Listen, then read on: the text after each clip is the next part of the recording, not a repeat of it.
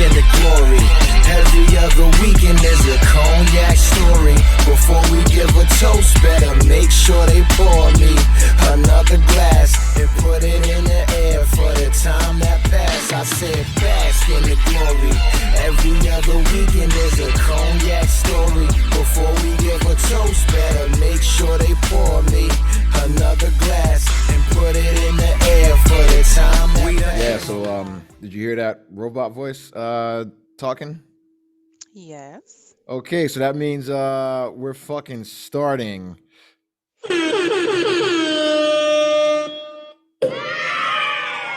Ladies and gentlemen, boys and girls, welcome back, welcome back, welcome back, welcome back to Cognac Stories. Once again, I'm your host, Torian Meacham. You're probably noticing a big difference. I don't have a bunch of fucking hair. Yes, my natural hair journey is over. I did the big chop. And many of you are probably wondering, like yourself, why? Why did I cut my hair? The answer is very simple. I want to get a fucking job. Nah, man, I got tired of that shit on my head, bro. Like, my loctician, she was hurt for an extended period of time, and I didn't want to get to know anybody else. And then that stuff just starts to weigh down on you. Literally, it takes like forever to dry. There's a lot of care that goes into it. Takes up my whole Sundays. Yeah, man. I said, you know what? I'm gonna have to go back to the old me. The scumbag me when I had my hair and my beard was the same length essentially. So I could just take one set of clippers and run them like this. Just change the guard and do this so the beard's a little bit longer than the head. But this is how the ladies prefer me. Because I obviously look younger, more clean cut, and not like I'm gonna ask you for spare change. But enough about me. Damn, son, where'd you find this? I'm joined today by a special guest who has been sitting there patiently dealing with me talk about my stuff for 2 minutes. It is my younger sister, Sadira Meacham, a.k.a. the motherfucking OG Sunbeam. We are happy sunbeams. We are happy sunbeams. Working on the army of the Lord. Spreading beams of kindness no matter where you find us. Sunbeams with a smile that won't F-A-D-E-C. You can't erase us. I can sing the whole thing. Obviously, I'm amped up because it's 8:30 on a Sunday morning, and I'm already drinking because I got up super early to accommodate this special broadcast presentation with my sister. And enough of my bullshit. How are you doing? How are you doing today? I am great. It is Sunday morning. I'm sipping my coffee and it's quiet. So, yeah, I'm good. That must be a huge contrast from what the hell's going on over here. Yeah. Well, my kid is out on the front porch with her friend playing with Legos. So, That's what's up. You got the Caffeine Queen t-shirt on, staying true to your roots, drinking. I wish if I had a coffee maker, I'd probably be drinking it right now, but there'd probably be vodka in it, and that was the problem. okay. That was the problem when I had a Keurig. You get the little K cups, and I would just, everything turned into Irish coffee. And for me, it was just adding whiskey to everything. You know what I'm saying? That's what it was. So how's your weekend going? Awesome. How is your It's weekend going. going? I cut the grass yesterday. You cut the my front grass? yard. Yes. Don't you got a man? Yes. He is out of town right now. That motherfucker should have Venmoed them local kids $10 to get that shit done. That's my extra cardio for the weekend, so I don't Oh, okay, I mind got cutting you. the I got grass. you. And I'm just yard talking work. shit. That runs in the family. That runs in the family. You guys are some earthy little green thumb people. You know what I'm saying? Yeah. So the daughter's out there playing with Legos. What kind of Legos? Like the Legos, like the fucking the Duplo blocks? Those what kind? No, the small ones, the ones that come in the little Lego sets, they have them Mhm. for girls. And they build little houses and cars and burger shops and stuff That's like what's that. up, So, man. yeah. That's what's up. Let me tell you, man, I didn't realize how important they were because they actually teach you about basic architecture, and a little bit of STEM, a little bit of STEM, man, a little bit of engineering. So, Yeah. kudos to you. Those shits are You expensive gotta though. follow directions too. They are expensive. They're like Yes. $30 a box. Yeah, because I was looking at like some of the Legos for my daughter, like the big Legos for like Yeah. kids, like toddlers, and I was like, they too expensive. You know what I'm saying? Like, Wait, let, if let me look in the closet upstairs. I might have like 2 bags that I could just give you. it can't be something that my daughter can swallow because she'll try to fucking eat everything. You No, know what I'm they're the saying? big That's size. They're okay. the extra large ones. Yeah, I'm not trying to fucking Fatality. have my daughter, be out of here because I gave her a damn Lego and she choked on it. You know what I'm saying? But yeah, man, it's crazy. It's crazy. So, for those of you that don't know, this is my younger sister. I'm not going to reveal your age because you don't do that with a woman. Um, but yeah, I didn't come to see you be born.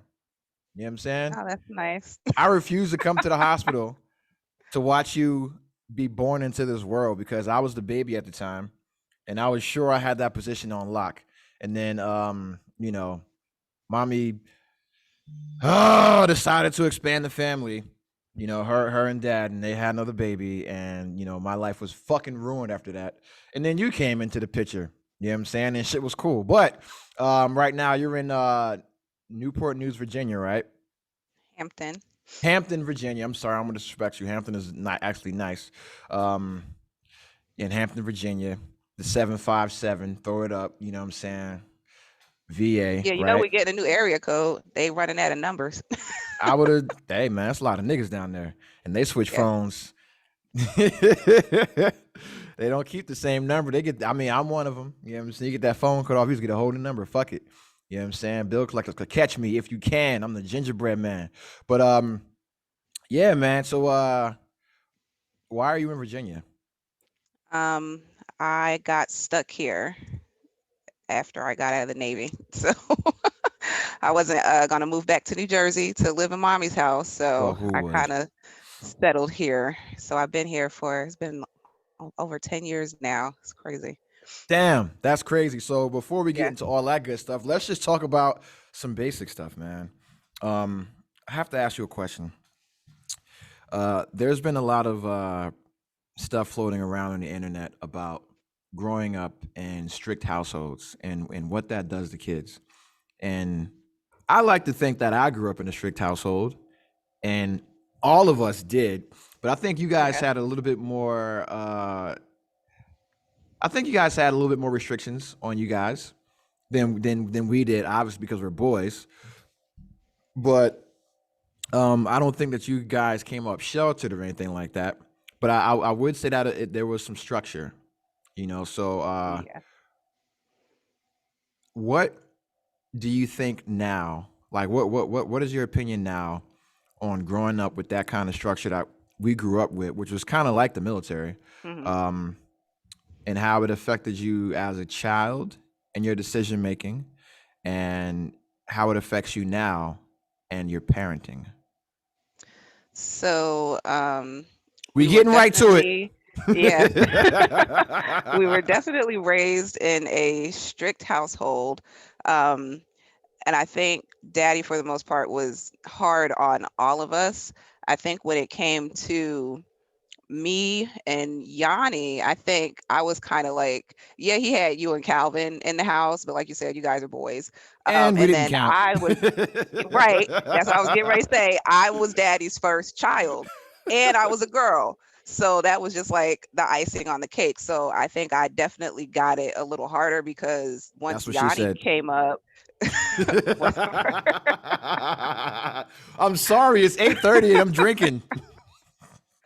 But once Yanni got older, I noticed that she kind of got to do a little bit more, and it might have been because of how I rebelled, Mhm. because I really rebelled growing up. And, once I hit 18, it was like I took that to heart. Like, you couldn't tell me nothing. And then I think going to school, and, daddy was working in the school system. So all through middle school, he was there. All through high school, he was there. Walking the halls, you couldn't get away. It's like, I see you at home and I see you at school. I'm walking down the street or walking down the hallway in the school, and, oh, you Mr. Booker daughter, you Booker daughter, blah, blah. Like, everybody knew me as Booker daughter. That's all I heard. So, like I said, I rebelled, especially in high school, and took that to my advantage. I would cut class, and the teachers, I'm gonna go tell your father. Well, tell him. Like, he right down the hall. Go ahead. He right there. And they would never discipline me. I never got detention. I never got suspended. I never got reported to the principal's office and nothing. So like my senior year, like I said, I was skipping school, cutting class. I think I failed gym. I failed my AP Calc class. Um, I took the same class twice because I didn't need it, and so I didn't get credit for the second time taking it. Yeah. And then, like the last class of the day, I left because I was doing afternoon announcements at school, so I failed that one too. So I Oh was my just like God.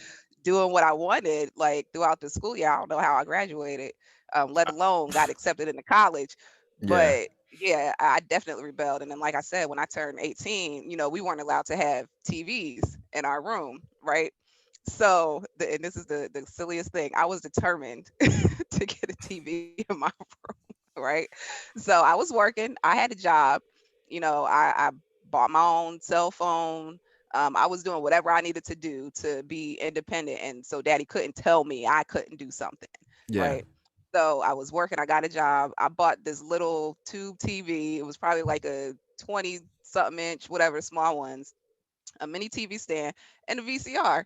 All I wanted to do was watch my movies in my bedroom with no issue. So I bought the TV, and like I said, we weren't allowed to have TVs in the room. I had no cable or nothing like Yeah. that. I just wanted to watch my movies, and of course, you can't have that TV in your room. I bought it; it's mine.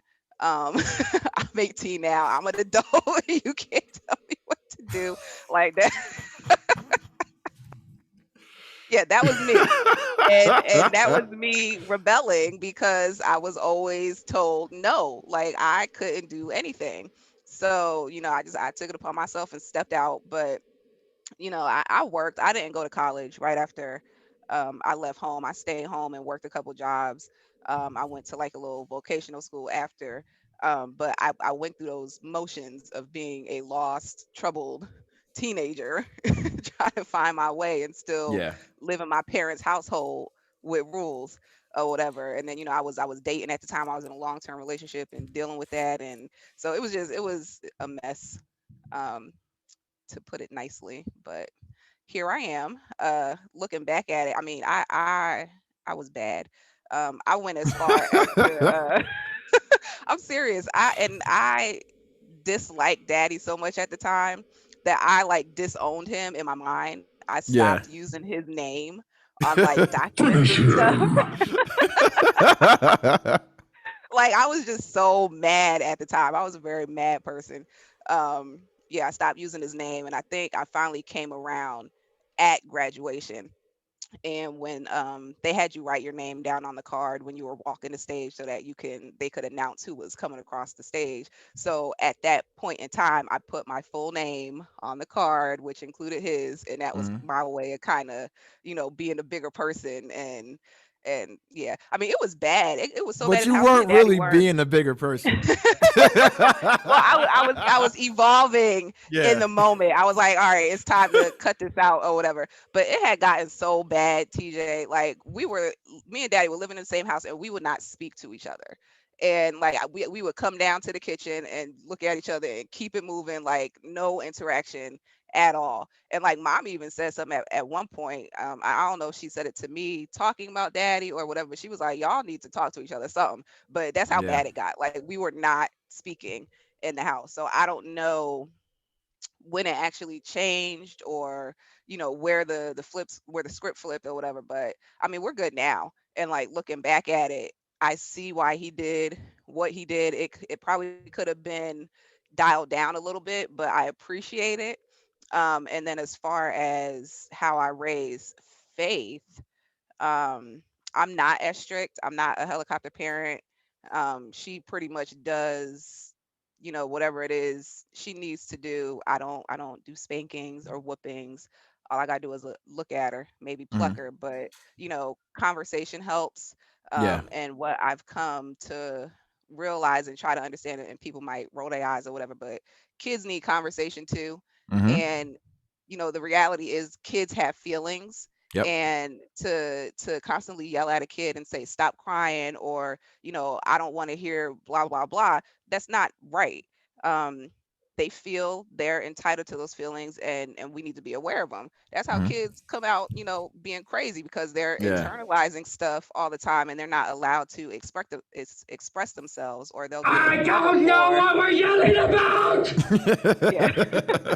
Or they'll get in trouble for expressing themselves, which may come out as yelling or throwing a tantrum or whatever. But Yeah. that's when you need to sit them down and have that conversation and be like, look, this is what's going on. This is why I'm telling you what I'm telling you.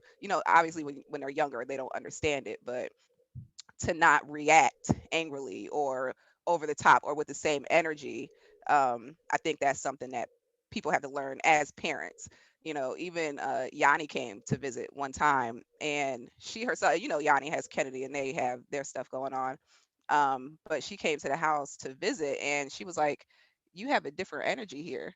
And I'm like, "Yeah, I don't do the yelling, I don't do the screaming. It's quiet, we have conversations." And I think the energy in the house all around even, kept Kennedy calm to an Mhm. extent, because there wasn't, all that yelling and screaming and stuff. Like, we were able to sit peacefully and enjoy ourselves. And when Kennedy did get out of hand, it was funny. And he wasn't out of hand. He was being a little boy Yeah. running around or whatever, but it was funny because Faith was sitting on the couch and she looked up at me and she's like, "He has a lot of energy." And I'm like, "Yeah, but it's okay. Go outside and play with him." So Mhm. yeah. But that's one thing I strive to maintain in my house is peace, a calm sense of energy. There is no negativity allowed in my house, no Yeah. tension, no anything like that. I got incense, plants, candles, sage, all that crap in here burning. So yeah, I like to keep it that way. All right, all right, all right. That's a lot, and I think because I mean you heard Yanni's pod, and eventually when Calvin comes on here, he stops ducking the fucking smoke. All right, when he comes on, you'll probably hear the same thing. Is that like we all went through some shit, or like a period with our father where we kind of rebelled, and then about that point where we're about to step out into the real world, we appreciated it, Yeah. because I look at everything that we were up against that we didn't know. You know Hmm. what I'm saying? And he got a good view of that by being in the school system. You know Right. what I'm saying? Because he saw what happened to kids that didn't have parents that were actively involved. You know what I'm saying? And both of our parents worked. And he got this. He saw teen pregnancy, he saw kids join gangs, he saw kids go the wrong way, talented kids not have the proper amount of attention, just essentially just give up because they don't have any attention, things like that. And I went through that same shit. You know what I'm saying? But as a boy, as a man, well, not as a man, I was a boy, right? As a boy, it's a little bit different. But my senior year, when I started seeing motherfuckers not like knowing they're not graduating, and Hmm. cats going to jail, and people at 16, 17 with a kid or two on the way, things like that. I was like, oh shit, maybe this motherfucker's on to something. You know what I'm saying? Like, I may not agree Yeah. with everything, but god damn it, it's working. It's like, um, you ever watch the movie Any Given Sunday? No, Okay, it's a football movie. that I know. Okay, yeah. Well, it's about a coach. Um, it's starring Al Pacino, and that was kind of like Bruce, our father, and his methods were just his methods, kind of like Bill Belichick is in the NFL. Like he has his methods that work, right? And they may not be the most glamorous, and they may not be the most whatever the hell the term is, for like giving kids the most equity or some shit like that, right? But it's like, yo, it fucking works. You know what I'm saying? And could the approach have been a little softer? Yeah. But could that approach be softer in the 80s and 90s when that approach was softer than what they grew up with? You know what I'm saying? Like, Yeah, yeah. yo, because it's like I might have had to go pick a switch to get a spanking one time, and I was from grandma. You know what I'm saying? Like, mommy and daddy never made me do that shit. Like, if I got a spanking, it was quick, and I go Yep. back to what I was doing. And then my dumb ass started choosing being grounded, or they chose that because they realized spankings didn't work. Just getting grounded or getting spanked. But it was like I watched them, especially Bruce. I watched his parenting style evolve and change with the boys with us. And then with you guys, in my opinion, you guys had way more leniency and freedom than us. You know what I'm saying? Because y'all. Let me tell you, man, niggas was slaves. All right. When I say niggas was slaves, like we was up barefoot outside picking fucking cotton. You know what I'm saying? Like, yo, like me and Calvin had fucking chores till chores didn't exist. You know what I'm saying? Like we had chores from the time we could reach the sink. You know what I mean? For all the shit, all the shit. And then when you guys came along, y'all didn't have that. Y'all didn't have chores like that. You know what I'm No, I think saying? the only chores we had was dishes, really. Yeah, like dishes That in was your it. room. Like we Yeah. had to clean the house, make dinner, do the yard, shovel snow, do the leaves, go to other people's houses and do that shit. Like whatever the hell they needed done, we had to do it. And didn't make sense then, right? But then when you get older, it's like, oh, it teaches you the value of hard work, right? Because I remember getting a job. I remember like my first job, it was so easy because I'm like, I'm getting paid to do this. You know what I'm saying? Like my old job, I'll get an ass whooping if I didn't do it. Yeah. I think we all started working young too. Like soon as we Yeah. were able to work. And well, you wonder why. You know what I'm saying?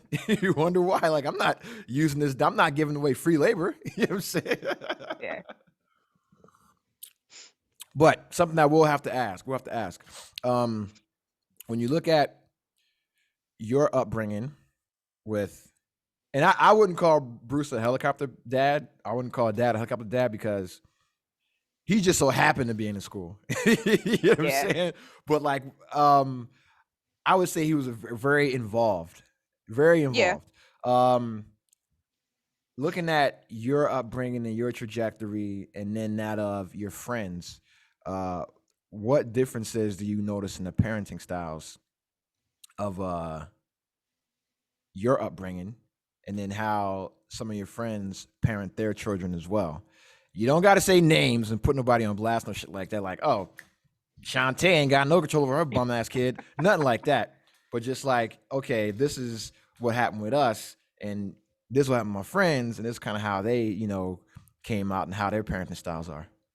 I mean, honestly, I can't really answer that question because I don't really follow anybody Mm, that I grew up with or went to school with. The few that I do know with children, they had their children young in high school. mm. Um, so, that's a difference right there. Not to say that they weren't raised properly, they just had a little bit more freedoms than I did, and I couldn't get out there and, Or a little do less what dudes. protection. Well, that too. Yeah. Um, yeah. But the ones with children that I have seen, I mean, they're doing well from the little things I see on social media. But I mean, we were all raised, like I said, I think we were all raised kind of the same way at that time.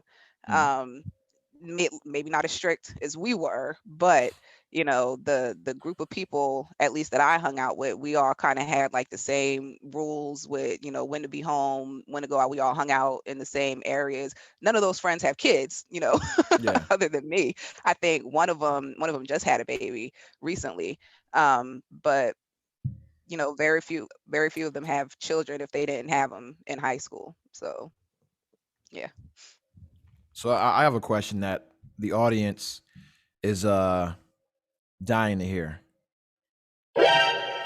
Why did you snitch on me when I was outside kissing my girlfriend? I think I was mad at you. What the fuck did I Honestly, do? honestly, I don't know. I don't know, but in that moment, and I could have just been being a little sister, but I remember it like clear as day in my head because I think she was driving was it like a silver Jeep or something It crazy, was and like you a was white, parked. Ford Explorer. Yeah. Yeah, yes, and she was parked out front in the house, and I just happened to look outside, right? And I was being nosy. And at first, I didn't know. I'll be honest with you, I didn't know who it was when I first went to look. Surprise, And I'm motherfucker. sitting here, I'm sitting here looking out the window, and I don't think I said, "Oh, TJ's outside." I was just like, "Somebody's outside kissing in front of our house in the car. Like I don't think it was you when I didn't realize it was No, you couldn't be when I me. saw it. Right. So I was looking and I ran back and somebody's outside kissing in the front and it just happened to be you. So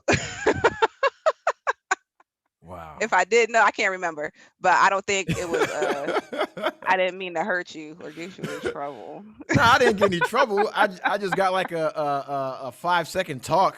He's like, Yeah. "Oh, you think you grown, boy?" I was like, "God damn, what the fuck did I do?" You Yeah, out there kissing? honestly, I don't think I realized it was you, and I was just like, "Oh, somebody's outside in front of the Yeah, house." So yeah, that shit was hilarious, man. I'm like, yo, what the fuck? sorry. This motherfucker was mad as hell. I'm like, yo, Dad, what the hell did I do? Like, do you want it to be a dude? You know what I'm saying? Like, what the fuck? Well, I'm sure it had to be a whole different conversation. hmm He'd be like, no, no, it's my fault. Yeah, that's crazy. That I always think about that, man. I always think about that. That shit was hilarious. That was payback for hilarious. you leaving me at the church. Yo, That's all. listen, can we talk that OG Sunbeam talk? Can we? Because I started the show with the Sunbeam anthem. You know what I'm saying? Can we Yeah. talk that OG Sunbeam? Yo, so for those of you who don't know, all right, the original gang was the Salvation Army Sunbeams. I gotta look at the fucking camera for this. All right, you cowards. The Salvation Army Sunbeams. All right, they were like Girl Scouts, but just like they cared about Jesus and salvation, right? So I used to always have to walk her to like her meetings and whatnot. And then one fateful day, the meetings were canceled. You know what I'm saying? And I had already left. And this was like a mile away from home when you think about it. It was a Whatever. one direction right down Asbury Ave, essentially. But it was a mile away. And I think you were maybe oh God, I probably should have gotten in trouble for that. Because I'm like, were you like Yeah, 7 or I something was crazy? traumatized. Yeah, and you had to walk home through the mean streets of Asbury Park, yo. And Yeah, I didn't understand the gravity crying then. the whole Yes, time. and there were no cell phones there, and it Nope. was like in the evening time, right? Yep. Yeah, man. And I feel bad about it now for a second. You know what I'm Yeah. saying? Because I'm Yeah. like, yo, Clearly. anything could have happened. Anything could have happened. Oh my, because now I'm a parent, right? So I'm like, yo, younger self, what the fuck are you doing? Like, just go inside and make sure that I have no idea what I was thinking. I had nothing to do. I was probably going home to play like Sonic the Hedgehog or some stupid shit. Yeah. You know what I'm saying? And I yeah, think and that's then when ghosting started because I turned around and you was gone. yeah, I invented it. You know what I'm saying? Yeah. Like, Yep. I was like, I did my job. Like the bus driver that dropped the kid off at the wrong house. Just like, yo, I'm Yeah. out. Yeah. So here's a question: how did that impact your life being a sunbeam? Because I'm gonna tell you right now, man, I still remember the song, and I didn't even go, and that's how much it impacted me. Like I find myself singing that shit sometimes. Obviously, I can fucking do word for word, and same to my daughter. And I'm like, yo, if I have a daughter, when my daughter is age appropriate, I would put her in something like that. Yeah. I would definitely do Sunday school. You know what I'm Yeah. saying? I would definitely do Sunday school. And Girl Scouts, something along those lines. You know, but that's how it impacted me. And I wasn't even in it. You know what I mean? Mhm. So how did it impact you? And what did you learn from the Salvation Army Sunbeams? Gang, Salvation Army all day. You know I bang with them. That's why I'm wearing the motherfucking red and white. You're gonna see me out there ringing the fucking bell all winter long. All right? Okay. Yeah, I volunteer with them every year. Yeah, that I don't go to church, but I volunteer with them every year. You know what I'm saying? So I don't know. It's like you said, it's like a Girl Scout group. So, we grew up in the Salvation Army. So, we did Sunbeams. Mommy was the leader of the Boys Adventure Corps. And then, once you grow out of Sunbeams, you become a Girl Guard. So, mhm. we did all that all the way up. Junior soldier, all that stuff. So I think Remember the junior what soldiers.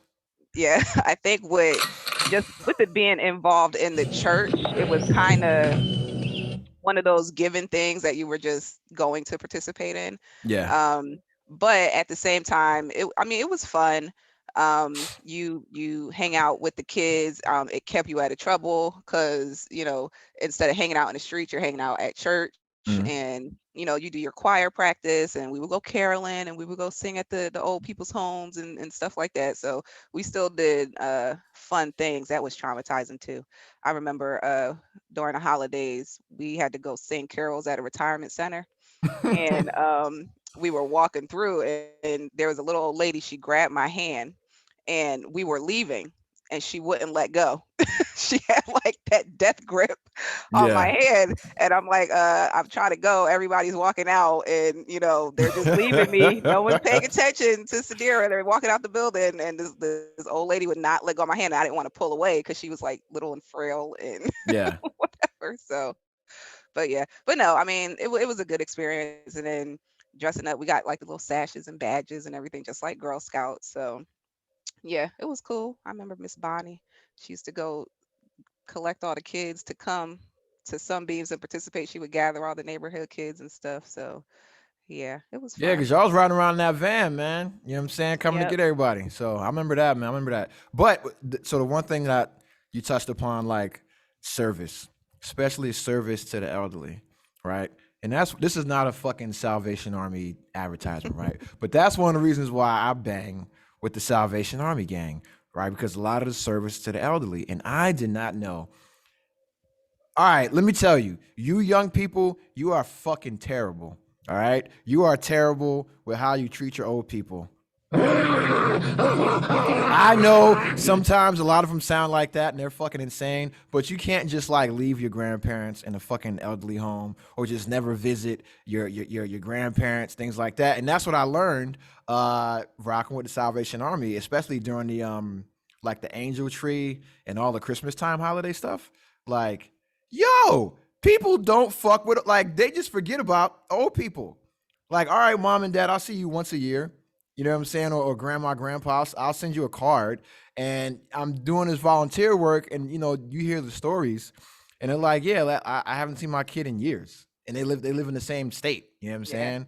Or you go to an elderly home, they're just happy to see you because they don't see any young faces, and that means so much to them. Hmm. And that made me appreciate my own grandparents more and my parents more, and just elderly in general, and just what they have to offer society, because they have a lot of knowledge, a lot of OG wisdom, a lot of experience. A lot of them were here before the internet, before color TV, before there was a man on the moon, before we had gasoline powered cars. You know what I'm saying? It's like, yo, um, it's like, you ever seen the TV show Squid Game? You start watching that yet? No, not Oh yet. God, you have to. But there's like an old man in that, and that's how we do the elderly people in America. You know what I'm saying? We just put them somewhere like on a shelf and forget about them. It's like Toy Story. You know what I'm saying? We do them how they did Woody in Toy Story 4. I just watched that shit the other day. Motherfucker was crying, man. Nigga was crying, dog. Tebba was laughing at me like, "The fuck's wrong with you, stupid?" And I'm just sitting there, it's like, they did my man Woody like that. And then Woody bounced. Woody said, "Fuck you." Woody said, "Fuck you, Bonnie, I'm out." You know what I'm saying? I'm going where they appreciate me, which was nowhere. You know what Yeah. I'm saying? He dipped with Bo Peep, found love. But yeah, man, like that's how we do the elderly, man. So we're doing like all the charity and acts of service. Have you been able to instill that in your own daughter?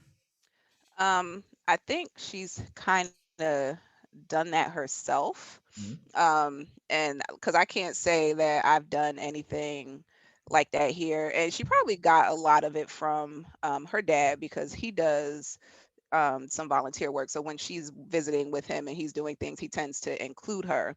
I don't have that amount of free time to do, volunteer work that I would like to at some point.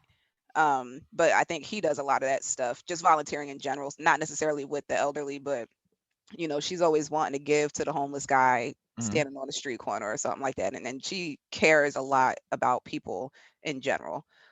So, if she ever gets your phone number, expect multiple phone calls I because don't have she a phone. She will call to check on you. Well, Yeah. messenger, whatever. But yeah, she's just very caring in general. I say So that all the time. This is my phone. This is my phone. I even broke the screen. The screen is cracked, right? So because I don't want any kind of nothing, right? I threw it against the wall because work called me on this phone one time. But this is my phone, a little flip. I have an iPhone. You know what I mean? But that's for pleasure. This is for mhm. business. You know what I'm saying? So, and I only keep 90 minutes on that motherfucker a month, and I use about 8 of them. I use about 8 of them. You know what I'm saying? Like for because you got to do. Oh my God! Every time you log on to a government website, you have to do the goddamn two-factor identification. Mhm. That is the only reason why I have a phone. Yeah, so they can send a text, Yeah. so I can put a code in. And now these fucking criminals, these criminals with the goddamn with the GI Bill, all right, making you verify your enrollment every freaking month. All right. Every month you got to call. You got to send a text. You got to call or send an email to verify your enrollment in school so you can get paid. They haven't started it with us yet. We started in January, and it's not really that hard. It's you just send a text message or a call or you can email them. But it's way easier to call. Like I didn't know that the GI Bill when you call that helpline, how quickly they pick up or get back Mhm. to you. Yo, holy shit! It's like calling your parents. Oh, You know what I'm well, saying? that's Like, nice. yeah, they and any question you got, they can tell you exactly when you're gonna get paid and what you're gonna get paid. And maybe why you didn't get paid. You know what I'm saying? And how to fix it. But I haven't had any problems. I'm just like, why do I gotta text? You know, they trying to save money. That's why. That's what it Yeah. boils down to. You know what I'm saying? But bullshit aside, right? Life after high school and before the military. Because there was a time when you were trying to be America's Next Top Model. You know what I'm saying? Really? Yes. You went and waited in line. I You know did. what I'm I saying? did. Because I think the season you went out was when I think Bree was on there. I don't remember. That I was a remember that's long the only time season I ago. remember is Bree. You know what I'm saying? Shout out to my girl Bree and Takara. You know what it is. You know what I'm saying? So Yeah. Life after high school. I don't know what I was doing, honestly. Um, I was planning on going to college last minute. So the whole, route to college thing, I only applied to college because it was a requirement mhm. in high school. One of the classes, they was like, you have to apply to 3 colleges, write the essays, blah, blah, blah. So that's Was it the only like reason working I you? even, huh? Was it called Working You? I don't know what the class was. Yeah. But it was probably like some business, something, whatever. But we were required to apply to three.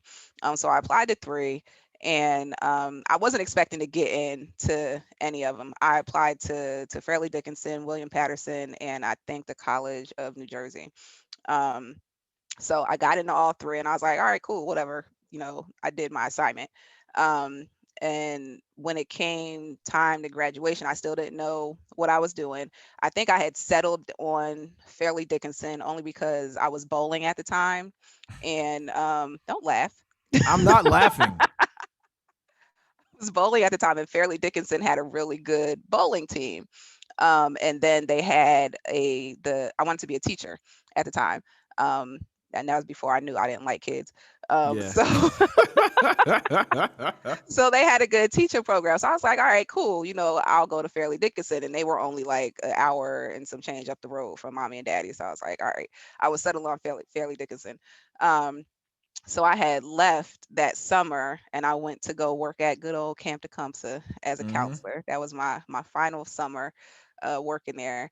But I just didn't prep for the college thing. And I think I was the first one out of the family to actually even consider going to college between like you and Calvin, because both of y'all left and went to the military. Well, no. We So we considered it, but then we couldn't get financial aid. I know okay, myself, I couldn't get financial aid. Calvin had other reasons to not. He had, hey, yeah, me and him was in the same boat essentially when we made that decision. The same boat. You know what I'm saying? mhm, So that's what happened with that. But we considered it, but we couldn't get the money. That's what okay. it boiled down to. You know So what I'm for saying? me, So yeah, it kind of came down to the same thing because, with Fairleigh Dickinson, I had now private gotten school, man. scholarships. Well, this is the Yeah. thing. I got scholarships, that covered the whole cost, or that would have covered just about the whole cost of the first year, with the exception of like $3,000. That's Mhm. all I needed to go to school, right? But I didn't know, and I mean, I didn't bother to ask, and I can't really blame anybody but myself, maybe the teachers for not helping or asking, but I didn't look into grant writing or additional Mhm. funding or anything like that. So, when it came down to, I was like $3,000. I was like, I ain't got it. I ain't going. So I was just like, whatever, threw college out the window at that point. And then I was just working. I worked at Papa John's for like the longest time. I worked at Guess and the outlets when they opened up. I remember that, I the good old did days. go, yeah, I did go to a little business administration school for about a year and almost got kicked out of there That was for what, the Catherine Gibbs School. yeah, yeah. Yep. I was gonna get kicked out for being insubordinate Oh my because fucking god. what they were teaching, I already knew. No, let me tell you what the information they were teaching, I already knew. And the class was a bunch of older women and men who were just learning computers and Microsoft Office. We grew up with that stuff. And I was just coming out of high school and we learned that stuff in high school. So the teacher wanted me to redo all of my work because Mm. I had already finished it and everybody else wasn't done. So I was just sitting there and I was like, no, I'm not redoing my work because everybody's slow. Like, and then she was like, well, you don't answer questions in class. I don't have any questions. I know what I'm doing. So she really like reported me and told me I was being insubordinate and they were going to expel me. And I said, you know what? I'm finishing this class. I'm not coming to graduation. Give me my diploma. And that's it. So, but yeah, that was like a waste of time. Um, but yeah, I worked after that. And then I want to say, what was that, 2006? So yeah, I was home for 3 years because I joined in 2009, joined the Navy. So for 3 years, I was kind of just like experimenting with life. And then my relationship didn't work out. I was in that long-term relationship. Um, so yeah, that didn't last. And I don't even know what happened with that. There was like some huge falling out with the group of friends we were hanging out with, and I kind of became like ostracized from the group. I don't know how. Like I said, I don't remember what happened, but we were Mm. young. So yeah, when you came along and was like, I'm recruiting for the Navy, I was like, sign me up. That was my ticket out of there. I had to go. Seriously, me joining the Navy was me running and getting away, getting just completely out of that situation because it wasn't good. Nothing Yeah. was good at the time. So let's go. I'm out. And I was out so fast. I was so happy. Yeah, you. I remember from the time you tested to the time you left, it was pretty quick. I was like, oh shit, Yeah. the fuck. You know what I'm saying? Like, because I remember your going away party, man. I'm like, Yeah. damn, man, like you just joined last month. You know what Yeah. I'm I was saying? Like gone. shit. Yep. I think I joined in what, April, and I was gone in July.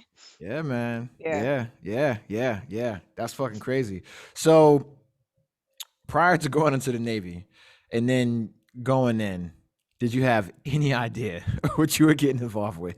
No, and I don't think I cared. I was just like, I was just like, I gotta go, and anything has got to be better than what I'm doing right now.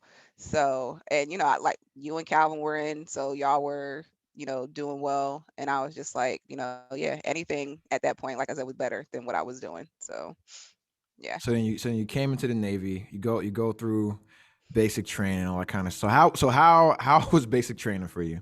So basic training was actually really easy. And I think I have daddy to thank for that. Because, the yelling didn't bother me, all that. And I think me joining, everybody who was kind of there was joining right after high school. Hmm. I was 3 years post high school going into the military. So I had experienced, life a little bit and, Yeah. responsibility and authority and all the other stuff. And these little kids are coming out and they're like, God, these people yelling at me, like having meltdowns and stuff. And I'm just sitting there looking at them like, okay, they actually made me the MA of the division. So, I was keeping everybody in check and in that sense. But yeah, outside of the physical fitness part of it, boot camp was fine. I did have to go to physical therapy at one point. I ended up having flat feet, and yeah, it still It's not bothers me. funny. It's not funny, but it's funny. Did you claim that? Did you just be written for that or something like that? No, I think I had gone at one point, and because I didn't go repetitively. Because if you go to the doctor enough in the military, they kick you out, Yeah. for certain things.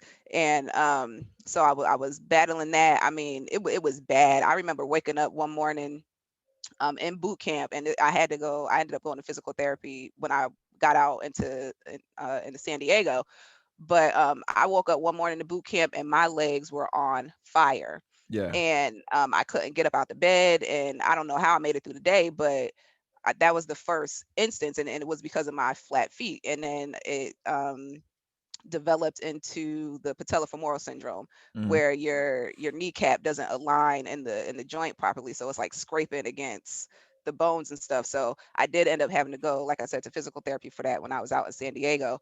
But yeah, stuff like that, especially when you're on a boat, you can't really complain about stuff like that, because Hell if no. you can't walk and get up and down the stairs, then you can't be on the boat. So I had to like suck that up in order to get through, and to this That's what day she I said. can't. But to this day I can't do any strenuous, like, leg workouts, no, like, lunges or Man, jumping you or anything better like that. go get you a So damn VA disability yeah, rating. yeah, I know. I'll get to it one of these days. It's not Man, you work for the VA. What the hell's wrong with you? Shit. yeah, I mean, I'll even take a 0% rating, but it's just not at the top of my list right now, so Yeah, cause I I ain't got worried some. about it. I'm about to start my whole claim process now. I should have started while I was in, but it was the middle of COVID, middle of the Yeah. pandemic, so we couldn't do anything. And they were like putting off physicals, like we couldn't get out in town appointments for nothing because they were like, "Yo, if it's not an emergency, we got COVID patients." And I was in Hawaii with limited, hospitals and doctors, things like that. But now I'm in Maryland with an abundance of hospitals. I'm about to claim everything because my brain hurts. You know what I'm Yeah. saying? I just had a nightmare last night. And I was so like, there's a reason why I took off a year from working. You know what I'm saying? Because I was mentally burnt out. Um, and I was having nightmares, recurring nightmares for 18 of the 20 years I was in.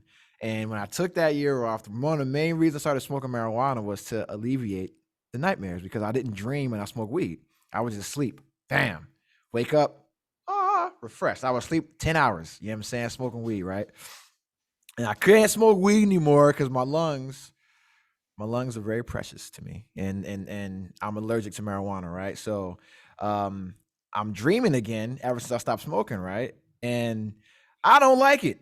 You know what I'm saying? Because now that I had to redo, all right, audience, let me tell you. So, so I sent my sister my resume, and I'm thinking that it's looking all right.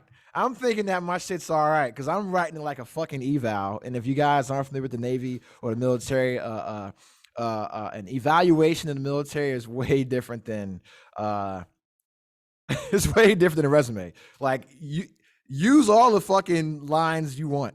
Like I'm writing my resume like, okay, 2 or 3 bullet points for each work experience, and that's it, and not like the actual what you do for the job, all responsibilities. Because then when you look at what I'm responsible for doing, it's like a page and a half, right? But yeah, man. So I sent you this eval, and then you was like, yo, this is trash. It needs work. You should be ashamed of yourself. And I'm like, oh my God. So I get into this downward spiral of depression last night. I'm exaggerating, but I have to go back and look through all the shit that I've done, like my evals and like awards, and I'm on like my VMet, which is like this long ass transcript printed out of all your work history and everything that you actually did. And I'm looking at everything that I did, and I went to sleep, and I had fucking nightmares of being recalled to the Navy and having to do pre-underways. Now, you guys did pre-underways on the surface, right? Like the pre-underway checks that you got to do before you pull out a port. Um, It's like a I don't bunch of it's remember like a bunch doing. of system lineups you got to do before you leave home port to go to sea. Maybe. You know what I'm Well, saying? And no, no, I didn't do it because I got on the boat halfway through the deployment, so they did all oh, that so you're stuff good for then. me. Yeah, yeah. So y'all was already Yeah. out. But yeah, it's like a bunch of checks you have to do. But it's like when you start your car, the checklist you're supposed to do like, oh, walk around, kick the tires, and check the oil. No, it's like that on fucking crack. You know what I'm saying? And I had a dream that I got recalled like today to go do pre-underways on a submarine. that was just going to sea. And I'm like, well, why am I doing this? Like, I'm retired. And they're like, it's just you. You're it. You know what I'm saying? And I had nightmares about that shit. And I woke up because I know how to wake myself from a dream, right? And I woke myself up, went to the bathroom, got a drink of water, go back to sleep, and have some more nightmares about fucking like dying in a submarine and shit. Like the submarine goes down, it's diving, and they don't come back up. And I'm like, oh shit. It's like Sonic the Hedgehog when he's running out of air and he's like, burp, burp, burp, burp, Yeah. it's like that. You know what I'm saying? And that's why that's why I took a year off from work. That's why I didn't want to get into any kind of government sector job. That's why I stayed away from all the mill. That's why I got rid of my uniforms. All that shit because for 18 years I had just fucking recurring, not just like cool person dreams like I'm going out launching missiles, like all the time about just dying on submarines and shit. And when you sent that resume back, it fucking triggered my nightmares. You know what Sorry. I'm saying? So now, no, it's fine. It's fine because now I'm just going to claim it now. You know what I'm saying? I'm just going to fucking, because I have that healthcare, you know what I'm saying? So I'm gonna just start going to a therapist for that, you know what I'm saying? For occupational stress. You know what I'm saying? But yeah, man, like that shit. So you're in the military and you get out of boot camp and you go to school and you go to your first ship. What was that whole experience like? Because now you're out of boot camp and Right. it's a lot different. Yeah. I mean, I liked it. And it might be because I'm a loner and I was in boot camp. I was out in San Diego for a year and a half for school, which was fine. Because that was a year and a half that I wasn't doing any real work. And We was and just if I recall, you didn't like San Diego. no, I And did San not. Diego I is fucking mean, heaven. Oh my god. I didn't like it, and part of that is because we grew up on the East Coast, and San Diego is very commercialized. There are no mom and pop shops. There's no, Yes, place there you can go. are. Not that I could find. That's because you was You on need a 32nd car. Street. Well, probably, but Yeah. you need a car to get everywhere, or the little train that was, running through town. Um, there are some pretty cool places to visit, but it was just I don't know, I wasn't a fan. And then everybody always talked about San Diego weather, and being there for as long as I was, It was um, perfect. Oh my god. I don't know, because There I, will I be would no get, San Diego slander on this fucking podcast. I'm gonna tell you that right now. and then people didn't know how to drive. They They don't. they I they agree. freaked out when it rained, and I was just like, There's no jug handles out there. no, There's there's not. I was like, what the And then fuck? yeah, then the earthquakes. I The gotta earthquakes turn didn't bother left. me too much. Yeah. But I don't know. It was just weird. The weather, I prefer warm weather. I didn't like getting up and needing a sweatshirt, and then 3 hours later it was hot as crap, and then an hour after that it was cold again. Like I just need one set temperature throughout the day, and I'll be good. So, but I mean, I guess if you like that, I'm not a fan of the beach, so I don't like sand, but but whatever. I did love the Mexican food though. I will say that. That was about the only plus. Um, yeah. But no, like I said, I like the military. I had to go to Bahrain to meet my ship when it came out. Mhm. I was in Bahrain for about 3 weeks before the ship pulled into port. So I was, hanging out in the hotel with the rest of the people waiting for the ship to come in. And it was Bahrain. It was hot, so we all hung out in the hotel probably till about 5 in the evening, and then we went out to the pool to eat and go swim and drink and whatever. So we did that for 3 weeks. Um, Explored the town a little bit, and then when the boat came in, it was fine. I made a couple friends there. Um, there was a guy I was actually in A school with who ended up being on the same boat, so that was cool. So I knew at least one person. But I mean, it was fine. I had my Nook, my little reading electronic device, and Mhm. downloaded a bunch of books. But I was cranking the first however long I was on the Ah, boat, so I crank wasn't life, really, gang, yeah, gang. I wasn't really doing my job. So I became friendly with the galley staff or whatever, and that's where I spent most of my time. If I wasn't in my rack or, down in the sonar pit not doing nothing because the system that was on our boat wasn't the system I went to school for. Yeah, So that happens. I That was just happens. like, yeah, I was like down there stand and watch most of the time. So yeah, if I wasn't there working out in my rack, I was sitting on a mess desk just reading. And just keeping to myself for the most part. Like I said, I had a couple few friends here and there, but it was fine. I didn't mind. The razzes were fun. They were a pain, but they were fun. But yeah, just If little people stuff. that don't know what a RAS is, it's replenishment at sea.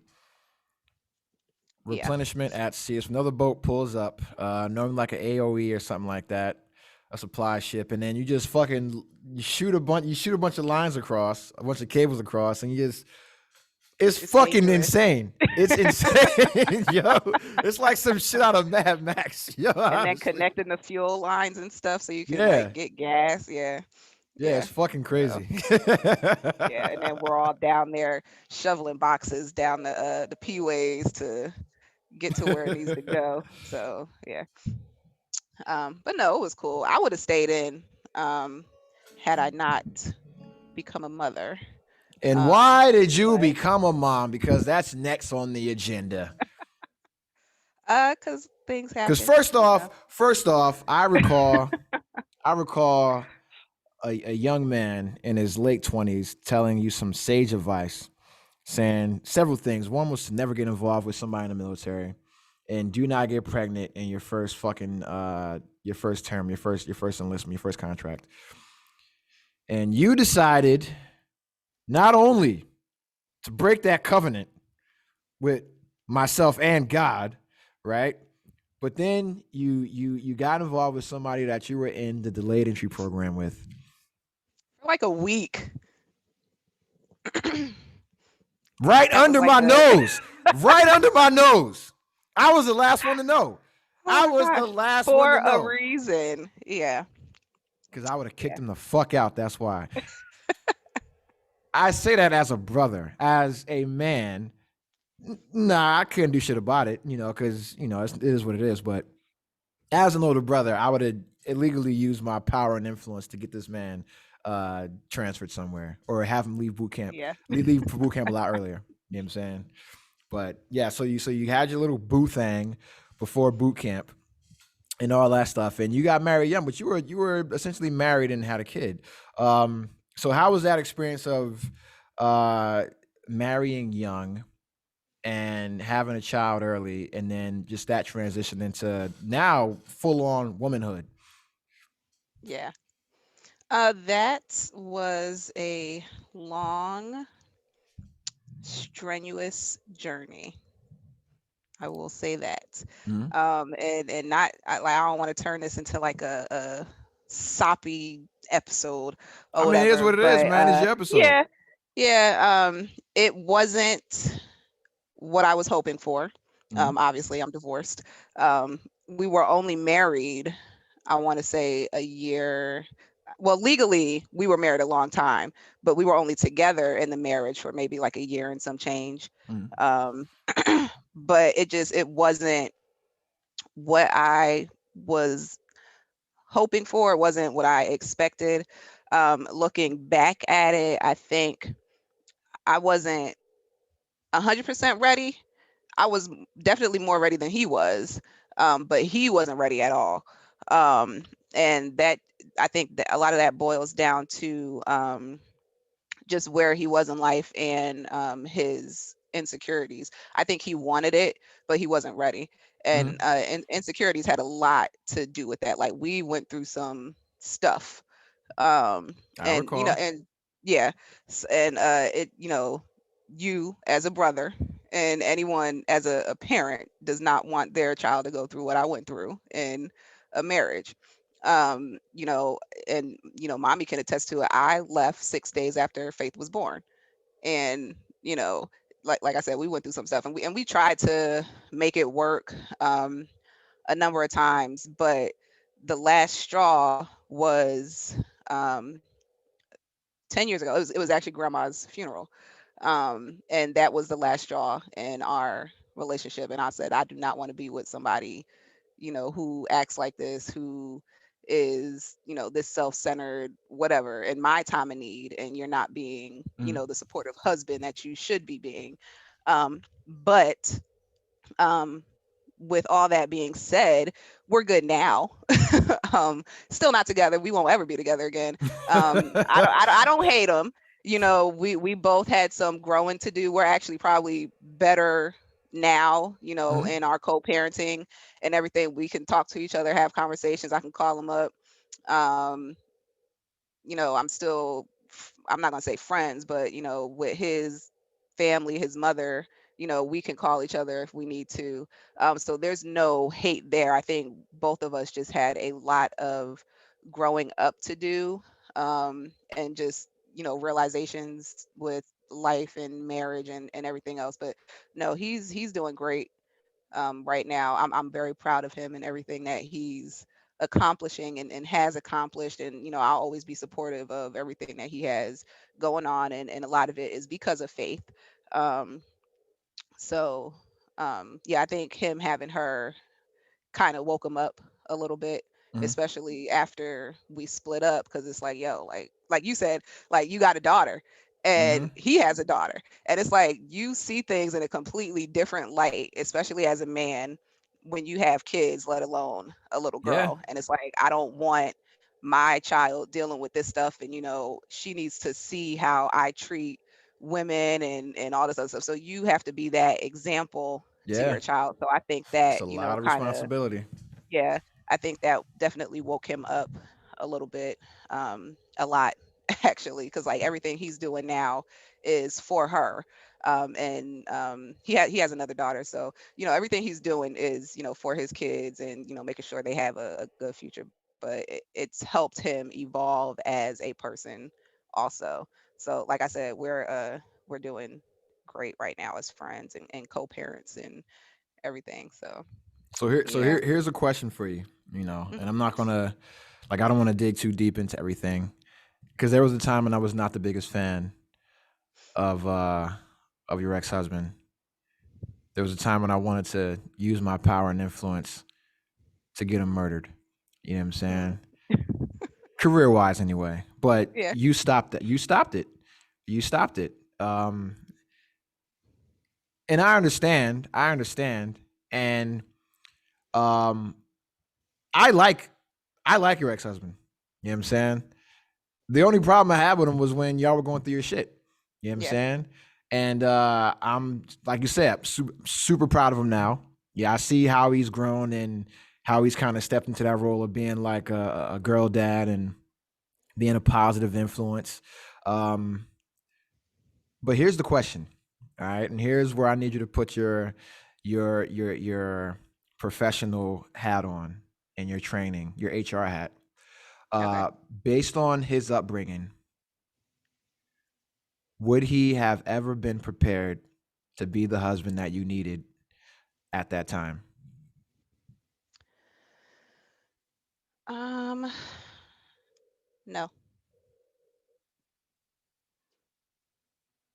Because a lot, like, so I think about that a lot, especially about men that get married young, and then men that come from that kind of upbringing, that kind of background, and it's Mm, like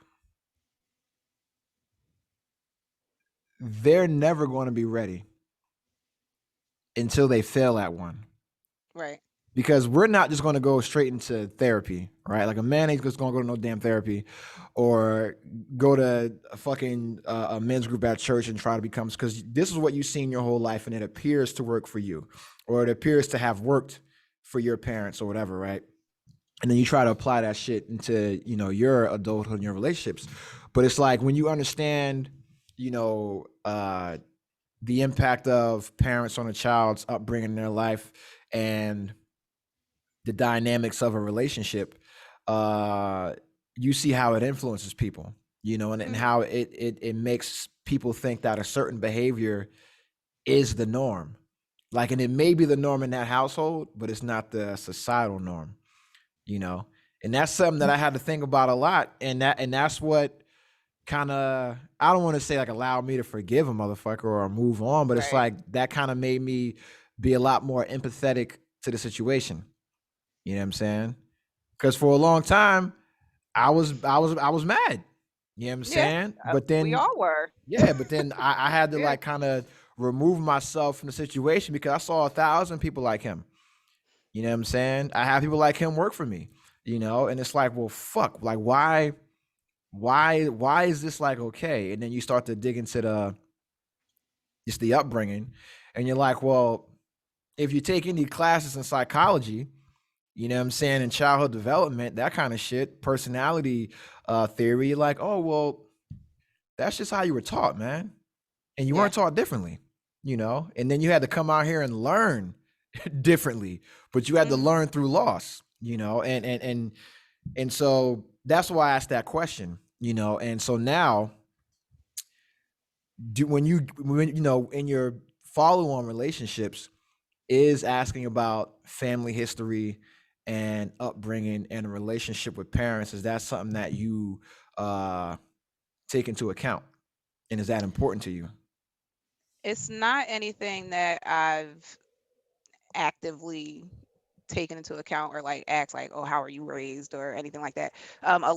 For a long time after we split up, I was by myself. Like I just didn't have time for relationships. I was a single parent, Mhm. navigating life.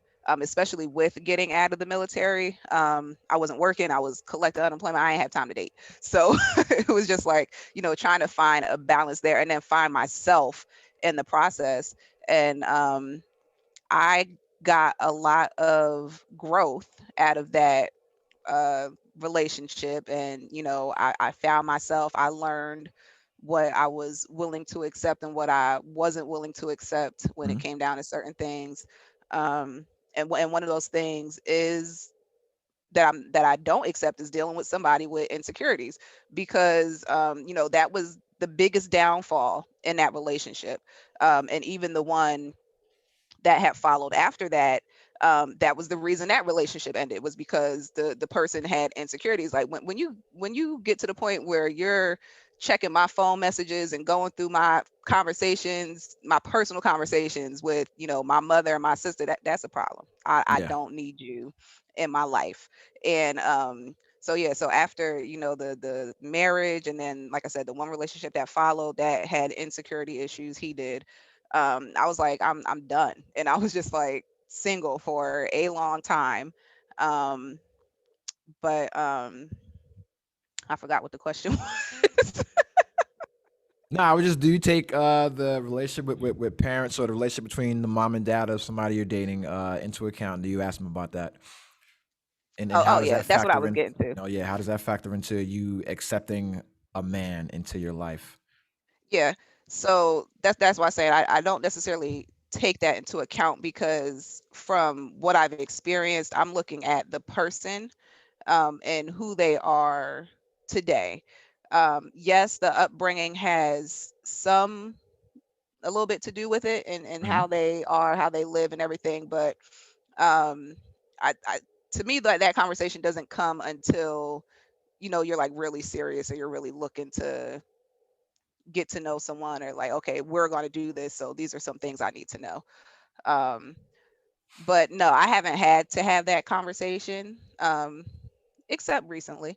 um but yeah, I haven't had to have that conversation with, because I haven't been in that many relationships Mhm. since the divorce. So yeah, I like I said, I've been by myself.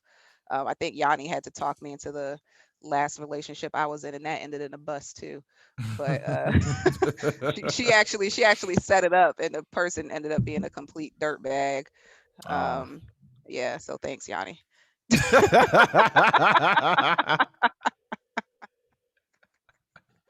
Yeah, yeah. Okay, But I so mean, all good things. Like I said, I've learned about myself, and I'm definitely a stronger, less forgiving person. I might have become a little bit hard. y'all niggas Um, turned into mommy. I but don't I know if get you. called the ice box. Yeah, That's how mean I am. yeah. So yeah. Because come to right now, mommy seem all nice and bubbly and shit like that.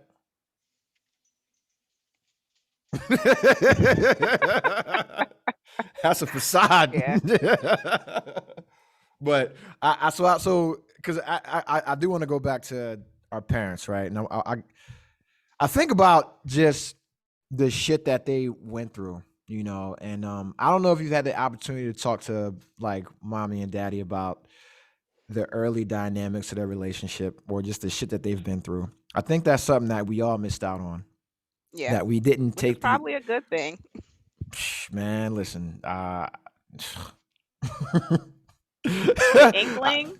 I have an inkling of some stuff just through conversations that have happened like after, yeah. everything. I don't know what Well, no, happened. I mean no, because I think it's I think if you because I'm telling you right now, like Calvin and I had an amazing opportunity to sit here with dad and just talk to him about just his life. So his life separate from us. So his life prior to us coming in, right? Hmm. And then his life with us up until they got married, right? Yeah. And just everything that went. And I'm young, right? So I don't know what the fuck is going on. But Calvin remembers mad shit. I did not remember JR being there at all. You know what I'm saying? Mm. And he was there. He lived with us, like in Asbury. He was born in Asbury.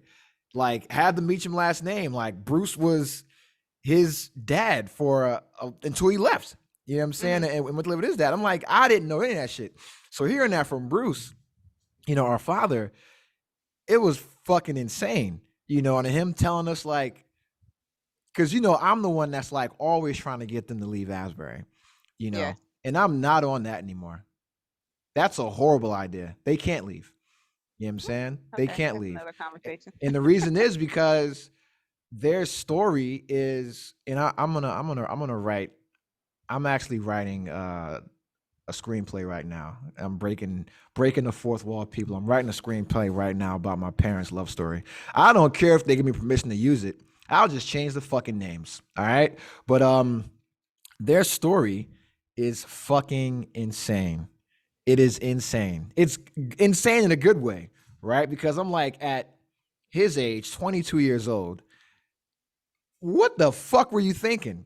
You know what I'm saying? And then I'm like, okay, my mom, I'm like, okay, well, what the hell was going on?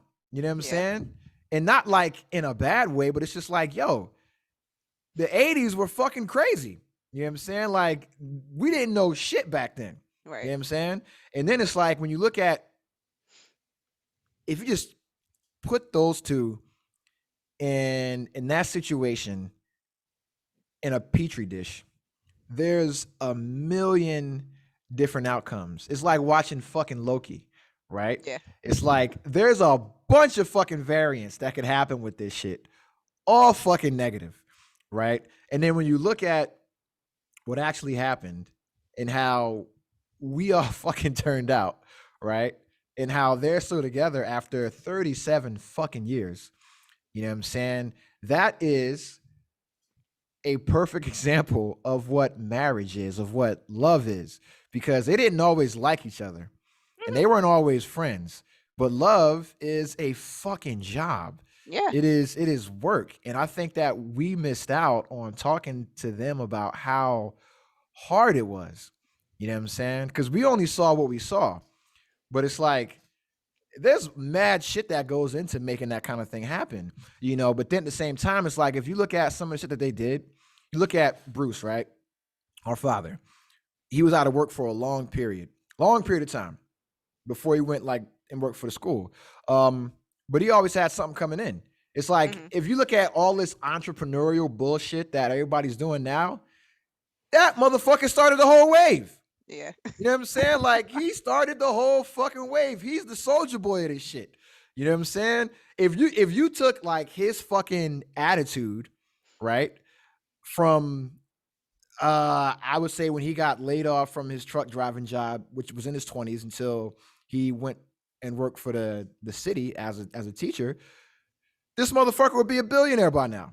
Like if you took that work ethic and that attitude and put it in like an 18-year-old kid, they'd be a fucking billionaire because he had multiple businesses, different avenues and streams of income, nothing ever illegal. You know what I'm saying? And it's like he was always able to turn nothing into something, and it was always something positive. It was always something that like benefited the community and shit like that. And I'm like, what the fuck? You know what I'm saying? Like, how do it blows my mind, right? And then we look at mommy, and you like, okay, what she was doing, and then she just decides, okay, I'm gonna start this fucking, I'm gonna write a grant or apply for a grant and start a program called Fun to Fitness. You know what I'm saying? Which is Hmm. light years ahead of what everybody else is thinking. And then her, going to work for, like in the public sector, it's like for the West Side Community Center, things like that. And then like, cause she ran for what, city council and shit. Hmm. And it's like all that shit. It's like, yo, that shit is absolutely batshit fucking crazy to look at where they started and how the fucking timeline just fucking branches off into this shit, Yeah. into where they are now. And then you go to their house now and they're like some fucking hippies growing their own fucking food with like, I didn't realize just the advantages that I had growing up with those two insane people together, because they're both fucking nuts. You know what I'm saying? Mommy's insane in her own little way. You know what I'm saying? Like a positive way. You know what I'm saying? And because I think like she's like a hyper realist and dad's like an idealist. You know what I'm Yeah. saying? And they kind of balance each other out, but they're both fucking nuts. You know what I'm saying? And they balance each other's crazy out. And it's like, have you ever sat and thought about that? Like some of this shit that you got to fucking see, like like Bruce and the bikes. You know what Yeah. I'm saying? Like kids used to make fun of that shit to me.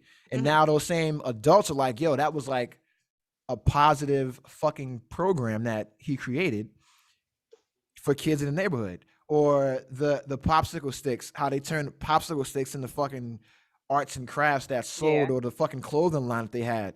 All the shit that he did, or looking at mommy and how she just went super hard into giving back into the community and altruism and shit like that. It's like, yo, people's parents didn't do shit like that. Yeah. You know what I'm saying?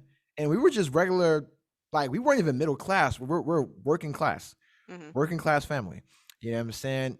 Do you ever take time to think about that and just and realize that you aren't doing shit compared to them at that young age? You think Yeah. about how No. old you are and how cushy your life is compared to where they were and what they were doing at that age. Like, yo, we Yeah, me fucking and Yanni suck, were dude. talking about that the other day. We were talking about that the other day, and how, like you said, mommy was involved with the community and Five the fucking board. kids. Five Yeah. kids and a full-time fucking job. Yep, with the board and everything. And she ran the program at the West Side for a couple of summers. Mhm. And we were involved in that, and just all the stuff throughout the years. Make a difference day, Yep. all that stuff that we participated in. I think that helped groom us as Mhm. kids, because we were always involved in the city events and things like that. But yeah, no, they did a lot. So And they yeah. were young. They were fucking in their Yeah. 20s. Like the thing that blows my mind is that I knew them in their 20s. I knew them in their early 30s. You did as well. And it's like, 'cause you knew mommy in her 20s. Yeah, I was little, You but knew yeah. her in her 30s. Right? And it's like when you think about what the fuck was going on and what they were doing, I'm like, I don't have the bandwidth to do that. You know what I'm Yeah. saying? Like how to like I'm sitting here mad, right? Refusing to go down the street and get an actual job. I'm like, yo, I'm only getting $5,000 a month, right? From like my retirement and the GI Bill. And I'm like, fuck, Like, man. only. Oh, I'm getting 60,000 a year to sit on my ass, right? And I'm Yeah. like, damn, man, that's like a 60% pay cut of what I was getting, you know what I'm saying? Or whatever, like before, like last year at this time, right? And I'm like, damn, man, my life is hard. And when I think about when I filled out my financial aid form for college, I remember the number that I put on the paper, because you got to report your parents' income. And it was right above the line where you couldn't get financial aid. And I look at that and I'm like, yo, I make more than them not doing anything. And they made less than what I make now working full-time jobs with 5 kids. Hmm. And they did way more and had way more and seemed to live, they seem to be happier. You know what Yeah. I'm saying? And Absolutely. And I I'm think like, we all were yo, happier back then. oh my God, I was happy as fuck being poor. More money, more problems is some real shit because you spend it. Yeah. You know what I'm saying? And I'm happier now not making six figures. You know what I'm saying? However, now that I reset everything and humbled myself to where I am now, I know how to appreciate that more. You know what I'm saying? Because it was guaranteed Hmm. for the past 15 years. For the past 10 years, it was guaranteed. I was guaranteed a six-figure salary, right? And now it's like I'm just chilling and I'm really not doing shit. I'm just staying at home, going to school, raising my daughter. You know what I mean? Getting paid. I retired, obviously, right? But it's like, yo, I could go out and get a job anytime I wanted. I Yeah. just don't. You know what I'm saying? Until I cut my hair, and now I'm ready. You know what I'm saying? But yeah, and it's like I think about what I'm doing now, just at 39, and what they were doing at 39.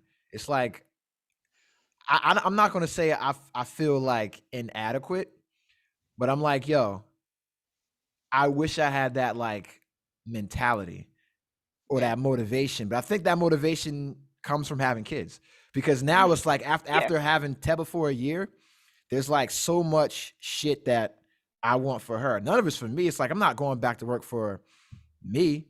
I can live off of $55,000 a year and be happy, right? But it's like, yo, I want to put her in a fucking not a private school, but like a an academy. You know what I'm saying? I Yeah. want to pay for her to do all these fucking academies and trips. I want to be able to take her to place. I want to be able to give her opportunities I didn't have, and then we had a lot of opportunities. But it's like, yeah, I want to be able to give her more opportunities. You know what I'm saying? And shit like that. So it's like that's like the motivation now for me after taking that year off, and now like, yo, it's time to get back on my grind. You know what I'm saying? But I sit back and think about it sometimes, like, yo, in my 20s, they would laugh at me. You know what I'm saying? Like if they knew what I was doing in my 20s, they would laugh Yeah. at me. You know, like so. And you said you and Yanni talked about that shit. So what was your conversation like about just with what the hell they were capable of doing at that early age with no internet, no Yeah. guidance, just saying I'm gonna do this shit. You know what I'm saying? No, it was just more so the realization of, like you said, the amount of stuff that they were actually doing. Because I don't even remember what sparked the conversation, but we were like, yeah, like mommy was involved in a lot of stuff, like in the community, like, and we don't realize it until you actually sit back and think about it, like the consortium, like all this stuff. Like I remember going down to the lake and fishing, and because these were all parts of the little programs that she Yeah. was doing and involved in with the city and everything else. So it was just a lot going on, and like, yeah, daddy was always doing something. But yeah, it was just a lot.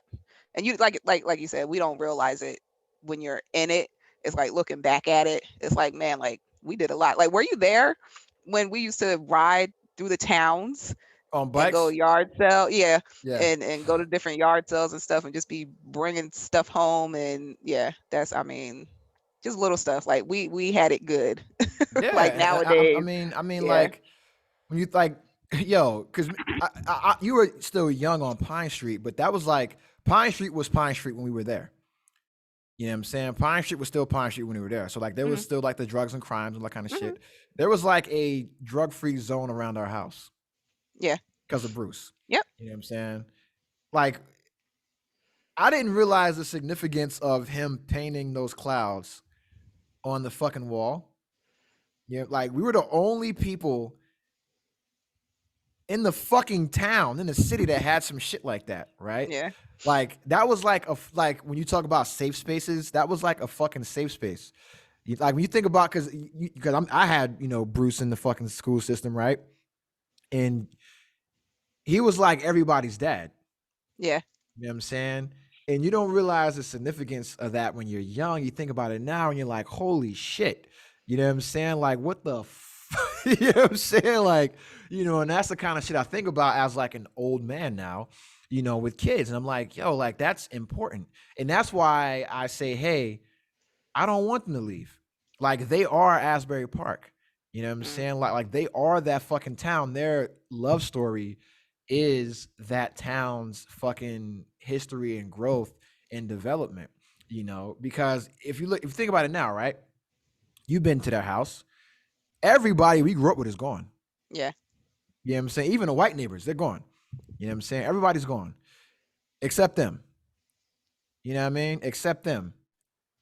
And they still got the biggest house. You know what I'm saying? The oldest house with the biggest yard, and still, you know, it's still there. Like everybody's gone except for them, you know. And I'm like, yo, they are as like they're the fucking story of Asbury from the 80s and 90s when you do it right. You know what I'm saying? So like if you fucking stayed in the town and you gave the town like love, like what happens? Yeah, because if you think about like all like the quote unquote bad kids that Mm-hmm. our father influenced that didn't have positive male role models, you know, and you see how they turned out now, like motherfuckers that are football coaches now that used to sell drugs, like they're like, yo, Bruce taught me how to tie a tie. You know what I'm saying? Yeah. Mr. Booker taught me how to do this. Like Mr. Booker paid for my fucking prom ticket. Like when my dad died or my mom died and I was, you know, fucked up, like he talked to me. You know what I'm saying? Like just shit like that. And it's like they can't leave. You know what I'm saying? Like they are the only thing left about that town that is still that town. You know what I mean? And I just want to touch on that for a bit, man, because it's like I tell people all the time, like, yo, I'm lucky. And a lot of folks wonder why I am the way I am, especially in the military. It's like I got so invested in my people and their success. And it's like I saw my parents do that. You know what I'm saying? Like they weren't fucking rich and they weren't whatever, but they got to a certain level where they had the ability to be able to help out others. You know what I'm saying? And I'm like, it was just natural in the military doing that because you have like every program in the world to help you do it. And I'm just like, yo, like I imagine myself in my 20s, 29 years old. Let's say Bruce, right? 29 years old with 5 kids. You know what I'm saying? In the hood. You know what I mean? And at that point, we were on Pine Street, you know, and shit was good. Yeah. You know what I'm saying? Like friends coming over, like motherfuckers having barbecues and shit, yard full of bikes. Like they had all the arts and craft shit. Like Bruce had his own fucking store at the beach. Like over on what was it not Comstock, whatever, like between like Bangs, like you know what I'm talking about, that store they had down there in downtown. I don't remember a store. They had a fucking store. Him and Doc had a fucking art. They had an art shop. I didn't know that. Yes. I did not know that. Yes, so like all the way down where near where Mr. Fashion is, like where it's all gentrified now. Like it's like the last store right before it turns into like where Bangs connects with that little fucking shit that goes like this and it goes straight. Their store was right fucking there. Every time I go to Talking Asbury, about on Cookman? yeah, on Cookman. They had a fucking store on Cookman. They had a shop on. I went for like a year at least. You know what I'm saying? They had a shop and they just sold like arts and crafts and shit out of there.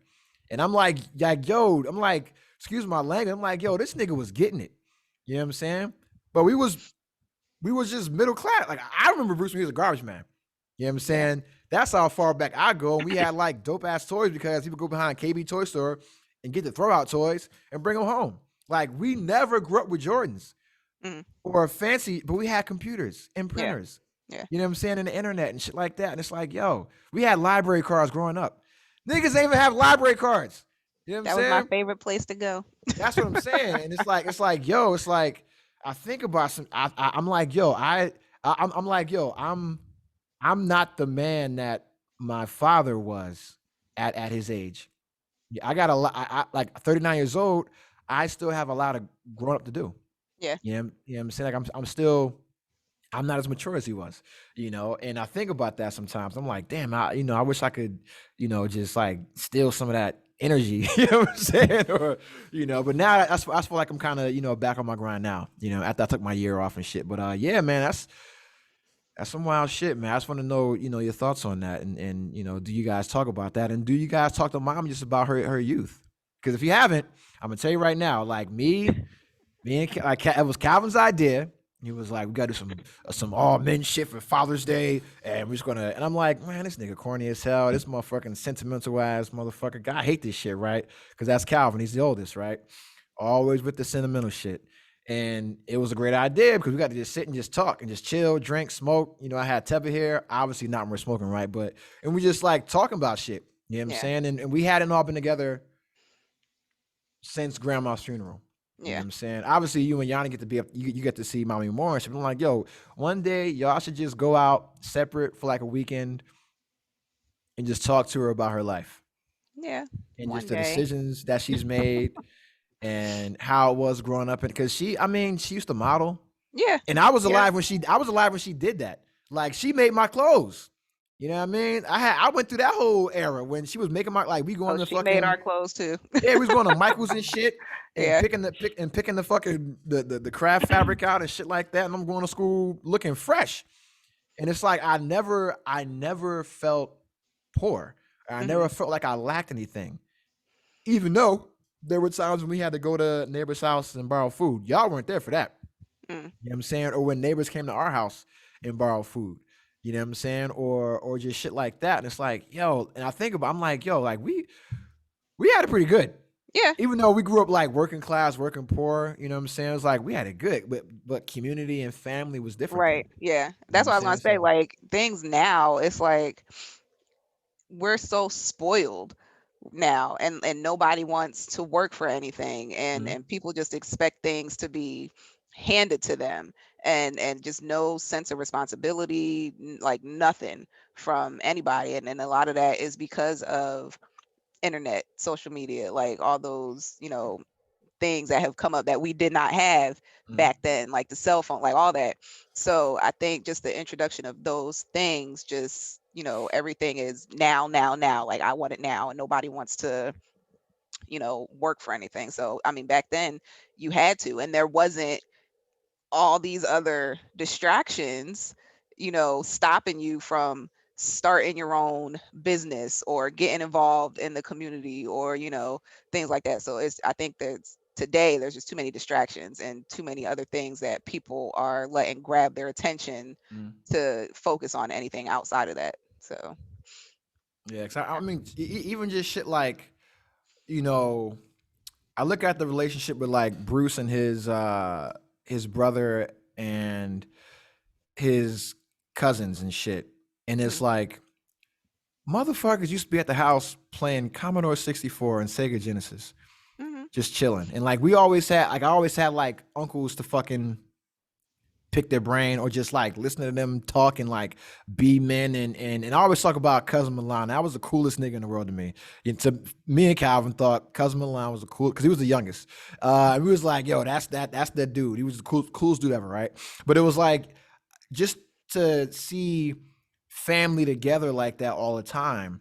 You yeah, know what I'm saying? And grandma always having some shit going on, a family dinner or a barbecue or family reunion, things like that or whatever. It's like, yo, they were like, what are we doing? Like, why are we so lazy? You know what I'm saying? Like, why are we so fucking lazy? yeah. But one thing I want to talk about is because you kind of touched on balancing parenting and your career, but I think I mean because you posted it, so we can talk about you just recently got a promotion at your job for your career, Hmm. and you've been there. How long have you been doing what you're doing? How long have you been with the VA or just in the government sector? Period. I've been with them. It'll be 6 years in January. Okay. And so because when you got the military, you did the college thing for a while and then you got a job and started working, getting paid, making that paper.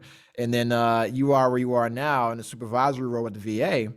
And just how was that transition from the military and having essentially everything just being given to you, guaranteed paycheck, free food, 30 days vacation a year, all that good shit, to having to get back out into the real world and then moving up that ladder to where you are now?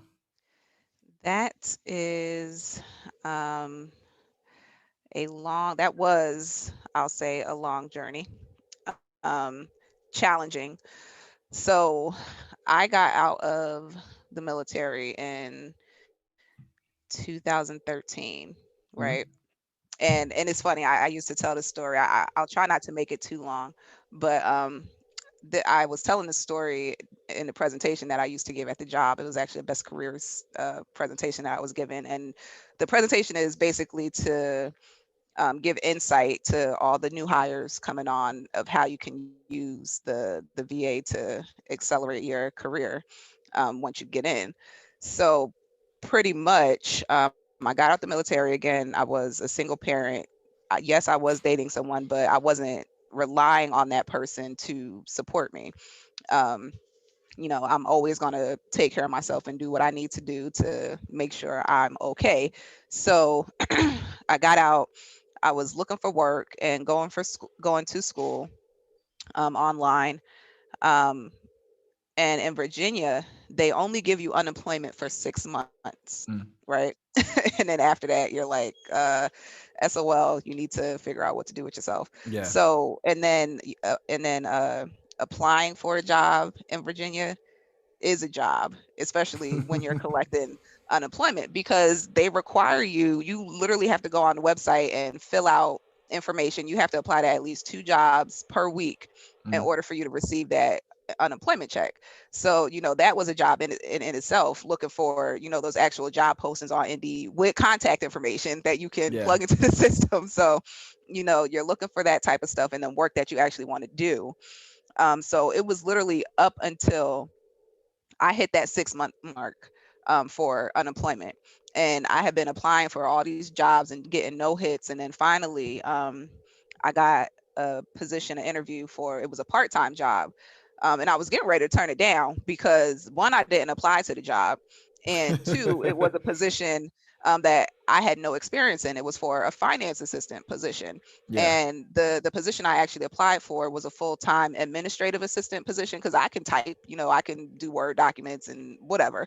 It was a basic admin position and it was full-time, which is what I was looking for because I needed benefits. Daycare was going to cost money, stuff like that. So I went in and did the interview. And like I said, this was at the end of unemployment. The only thing that saved me was that I got my tax refund because I was literally about to pack my stuff and move back up to New Jersey. Yeah. So I got my tax refund, got the job interview, and got hired for a part-time job paying $11 an hour. And I was just like I said, this was back in 2013.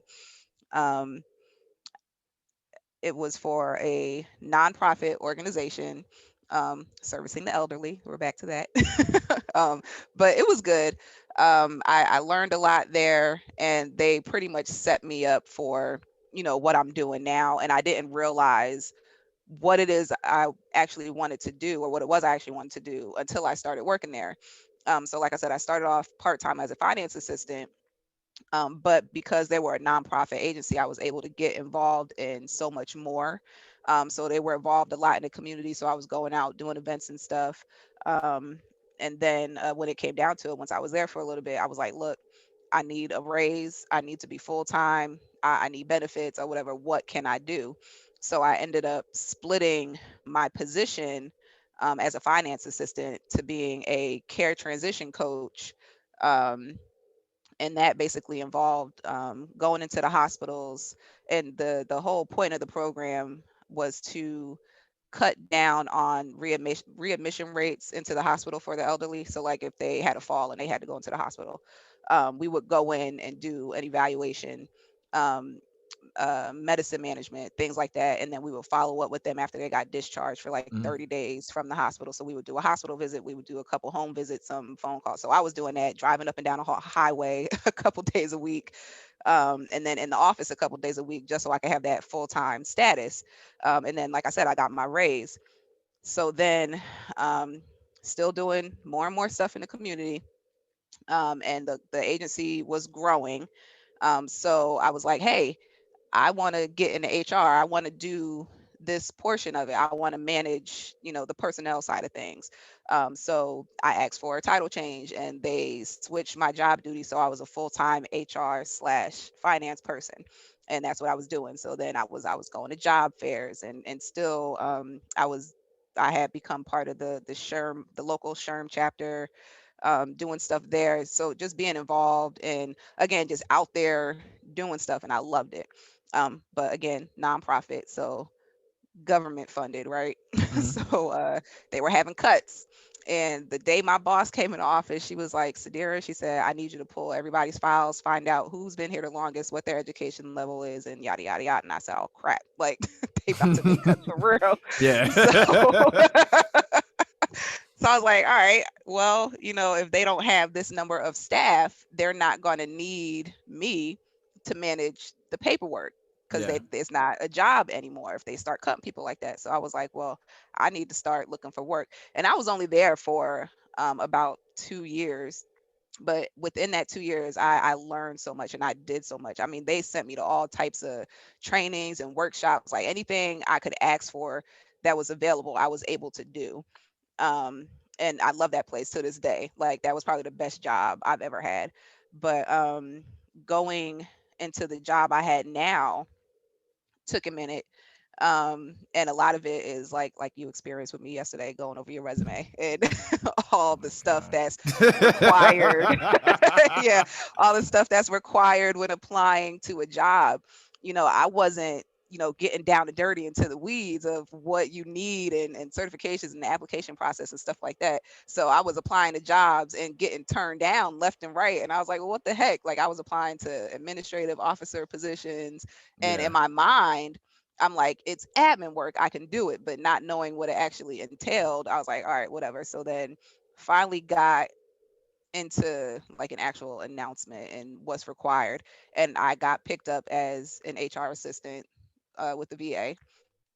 And that was back in 2016. So yeah, 5 years later, I'm a supervisor, worked my butt off and did what I needed to do, fought some internal political battles. But yeah, I did it. Look, Ma, I did it.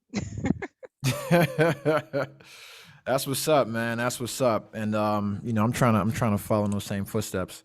I'm just trying to, hey, whatever job keeps me at home, I'm cool with. You know what I'm saying? Yeah. I'm cool I with. mean, that's the other thing. I mean, I look at myself sometimes and I've had this conversation with mommy. I probably had this conversation with Yanni. A long time ago, I looked at myself and, everybody I went to school with and graduated with. And I'm like, I didn't go to college. Um, I struggled through online courses. I'm like halfway done with my bachelor's degree, a little over halfway done. And it's like now I don't need it for the job I'm in because Yeah. a master's degree wouldn't even qualify me for the position I'm sitting in now. So it's like my education is just sitting there. Um, Hanging out. If I decide to go back and finish it, sure, but it's not necessary right now unless I decide to leave the government. But yeah, for a long time I was kind of disappointed in myself for where I was at, single mom, working and all this other stuff. But I know you didn't say my age earlier, but I'm 33 years old. I own a house. I'm a supervisor in the government and I'm working from home. Like Yeah, man. Hey, man, talk your shit, man. Talk your shit. so yeah, so it's like and I'm making some pretty good money. Yeah. If you can look at any decent supervisor position, go Google it. I'm not gonna tell you how much money I make, I but mean, you can just say like GS it's fucking public 27 or info. whatever. You know what I'm saying? GS Like, 13. hey, hey, man. What? Hey, What? hey, Nick. Hey, let me hold something, man. Shit. I'm a single GS father. 13. Let me hold something. God damn, man. Shit. Let me Yeah. hold something. Come on, man. No college debt, nothing like that. And I'm just like, man, like I got it good right now. Like I need to stop comparing myself to other people. And I'm just like, Yeah. car paid off, like, you know.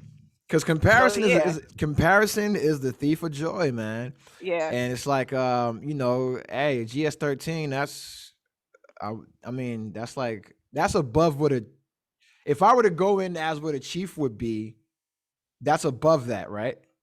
I think so, because I think Yeah. Yanni said it's a little bit more than what Kevin's making, if not Yeah, right so around the I think we would come in like, if I were to do the same job that I did, I would come like as like a GS11 or something like that. same. And yeah, man, you motherfuckers heard it here first. You Surprise, motherfucker. GS13 on your bitch asses, man. I used to hate GS13s. They had their own fucking parking spot, man. I don't like that shit, man. I don't like that shit. But yeah, that's the thing, man. It's like, yo, this is this is all from just hard work. Yeah. and fucking grinding, but you talked about owning a home. How important was that to you? Because I'm the only sibling that does not own a home. I'm the black sheep, you know what I'm saying? I'm the one piece of shit, you know what I'm saying? So I do not own a home because I'm a nomad, you know what I'm saying? I'm like Oscar the Grouch, man. I'm chilling, Yeah. man. I just need my trash can, that's it. I like filth. But how important was home ownership to you? Um, Homeownership wasn't really at the top of my list. It Me getting a home was more being comfortable, because where I was living at was I was living in an apartment complex, right outside of Langley, and it was fine when I was first there, but as Faith got older, um, and just with things going on, she needed a yard. Mhm. We had a dog at the time, and then just the people who were moving in, I was just like, all right, it's time to go. Yeah. So it was more uh, for me to get out. It wasn't a bad situation, but I wanted better. Um, so yeah, it took a long time to find the house that I'm currently in just because of what I was looking for. But I mean, like I said, home ownership wasn't like I have to own a home. I could have rented elsewhere. I just needed to get away from where I was. But that in itself was a journey also. And I was actually able to purchase this house on my little $16 an hour salary Mm. that I was making, when I was at the nonprofit. So yeah, a lot of huge feats Did have you come. use your VA loan? Yeah, yep, definitely. So how Yeah. was that process?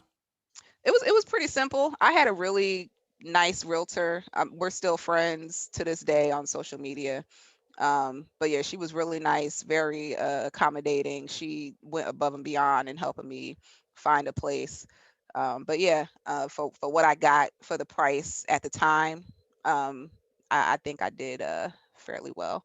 So I've been here for about 5, 6 years now in the house. Um, so yeah, I've done some updates. I'm looking to move in the near future, but for what it is, Why don't you buy our it parents' house? Do that. no. That house is haunted, man. I can't. Well, I not thought. only that, but their house probably costs about 3, 4 times what mine is right now. So So here's a question, because I know just like many young people, you may not have the best credit as a young person. So how was that? How was that experience with having to build your shit back up, get things corrected, and then walking in and then saying, "Yo, I'm buying this house." well, when I bought the house, what was my credit? Because what was it? A couple years ago, you didn't need a, a very high credit score to purchase the home. It was your credit score, yes, but the biggest part was like your debt to income ratio and whether or Mhm. not you could actually afford the payments. Um, so back then, I think my credit, I don't even know if it was in the 600s. Like, I know that sounds real bad, right? But I will say I was not the most financially responsible. Coming out, well, even prior to the military and coming out. When I joined the military, I actually put mommy on my bank account because I had done some real stupid stuff prior to. I put mommy on my bank account. I didn't even contribute to TSP when I was in the military because all of my money went to paying bills. Like Yeah. mommy got my paycheck because I was like, I'm in boot camp. I don't need it. Take my paycheck and pay off whatever you can. And then coming out, I kind of, she's still on my bank account to this day. Like, so I was just like, kind of take care of that. And then when I got out, I was trying to be more responsible, but I was still cleaning up crap Yeah. from prior to. I was only in for 4 years, so it's only so much you can do in that time frame. And then coming out, I had life to live, and so Mhm. but and then I actually hit another bump in the road a couple years ago. Like I was getting ready to file for bankruptcy, um, just because I hit this real huge snag and like everything. When um everything just come crashing down at once Mm-hmm. at the same time. And it was just like I had a leak under the house. The roof got a hole in it from a storm. Like I had all these repairs. My car needed like $1,000 of work. It was just all this stuff came crashing down at the same time, and my bills got out of hand, and I couldn't keep up with stuff. And I ended up signing up with a debt consolidation company to help take care of some of that. And that was a headache, and my credit score bombed because of that, because you have to stop paying your bills for them to say, you're having issues. We need a Yeah. settlement. We need to decide on a payment to pay this off. So, it worked out in the long run. And at the end of the day, when's all said and done, I'm gonna put a pile of cash in my office and roll around in it is what it comes down to, when it's all said and done. Um, but was I mad at it at first? Yes, but it was something I needed to do. And my credit has gotten better since then. But it's hard nowadays to get a house, especially when the pandemic hit, Mm-hmm. because we actually went house hunting last summer, like right in the middle of it, because we're looking to relocate to North Carolina. And I had gotten like my pre-approval letter from the lending company, and when COVID hit, they was like, you have to have a credit score of 640 or higher, or we can't even work with you. So it was like, okay. And lucky enough for me, like I was higher than that. Um, but back then, yeah, like I said, I don't think my credit score was even 600 to, get it. But today, you need to have your stuff in order, because they won't even look at you if you don't have, like, some companies, like I said, 640 or above, they won't even work with you. Yeah, because I know when I was because prior to coming out here, I got pre-approved for a home because I was still thinking about going to Atlanta, and they wanted you, and I'm using like the VA, but they're like, yo, you need like a 700, you know what I'm saying? Hmm. And even though they ain't no money down, they still want you to have money. You know what I Yeah. mean? So I ended up selling my cars and whatnot, and I had like my little TSP nest egg and shit like that. I'm like, yo, I'm gonna fucking do this, do that, blah blah blah blah. But or I'm sorry, before the pan, so before my daughter was born, I was looking at buying a house or like that, and I had all this shit set up. But then I'm like, yo, I'm gonna need this money to survive, like my little TSP nest egg and my retirement shit. And it's like, I Hmm. ain't even gonna be able to, you know what I mean? I ain't gonna be able to live if I buy a house Yeah. right now. You know what I'm saying? So, I never wanted a house until I had a daughter. Because now I'm Yeah. like, she need a yard. You know what I'm Hmm. saying? She need this, she need that. Because I'm in an apartment complex. I'm in the hood at Silver Spring. You know what I'm saying? The hood is only like this big in Silver Spring. You know what I'm saying? So it's like 4 apartment buildings here, some down the street, like a mile away. That's it. You know what I mean? But I like it because it's like a lot of families, a lot of immigrant working class families, things like that. A lot of young kids for her to play with. We got a bunch of parks, school record street. But now I'm like, yo, she need a yard. You know Yeah. what I mean? At some point, she gonna need a dog. And I'm just like, yo, I'm just tired of neighbors. You know what I mean? Like, not like I'm tired of my neighbors because the way this shit is, like my apartment is like 1,300 square feet, something like that. So it's big. But Hmm. and my neighbor's door ain't next to my shit. It's like far as fuck down the road, like down the hallway. But it's just Yeah. like, I don't. It's an apartment. You know what I'm saying? So Yeah. it's only Yeah. so much privacy you have, and it's like, yo, it's time to get a house now. So now I'm like back on Zillow, and I'm like, yo, I need a fucking job. You know what I mean? Like, cause I could get it. I could get it with my just with my GI Bill and my retirement check, but they don't uh non-taxable income, they don't factor in Yeah. to the calculation. And so it's like this money you're getting does not exist. You know what I'm Yeah. saying? And then especially now, but you having to call in to report you being in school, it's like y'all motherfuckers, y'all take me in my cheat code. You know what I'm saying? Because I'm about to just register for class and just never go and get paid for a whole semester. You know what I'm saying? But yeah. So now I'm looking at Silver Spring now. I'm looking at just places in this area, or Maryland, Virginia. Not DC, but You come Maryland, by my Virginia. house. That's too far. That's too far. I cause she's my daughter's in Silver Spring, so I gotta live, at least 20 minute, radius. So like 10 to Aw. 15 miles, so but it's crazy because you think about it, like I say I'm old, right? I'm like, I'm 39. You're 33. You're still young. You know what I'm Mhm. saying? I remember when I was 33, I still had, God, life was still, I was in San Diego at the time when I was 33. I was Yeah, doing stupid shit. You know what I'm saying? But you're still relatively young. I am young. You know what I'm saying? I'm just saying you're young, but you're like far in your career. You know, own a home, working on a second one. You're in the one and done club, so you're not having any more kids. And you know, she's 10 now, right? Yeah, she'll be 10 in February. So I'm She'll be 10 in halfway done. February. Yeah, Yep. so I mean, so she's almost out of here. So you'll be my you'll oh God, you'll be oh God, what's 30, 41 Mhm. with an empty nest? Mhm. You know what I'm saying? And prior GS, whatever the fuck, 15 by then. You know what I'm saying? Chilling, you know, Yep. and it's like, and you get to like have the rest of your life. You know what I'm saying? That's pretty That's good. the plan. That's pretty good, man. You know, Damn, son, where'd you find this? so congratulations to you, man. So, because we all went through the pandemic, you know, it's been shitty. So what have you learned from the pandemic and the subsequent lockdowns? What are some lessons that you've learned about yourself? Um, I don't know. I like my peace, but I've always been that way. So going into lockdown was like, oh, thank God. Like, like I didn't like going out, you know, anyway. Like, yes, Mhm. I like to enjoy a happy hour here and there. Yes, I like to go to brunch with my girlfriends. But when it came down to it, I was like, oh, I get to stay home. Cool. Yeah. Like, like I'm all good with that. And then especially with work, because they sent us all home at the start of it. I remember it was Friday the 13th. They sent us all home in Yeah, March. because it was March, because it's my birthday Yeah. weekend. I remember when Yep. because they shut everything down in the government at the Yep. same time, and then they Yep. sent out that fucking email talking about nobody can travel, you can't do Yep. this, you can't do that. Yeah, I remember that shit.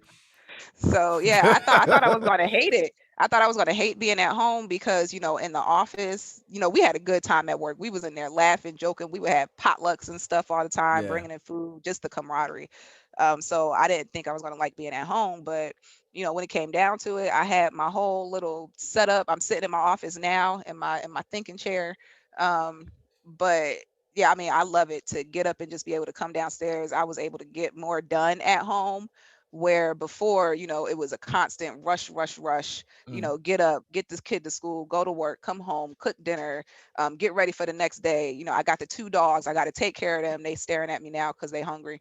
But being at home kind of relaxed my life, so to speak, because I wasn't getting up and running all over the place or having to worry. It's like I'm home. I can work, but I can also get up and put a load of laundry in if I need to. I can get up Yeah. and start the dishwasher. I can get up and take 10 minutes and start prepping dinner. Like I wasn't stressed about stuff because I was just here and I'm still making a living. And for us in the government and the few government agencies, we were lucky enough to still be collecting a paycheck.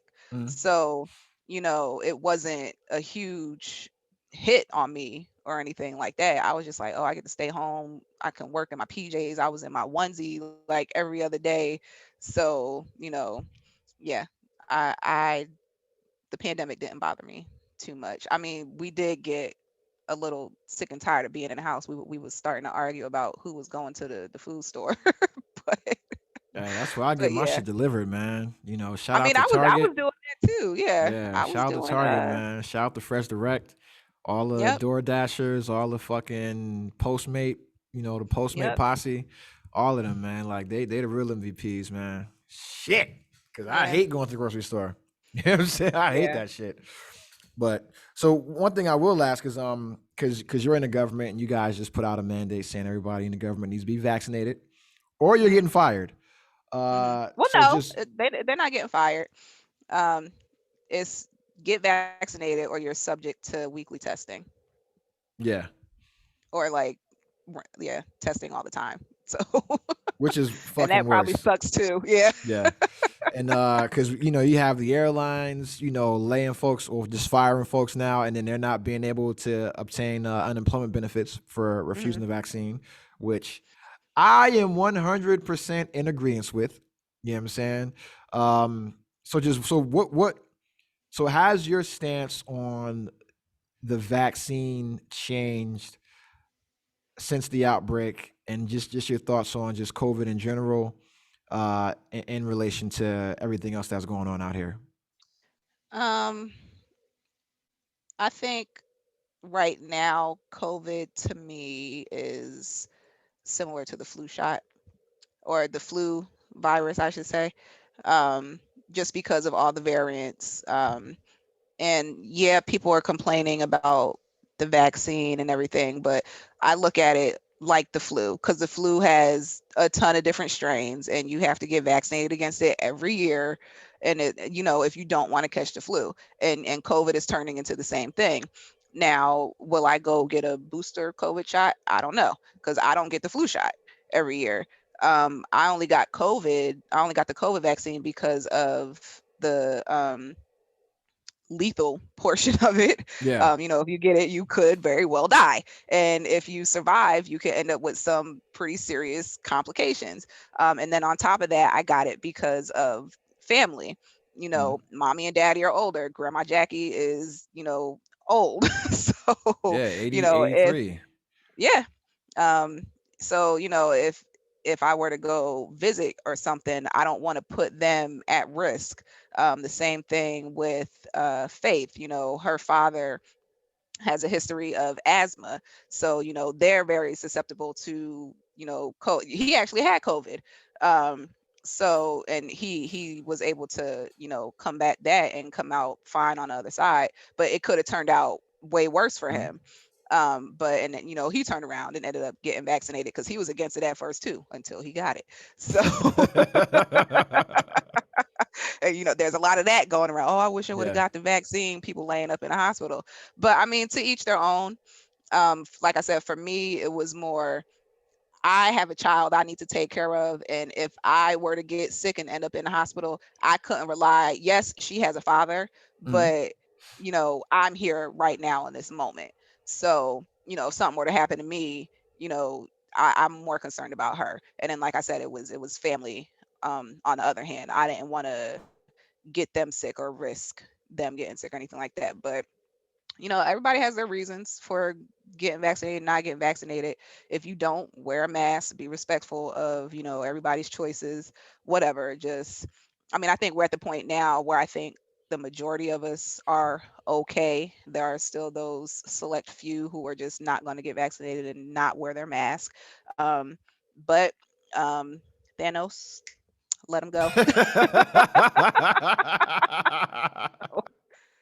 Stupidity at its finest. You make your decisions and you live with them. Well, that's why I So, know if zombies are ever a real thing, we're fucked. You know what I'm yeah. saying? Because I always watch the movies and I'm like, how stupid are you guys to like try to talk to a zombie that's coming at you? You're like, oh my god, what are you doing? No, stop! Don't bite me! And then it bites you, right? And we're doing Yeah. all this dumb shit in zombie movies and I'm like, The Walking Dead should never happen. I'm like, Mhm. soon as you see somebody shuffling towards you, fucking hit them in the head with something. You know what I'm saying? But then I look at today and I'm like, we're doing the exact same thing. Like Yeah. we're doing the exact same fucking thing. And it's like, because I remember, because we weren't eligible to get the vaccine like at first because we were too young and shit like that. Mhm. I remember going home when I first moved out here. I remember going home to see mommy and daddy, and Grandma Jackie was there, and she didn't want nothing to do with me. You know what I'm Yeah. saying? And Grandma Jackie don't play. yeah, and I went to a barbecue at my friend's house. It was me, my boy Mike, and my man Yater. Went to barbecue at his house, and we're just chilling, drinking, and we're socially distancing. Wearing masks, all that kind of shit. And then, Mhm. like the week after the barbecue, he texts us and tells us that he got COVID, and he was like down bad. And I'm Mhm. like, I could have killed my grandmother. You know what I'm Yeah. saying? But I had already made the decision, like, yo, when I can get the vaccine, I'm getting the shit. You know what I'm saying? Mhm. But then when I moved and everything like that, it's like, oh, well, can't get it now in Maryland because they're not offering it till fucking April, you know what I'm saying, of like next year and shit like that. But yeah, I was always like, yo, I'm getting vaccinated. Fuck that. Because Yeah. I mean, first off, I got a million vaccines in the military. You know what I'm Right. saying? And whatever, dog. Just hey, I ain't fucking fucked up yet. You know what I mean? And if I go, it's my time to go. That's it. You know what Yeah. I'm saying? Like I've had worse. I've done worse. I've put my nose in the stripper's butthole. So if I can survive that, I can survive a fucking vaccination shot. You know what I'm saying? I'm okay. But yeah, man, it's just like, now it's just like it's like the fucking age of just agitation right now. Just who can like piss each other off with like either being like super, if you're not vaccinated, you don't deserve to fucking leave the house, or like these, like how the gun rights people used to be, that's how the Mhm. fucking anti-vaxxers are now. You know what I'm saying? And the anti-maskers are now. They're like, you can't take my oxygen. They're like the same motherfuckers that are like my body, my choice are Yeah. telling women it's not their body, their choice for a fucking abortion. That's the fucking ironic Yeah. part of it. But I remember I knew this shit was serious when my buddy Randy Bears out in Hawaii. He's he's a very intelligent man. He's also retired and a multimillionaire. And he was taking this shit very seriously from the get-go. Like he was fucking paranoid. You know what I'm saying? And I'm like, if that motherfucker's scared, if he's scared, then I should be scared too. You know what I'm Mhm. saying? And I remember prior to like everything getting shut down in March for my birthday, like we were like stocking up on fucking first aid kits, handheld weapons. He was buying mad ammunition and shit like that. We were all going to the gun range and shooting guns, like getting our shit right. Like, cause I'm gonna double tap the fuck out of one of you motherfuckers if you come try to fuck with me. You know what I'm saying? And I had like I had like handheld axes, machetes, everything in the crib. And Mhm. I'm like, yo, it's about to go down because we're in Hawaii.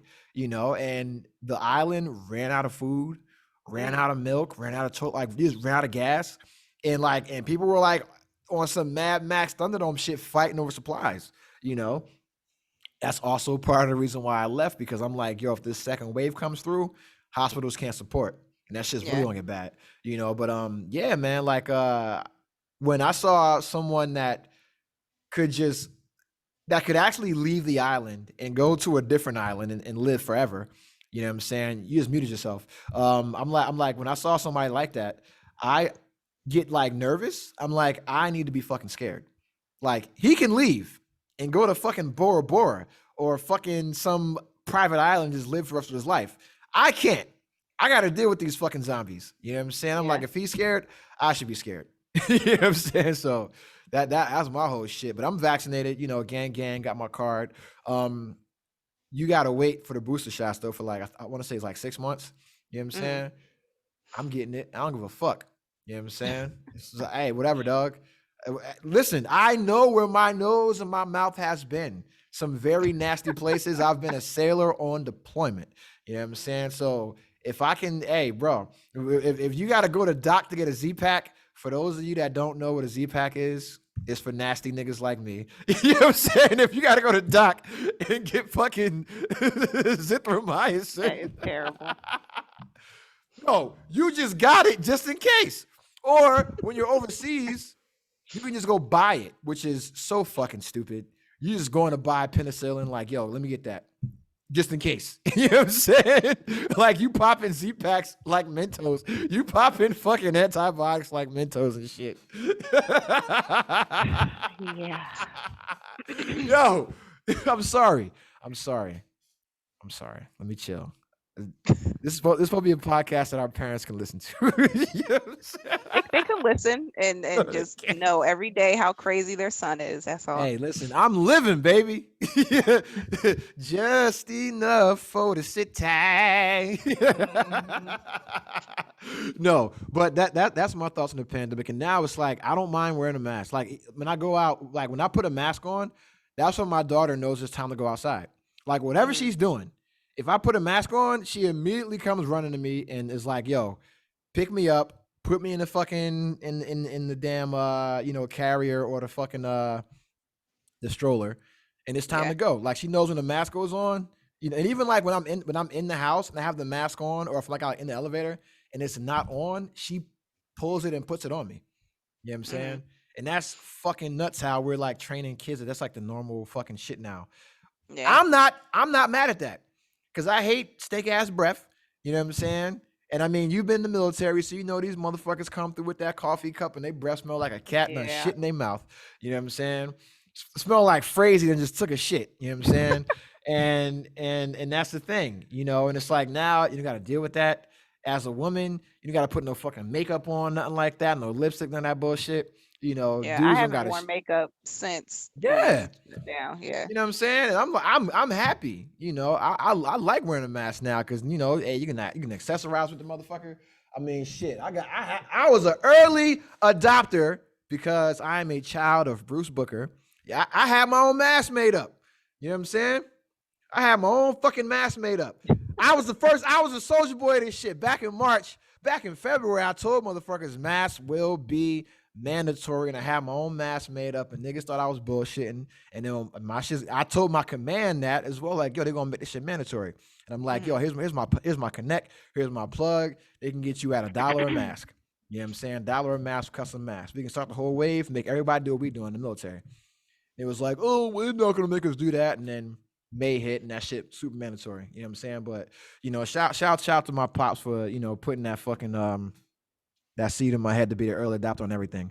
But so do you still have time, or you got to dip? Just like we've been in business for like 2.5 hours, I think, or 2 hours No, to I'm change. good. All right, Faith so left me. can we talk about dating? Sure, we can talk about Ow, dating. Are we ow. allowed to take like a 2-minute break? Yeah, hold on. This is how we take a break. Oh shit! So for those of you out in fucking in podcast land, we gotta take a quick break. I had to refill my drink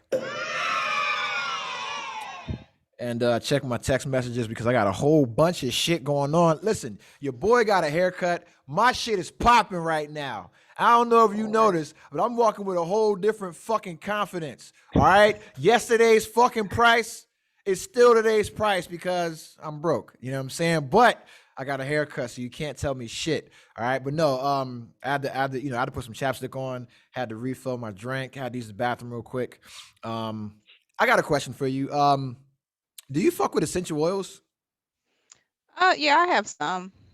Because we grew up in a household that fucked with those, right? Uncle Allen used Yeah. to make his own, right? Yeah. But Yep. one of my rest in peace to the God, Uncle Allen Booker. One of my lovely former love interests, who I still have a lot of love in my heart for. She got me this, right? This is why I'm problematic and single. But she got me this, right? It was some lavender, right? Mhm. And I use it for when I sleep. I put it like she was like, you got to put it on your temples and you put it under your neck and you put it on your wrist, and I use it, and it works. Or like Yeah. if I'm like feeling kind of like high strung, you know what I'm saying? I can just put some of my temples under my joint, and it calms me down. Mhm.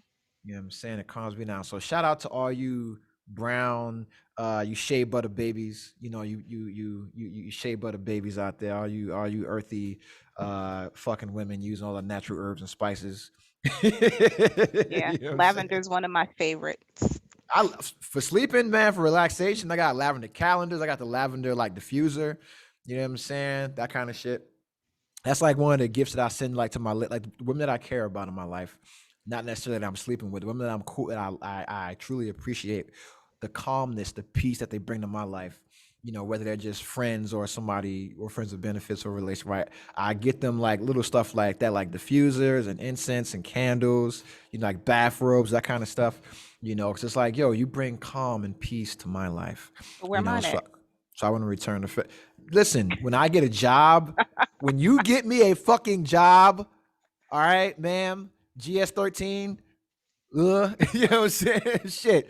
Just think about all this shit that I did to get you into the Navy. You know what Yes, I'm because I saying? wouldn't have gotten this job without my veteran benefits. So Yeah, thank man. you. I Like, appreciate yo, you for the I went through a introduction. lot of shit, man. You know what I'm saying? Nigga went through a lot of shit, you and Yanni. You know what I'm saying?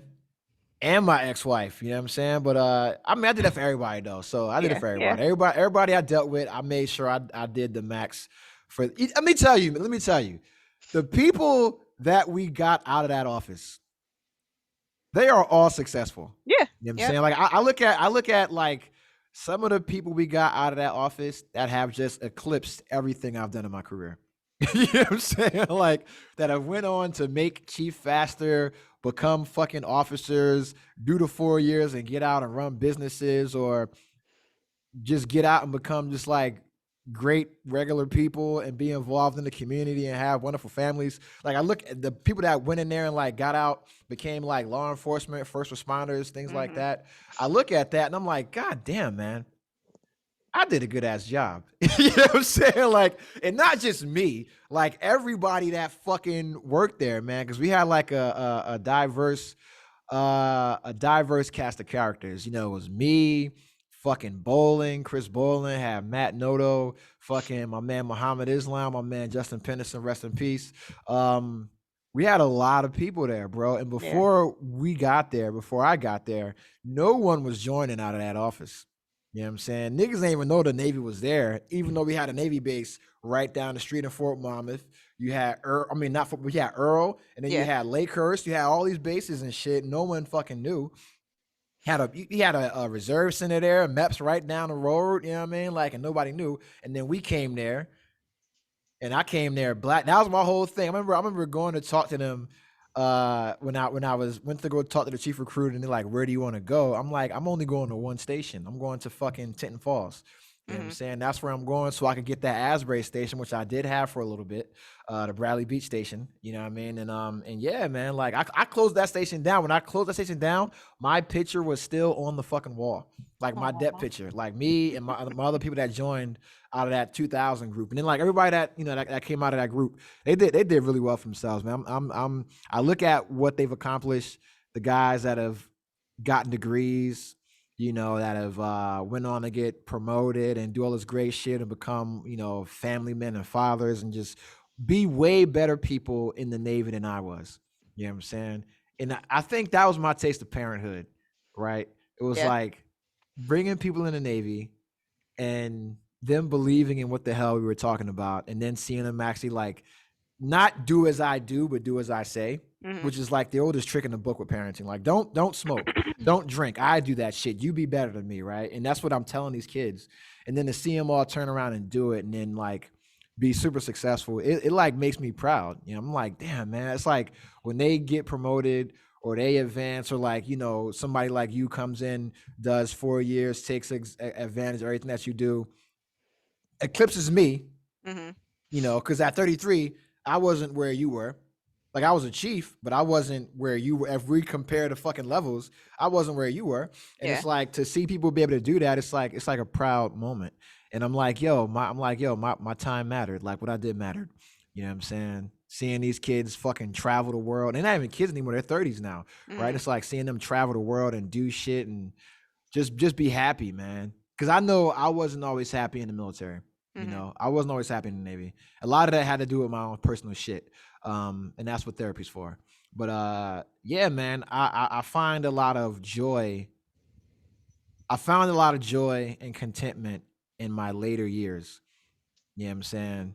And especially now being retired and then still seeing people succeed 10 years later, because that's how long it is for you guys, is 10, 12 years. Um, and you guys are all doing great. You know what I'm saying? Yeah, you know, so yeah, I did a good job. You know, it meant because that's what happens, man. Like when you, like you said, when you talk to you know Yanni and Mommy, you kind of felt like a failure or just like not like you hadn't accomplished much. After 20 years, you feel the same way. Mm-hmm.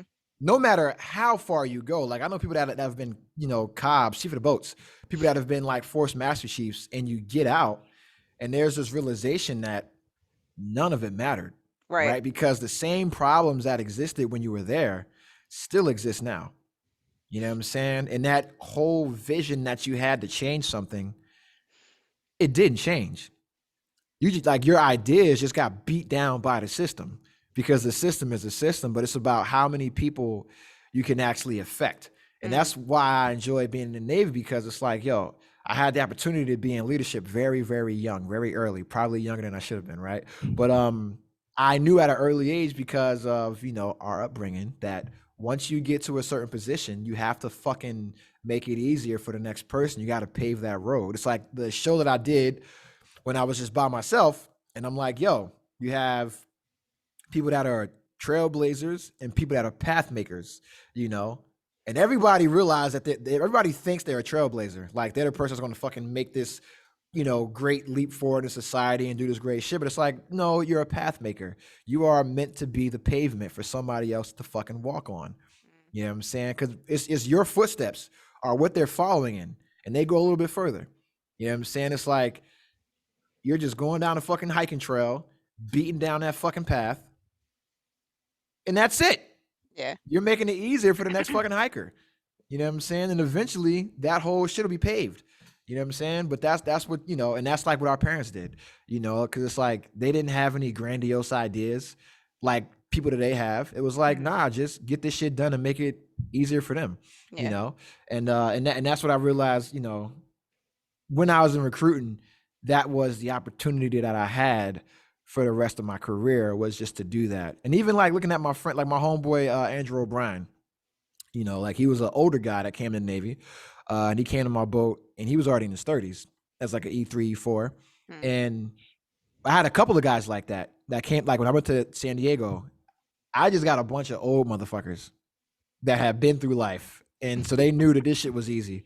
And I'm like, I'm going to do whatever it is in my power to get you motherfuckers further and faster than what I did. Yeah. And I've already made every mistake. So just listen to what I tell you and don't do it.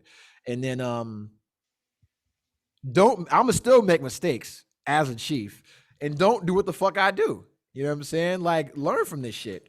And I look at them now because my homeboy got out, like as a chief. He made chief in like 6 years and then got out at like his 10-year point, I want to say.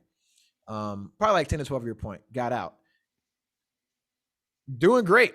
You know what I'm saying? Like, went through some marriage shit, got a new lady now. She's great. His shit is great.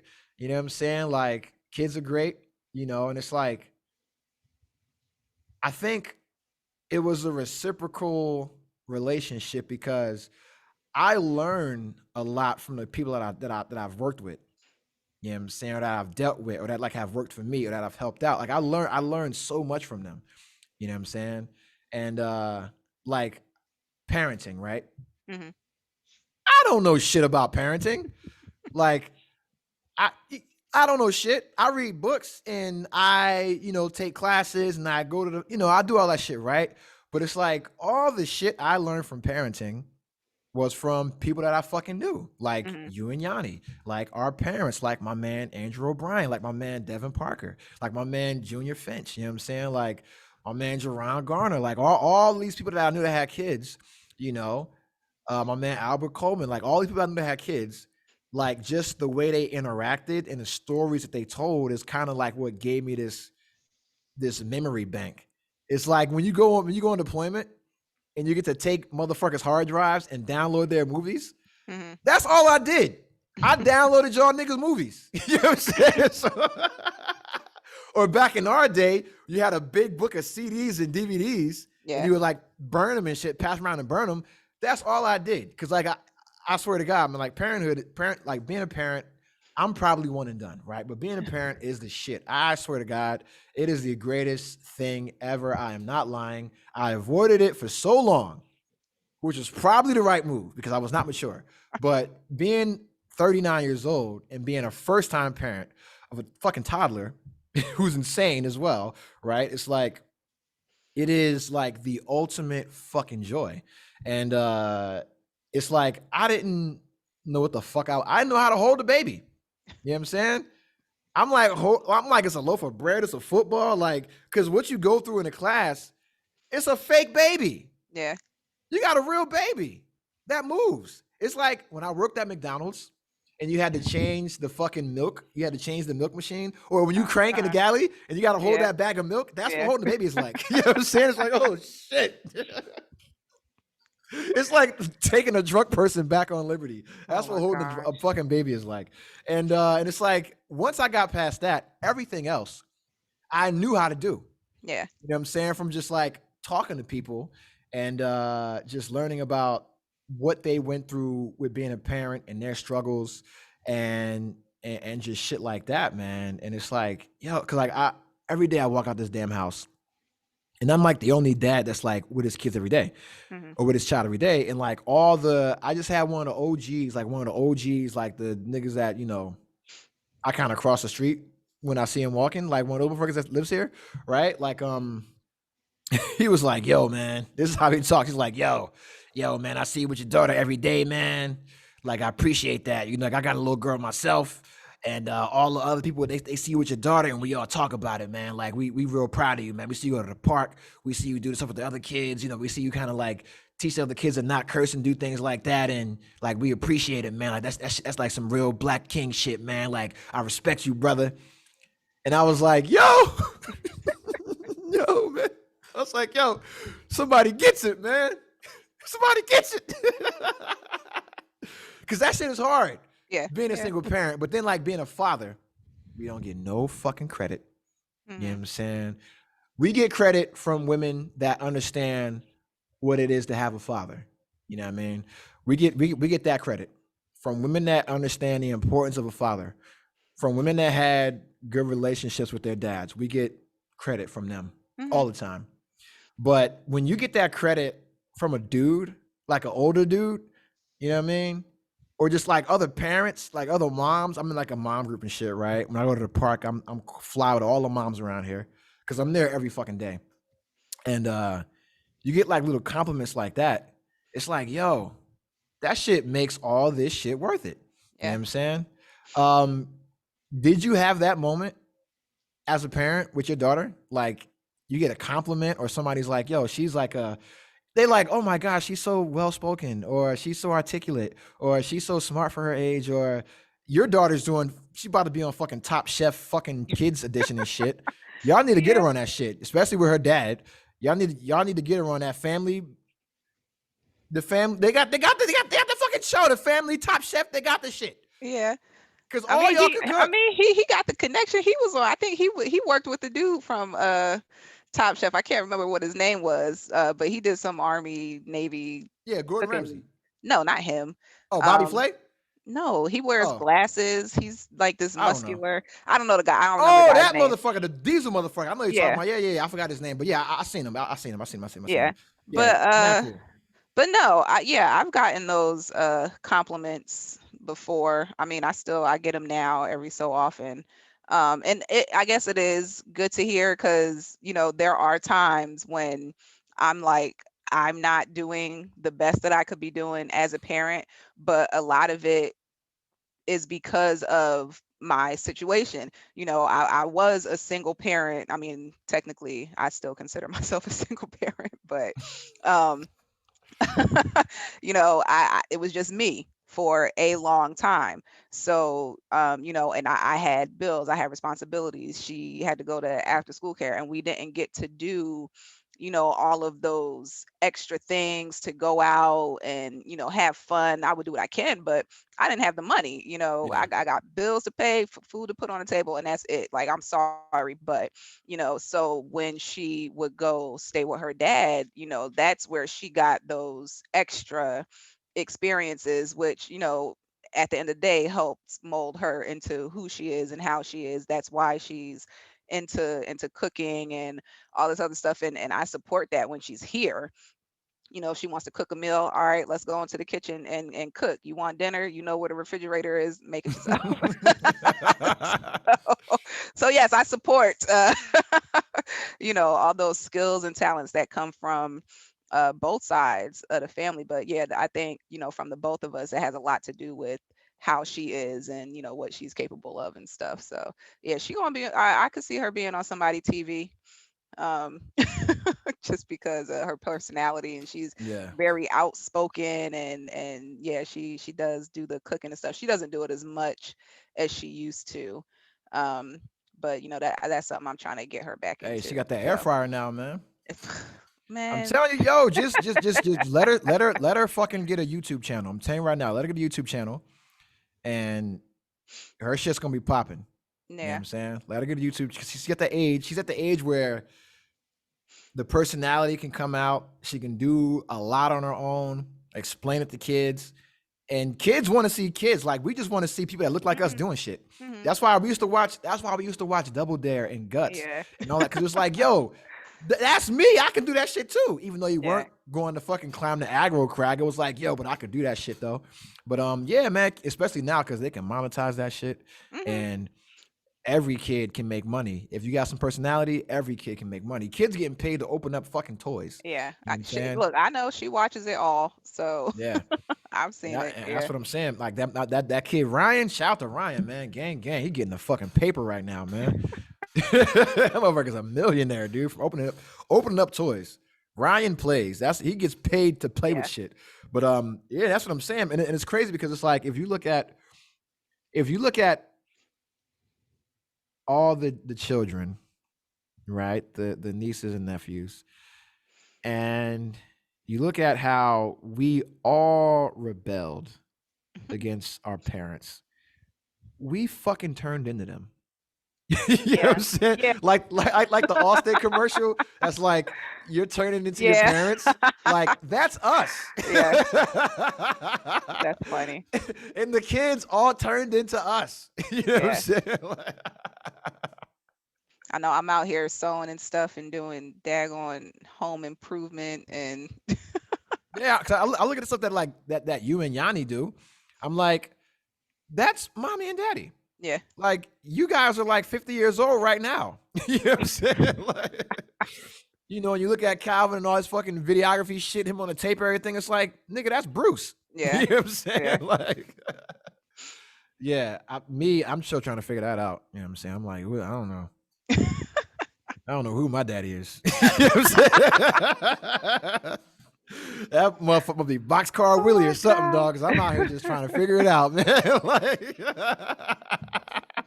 That is terrible. shout out to Boxcar Willie. Yo.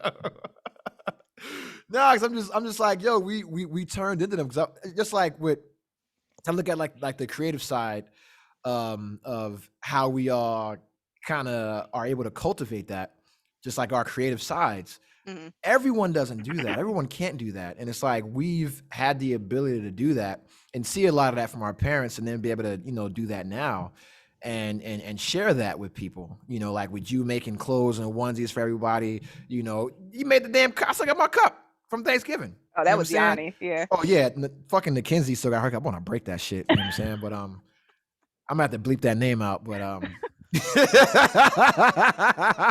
Please do. Yes. No, I'm playing. But nah, it's just like stuff like that, man. Or like, you know, Yanni fucking refurbishing tables and shit, and Calvin recording, making fucking highlight videos of his goddamn vacations and shit. I'm like, I need to go to Italy sober. You know what I'm saying? Like, this shit make me want to travel sober. Because Yeah. when I travel, hey, you know me. All my travel videos is me just fucked up doing Mhm. stupid shit. You know what I'm saying? But that's just me. Okay, I got a question. You know what I'm saying? Am I the fucked up one in the family? No. Out of the kids, am I the fucked up one? You know No. what I'm saying? Cause I be thinking about that shit, man. Like, yo, I'm like, everybody's like, oh, settled down and shit, and like, you know, just chilling, homeowners, like in their careers and shit. And I'm like, yeah, I'm gonna retire and just rap and start a podcast. I and mean, go to fucking you school. doing what you want to do. Ain't nothing wrong with that. It's like, yeah, you know, fuck it. Like, I don't even have a car. I don't have a car. You know what I'm Okay. saying? I'm chilling. I'm like, You literally just retired. You gave 20 years of your life to the military. Yes, you were married. It didn't work out. That's fine. But I mean, you taking your time. There's nothing wrong with that. I had a child in the last year, Okay. literally the same month I retired. Okay. I'm going out on Halloween, dressed up like Spider-Man, and being too fucking drunk to put a condom on. You know what I'm saying? But I look Everything at that happens for a reason. correct.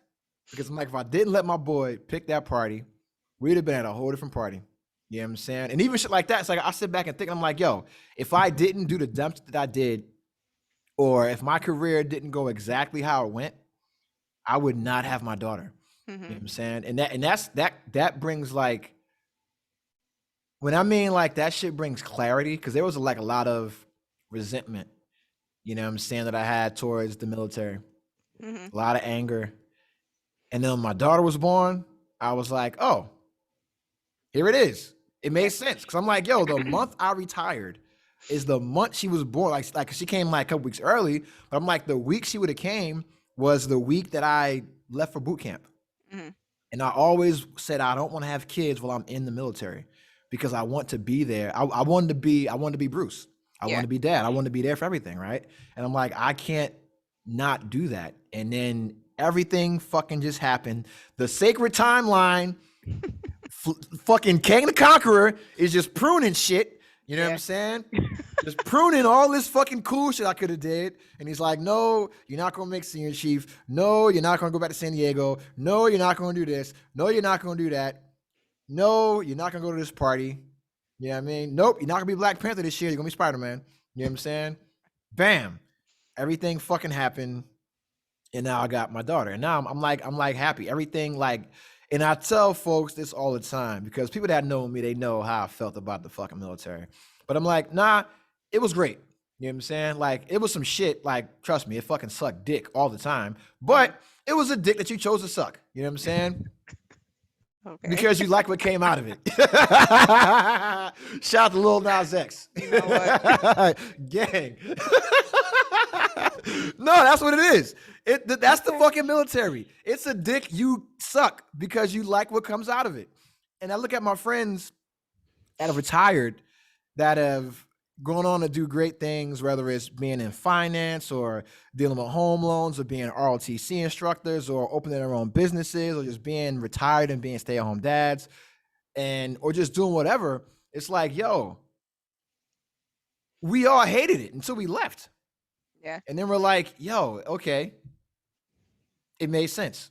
You know what I'm saying? Mhm. Like it got me here and it gave me the freedom to be able to do all this shit that I want to do now. Because my whole thing was I didn't realize that I only wanted to be a father. You know what I'm saying? Mhm. I just wanted to be a father under the right situations. Like under the right circumstances. That's why I was like, that's why I didn't have kids in my marriage, right? I'm like, that one the right situation.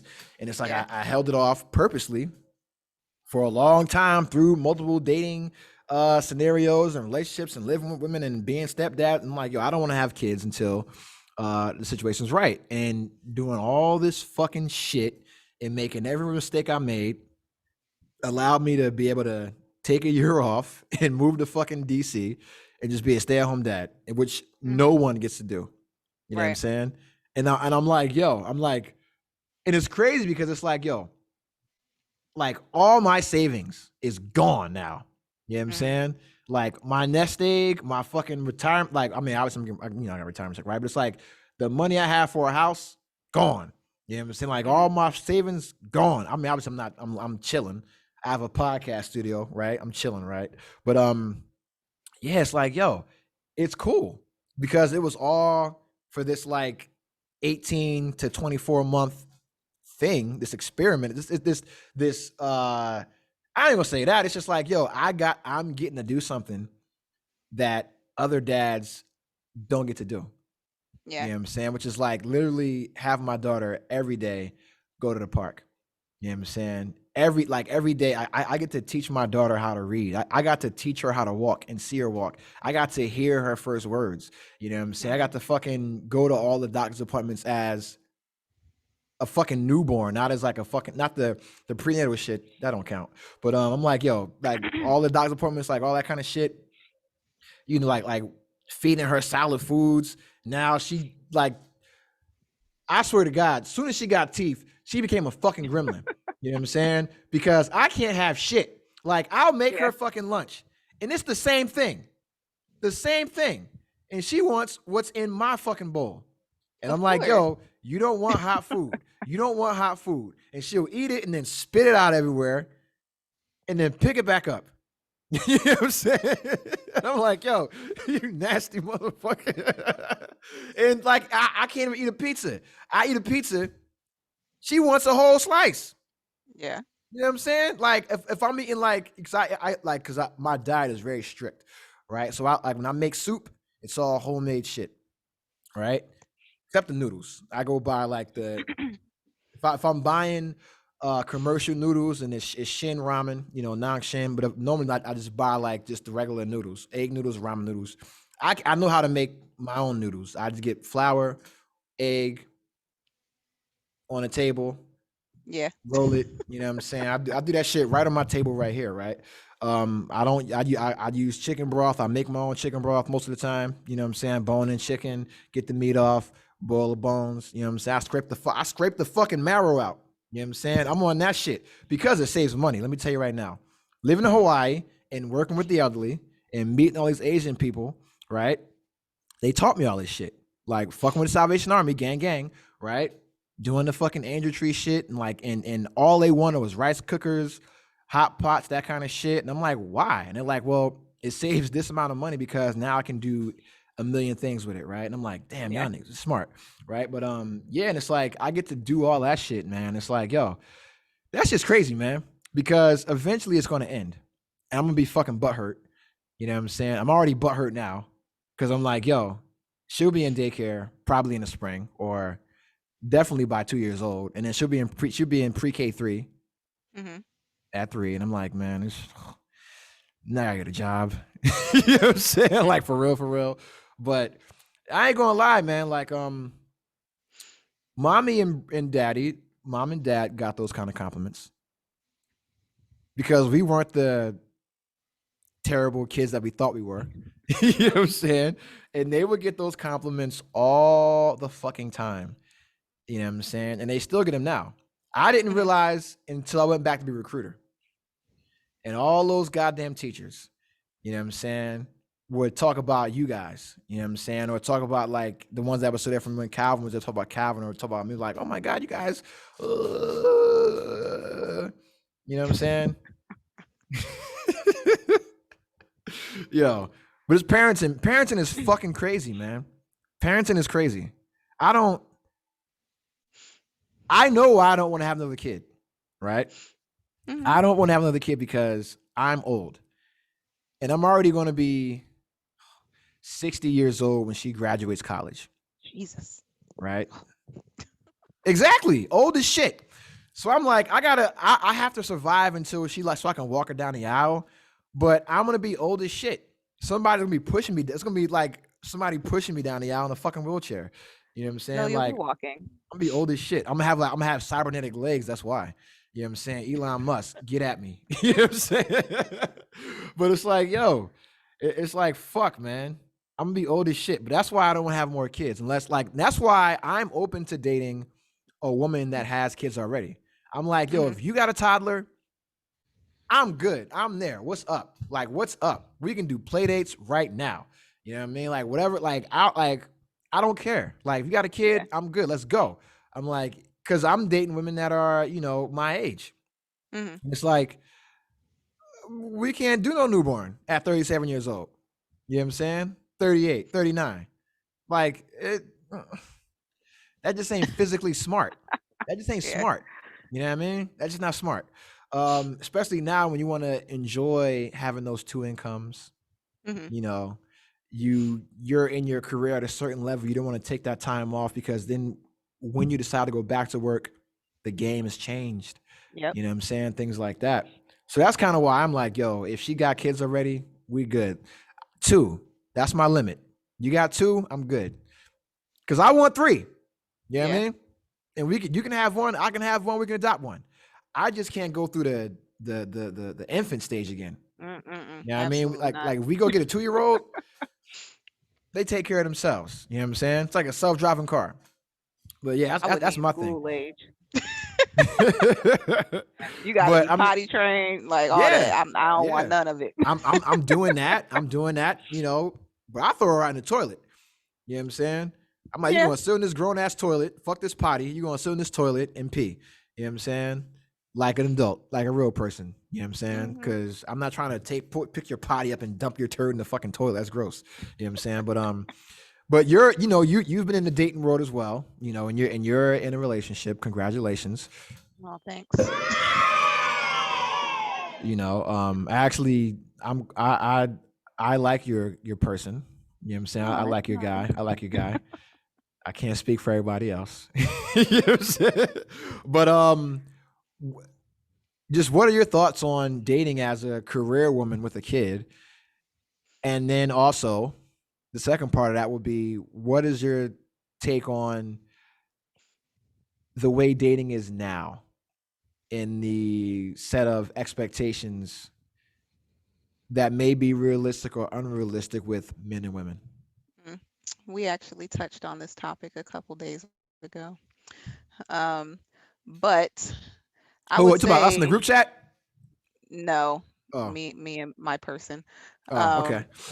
Um, but dating, when I initially started trying to date, um, as a single parent and working parent, um, options were very few and far between. Um, and a lot of it, I think I did gravitate more towards men who already had children, only because they were more relatable. Mhm. They knew time constraints. They knew, you were busy, the kid comes first, babysitters cost money. Um, and I did not do a lot of dating at all. The most I got out, especially as Faith got younger, was for the summer because she would go with her dad for the summer. Um, I did have a summer on Tinder, on Bumble, on uh, on Match. Um, and it's not, I mean, some of the people were nice, but no one I would ever, you know see a future with, Yeah. or just wasn't on the same page that I was.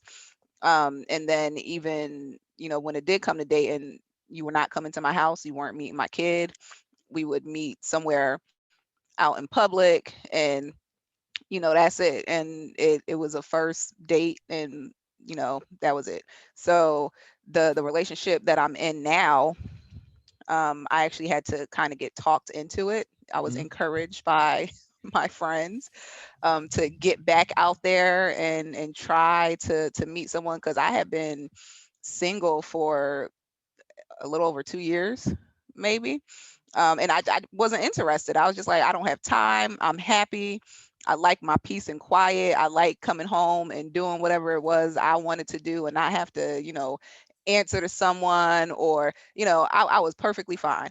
And, if this relationship didn't work out, I would still be perfectly fine. Mhm. And it got to the point, where it was just like, I don't need it. I'm at a good place in life. I'm at a good place in my career. It is what it is. But like I said, I got kind of talked into it, and encouraged to try something new. And he wasn't interested in a relationship.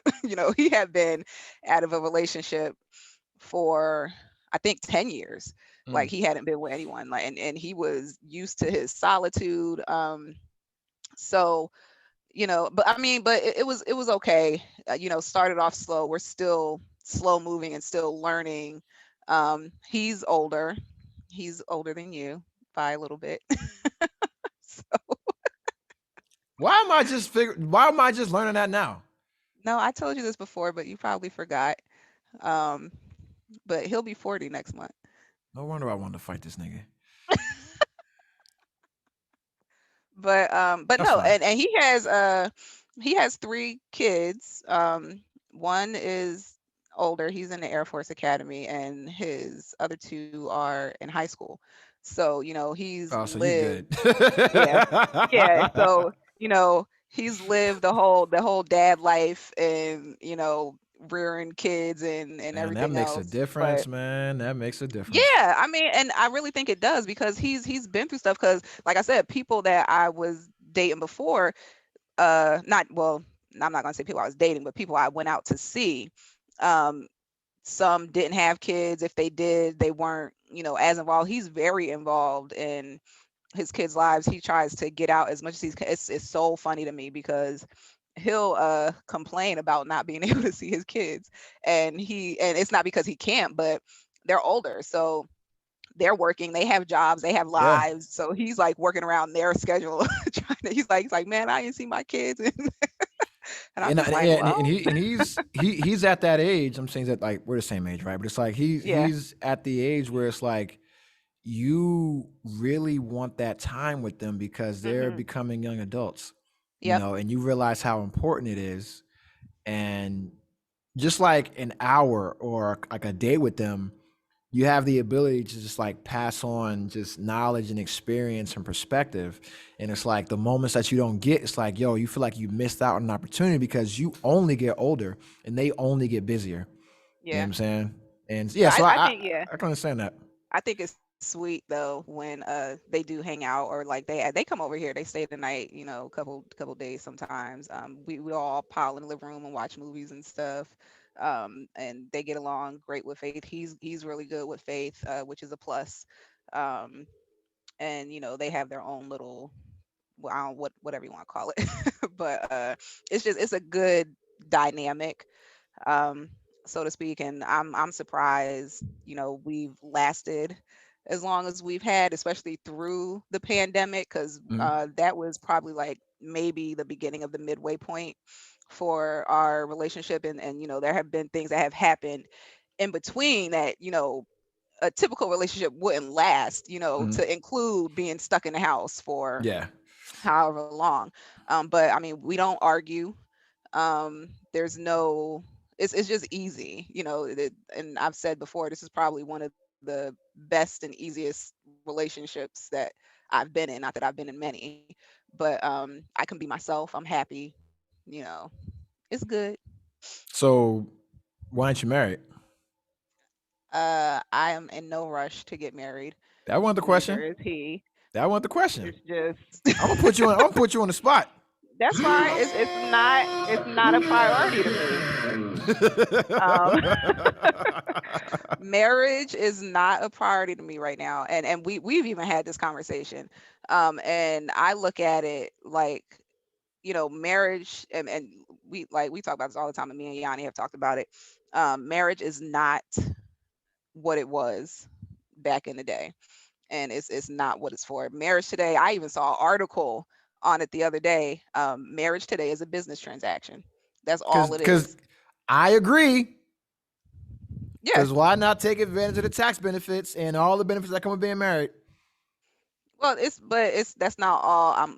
I see marriage as, like I said, it is a business transaction, and it's more of a cushion or protection. If something, y'all spend all this time together, and if something happens to the other person, it's a guarantee that you and your family will be taken care of. Mhm. That's all it is at the end of the day. And yes, the tax benefits, but you get more as head of household. So which is what I am. So yeah, tax benefits can help, whatever, but it's more of a business transaction to me. And the whole, if we did get married, I wouldn't want like a ceremony or anything. Like, it's a waste of money. I agree. We could have a little get together, barbecue in the backyard or something. But um, you know, and he's not in a place to get married, which is fine. I respect that. As a man, he wants to be able to completely support and provide, um, and he just doesn't feel that he's in that position right now to be married. That's hella So, overrated. well, he's kind of old school. Yeah, yeah, Um, nigga older than me, real old school. he's kind of old school, and we did. This is another conversation we had recently. um but and it's just the way things are Yeah. nowadays.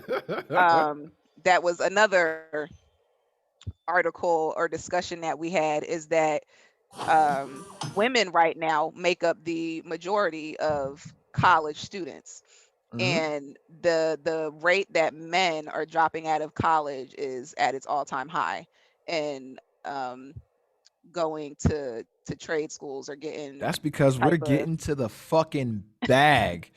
College yeah. doesn't work. I mean, because for women, women are more analytical, Hmm. logistical. They go into careers where they're able to use their emotions, their empathetic skills, like their womanly skills. Men, we're fucking cavemen. We're still fucking Yeah. banging on shit with hammers. So we don't need to go to college. We can go to We can go to a fucking 18-month trade school and learn how to be an auto mechanic or be a plumber, get our CDLs in fucking 3 months, things like that.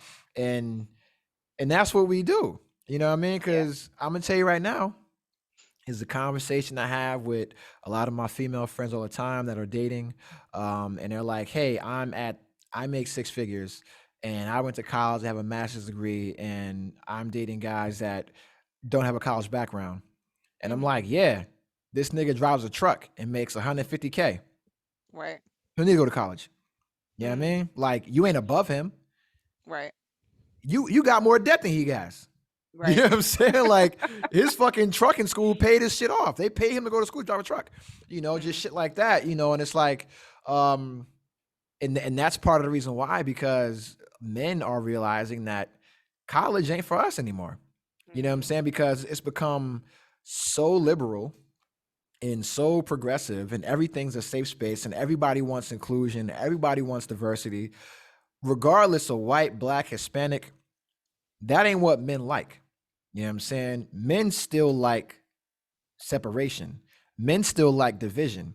Men Mhm. like men's only sports teams and clubs and organizations, and men still like that kind of shit, because we get an opportunity to simply be around men and embrace our testosterone and our masculinity and still exhibit some of those masculine qualities or qualities that are now shunned by society. Competition is now taboo.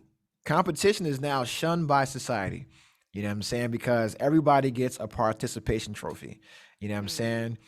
You can't say you're the best without putting somebody else down anymore. You know what I'm saying? No, nigga, I'm the best. You know what I'm saying? I'm just good at what I do. You're not as good. It's okay. I'm better than you. You know what I'm saying? But because the influence of women, they want people's feelings to be taken into account. And well, you being put on a pedestal makes me feel lower. So that's men. That's men, Mhm. right?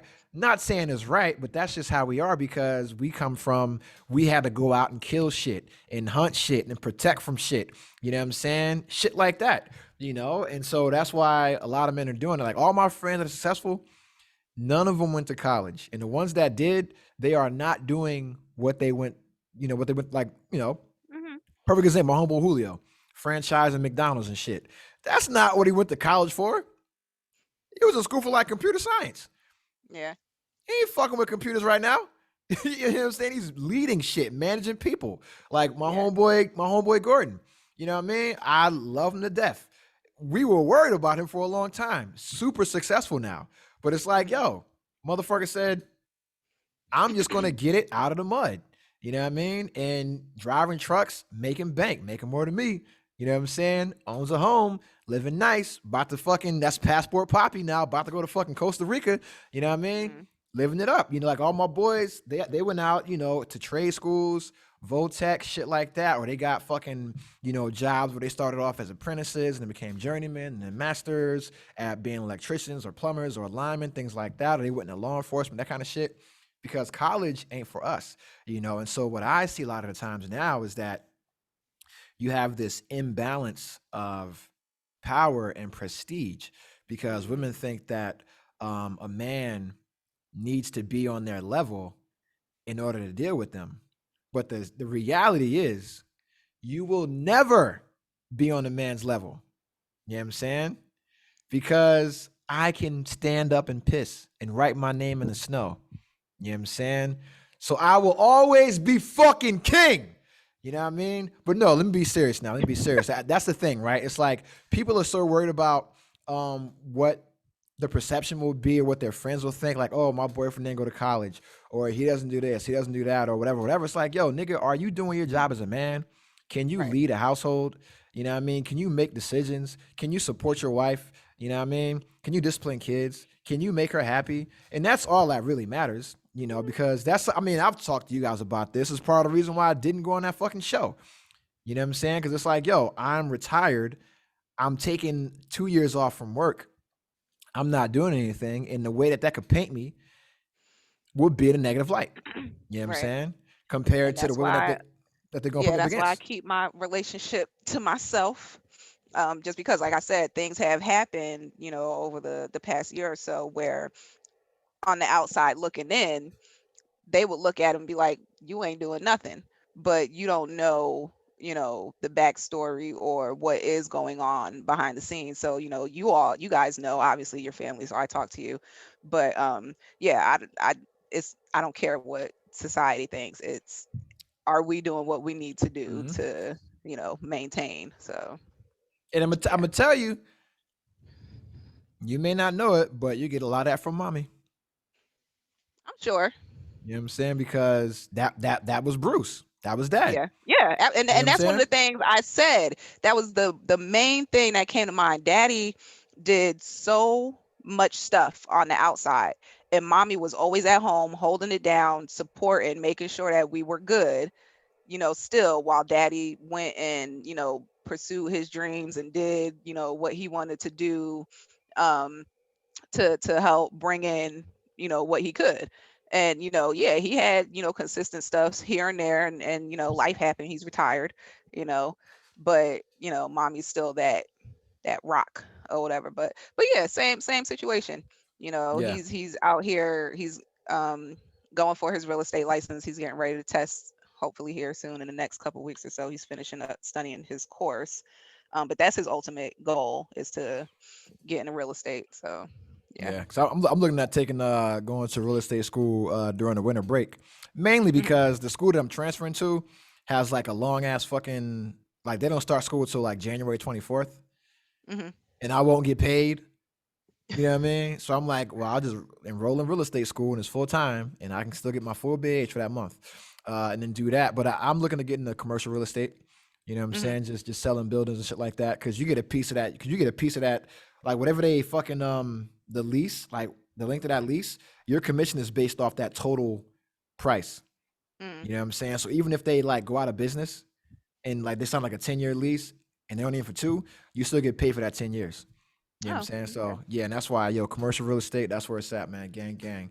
That's why I got a haircut. People see me selling houses. You know what I'm saying? Like, Okay. You need a nice business card. Yeah. mm-hmm. Hell yeah. I'm gonna get some fake, I'm gonna get some veneers and everything with them big ass game show nigga teeth. You know what I'm saying? Be like, guys, smiley out this motherfucker, man. Okay. Gang, gang. Like, I'm getting money when I close my gap. That's when you know I'm getting money. All right. So all y'all out there, I've purposely kept my gap for 2 reasons. One was to keep me humble, because it is my only flaw besides my forehead and hairline, right? But it's the most Lord. visible thing that someone sees. So I want you to see my biggest insecurity. You know what I'm saying? I want you to see my biggest, even though it's not my biggest insecurity, it's not by far. But it's like, I want you to see what would be the perception of, like, people see your smile every day, right? And it's like, normally folks with like an imperfect smile, they have like low self-esteem or confidence. It's like, that ain't me. That Mm. ain't me. You know what I mean? Because I have friends and we crack jokes on each other every day since I was fucking 5 years old. You know what I'm saying? So you can never say anything as bad as what my friends have said. But nah, that's why I ain't get my gap closed. But I'm like, yo, until I buy a house, that's when I'll get my shit closed. But yeah, but if I get this real estate license, I'm gonna get these veneers and it's over. You know what I'm saying? It's over. I'm gonna have these big ass chiclet teeth, extra fucking white. You know what I mean? And I'm be looking crazy out here. I'm be looking like fucking like Mr. Ed or some shit with some big ass teeth. You know what I'm saying? Mm. So just smack, just like A mess. like I just did mad coke. Just like, don't do drugs. Drugs are bad. I'm drug free. That's the way to be. But I do have a question, because you've seen cancel culture, and you've seen Mhm. cancel culture get canceled, and now we're in the era of accountability, and men and women do not like being held accountable. So just what are your thoughts on just the evolution of cancel culture, and was it successful, or was it a big clout chase? And when I say the era of accountability, I mean when you have women publicly holding women accountable now. You know, like you have women now calling out deadbeat moms. Mm. You have like the older generation, like people like Kevin Samuels, right? you know, calling holding men and women accountable for their actions and relationships and what they need to do better, and actively showing them how to do better. You know, like the shit I sent you guys from Instagram about the one young lady on there celebrated when she like exposes women taking advantage of the system, the court system, to like milk dues for child support or shit like that, or just showing like the double standard and expectations. What are your thoughts on that? I haven't really heard much about it. About the accountability part. I have heard cancel culture. Um, like I told you, I'm not on social media. I don't watch TV. Well, I'm not on social media like that. I don't follow entertainment or anything. When I tell you my house is quiet, like nothing. But the little things that I have seen, I think cancel culture is just a bunch of people getting their feelings hurt and they don't like it. So they're just looking for something to complain about, and oh my God, he hurt my feelings. So whatever. Like I really have no care about what is going on out there. If it don't affect my paycheck or well-being, I really don't care about it. Um, and then as far as people holding other people accountable, good. People should be held accountable because there are people out there, like you said, people working the system or just getting away with stuff that they shouldn't be. So, I mean, if you're holding people accountable for the right reasons, I'm all for it. Um, that's a big thing, in the workplace for me that I deal with on a daily basis. Um, and not to talk about work, but accountability is a huge thing, and it can cause a huge issue if not dealt with. Mhm. So yeah, if people are out there doing that and exposing them publicly, go for it. I don't like public shaming or anything like that. That's a little extreme, but no, people need to do what's right. Yeah. I like public shaming, but what I like more, what I like more than that is because men, we for the longest we didn't see a lot of women in our corner, right? Hmm. But then we knew we had some in our corner, but they couldn't come out publicly and say that like, yo, like this is fucked up, because they would get bashed by other women as Yeah. being like pick me's, or whatever the fuck they want to call them now, you know. And now you see a lot more women that are exposing this kind of toxic aspect, because they always talk about toxic masculinity, and Hmm. we've had that jammed down our fucking throats. But what they don't talk about is toxic femininity, you know, and toxic feminism and toxic feminists, and how the feminist movement kind of ruined the relationship between men and women, Yeah. because Yeah. there are specific roles that are designated by DNA. You know what I'm saying? Like our hormones, our chromosomes that we are born with, XX and XY, that influences the hormones that are produced in our body by our fucking sex organs, right? And so if we know our hormones influence our cognitive development and our behavior, our way of thinking, we can never think that men and women are equal, because we're not. We have different, it's like you got a car that uses diesel fuel, you got a car that uses unleaded. Both cars are going to get from point A to point B, Hmm. but it's different fucking shit on the inside. You know what I'm saying? Same engine is an engine. You know what I mean? Transmission is a transmission. You know what I mean? Drivetrain is a drivetrain. Steering wheel is a steering wheel. Radio is a radio. But it's different shit making this thing move, you know? Right. And it's like people don't want to, they focus in my, and this is a conversation I had in psychology class this week, was like, yo, people focus on trying to be the same and trying to Hmm. be equal, and it's like, nah, man, we can never be equal. It's about equity. It's about having equal access, equal opportunity. You know what I'm saying? To have the same resources, to have the same opportunities. But we can, like, I can't have a baby, right? I can never have a baby. I may shit some babies out in the toilet, but it ain't no real baby. You know what I'm saying? Like Lil Nas X was pregnant, but it wasn't no real baby. Men can't have babies, right? So with that being said, we're not equal. We should never be able to make a decision on a woman's body when it comes to that.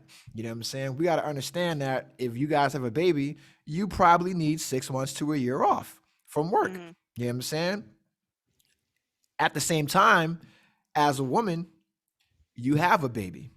So you got to understand as an employer, regardless of whether your plan is to get pregnant or not, I have to look at you as a potential loss. Mm-hmm. So I'm either going to pay you less or just not hire you, right? And regardless of how egalitarian or utopian you want to think society is, I have to think about that because I'm going to lose you for 6 months to a year, maybe every 2 to 3 years. You know what I'm saying? And I'm like, yo, that's just reality because of DNA. We can't fight it, But then people are like, well, that's not fair. Ain't about being fair. You know what I mean? It's about equity. So if I know you're going to fucking take this time off, you know what? I'm not going to pay you the same as a man, but I'll give you 6 months off maternity leave. That's your fucking payback. So take advantage of it. You know what I mean? People look at me like I'm fucking insane for saying shit like that, but that's better than what we got going on now. You know what I'm saying? Maybe. That's just me. I mean, you work in HR, so you might know better. You know what I mean? But Well, I don't agree with not being paid equal. I think you should be paid. I'm not justifying non-equal pay. I think a Okay. man and a woman should get paid the same amount. However, in the hiring process, I understand because there's two things about it, right? One is looking at that. The other thing is our DNA, right? Men are more combative. Men are more opinionated. Men are willing to fight, right? And when you go into a contract negotiation, women are often willing to take whatever they're offered. Men are willing to negotiate for what they deserve. And so as a woman, if you're more passive because of your fucking DNA, right? You're more likely to get along than to rock the boat. You're going to take that lower salary to get into the system. Men, we're used to fighting. We're used to being broke. We're used to not being taken care of, right? So we're like, yo, we're going to go in there and argue for this fucking salary, or we'll just go somewhere else. You know what I'm saying? Because fuck it. I can eat ramen noodles forever. You know what I mean? That's what a man's thinking, like, yo, I can be broke till I'm not. You know what I mean? But women have a different comfort level required to exist. You know what I mean? And that's the other part, is based on DNA, based on chromosomes, influencing organs, influencing hormones. You guys are less likely to argue and fight for what you guys deserve. I'm not. I'm gonna say what I want. Were you always that way? No, I wasn't. Okay, you But had to learn I how to have be that way. grown as a Yeah. person. Yes. Yeah. But that's what I'm saying. Coming in the game, if you already come in at 20 cents less than a man, you ain't gonna catch up to him. Yeah. That's the thing. You know what I'm saying? So that's just my take on that. And people look at me like I'm a fucking nutcase or I'm a big old sexist, but it's like, yo, that's what people are thinking. You know what I mean? That's what this, because I mean, right now, as a recruiter, I thought the same way. Because it's like, yeah. yo, you're gonna come in and you're probably gonna get pregnant within 4 years. And you're gonna Don't they limit you the amount of kids you can have in 1 year? You can get kicked Where? out. In the military? I was looking at don't- something. I know you 'cause can when I was leave. I know you No, can when I ask was to leave. when I was stationed at the air terminal, that's where they sent all the pregnant women, right? That was the pregnancy billet. And there was somebody there, and then it was something I might have read where it was like, if you got pregnant like twice or something within the same year, you were at risk of being kicked out because you're not doing your job. You're not Yeah. doing what you came in the military to do. I mean, that's how it should be. Yeah. Yeah. No, I saw it. That's why I was asking, because I either read it somewhere or I heard it. But it was like, if you got pregnant too many times in one term, then they was like, bye. Like, you're not doing what you just here collecting a paycheck. And I mean, listen, that's something they probably stole that from my brain, because I remember sending out to women that I was recruiting. I'm like, yo, you cannot get pregnant while you're in. You have to go on birth control. I got in trouble for that shit because a young lady told her mom, and her mom called fucking region. You know what I'm saying? They called me. That's also why I didn't get a fucking comm when I left recruiting, because I had probably like 5 or 6 congressionals on me when I was a recruiter. And that's when like a Uh, congressman has to call your fucking boss because you're saying wild shit. Everything I said was true. yeah. Don't get pregnant or your career is over. You know what I'm Yeah, because saying? that's what it was. You had the chicks who would get pregnant to get away from going on deployment. Yeah.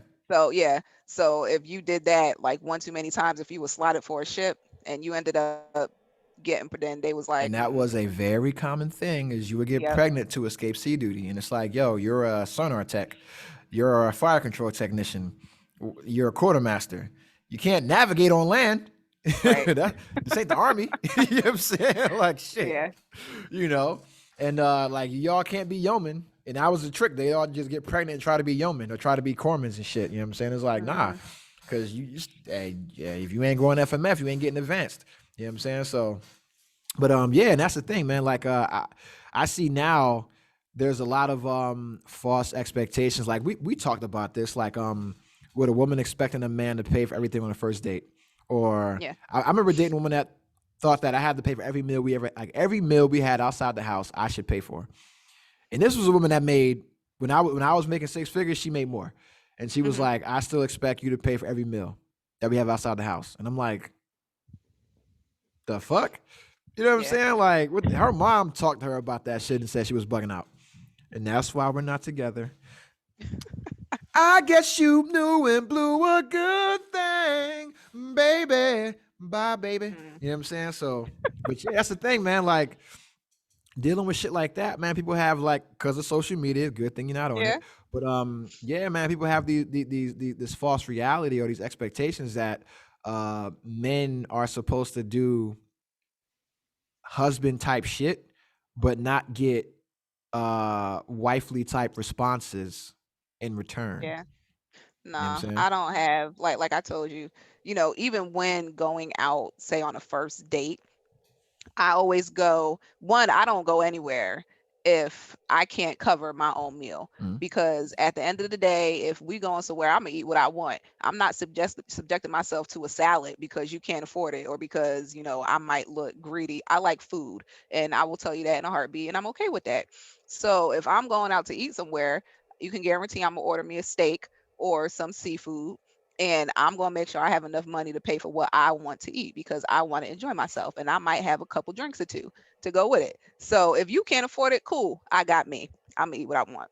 So, and it's the same thing, now. If I go somewhere or if I want to go out to eat, I'm asking the question. So I'm fully expecting to cover that.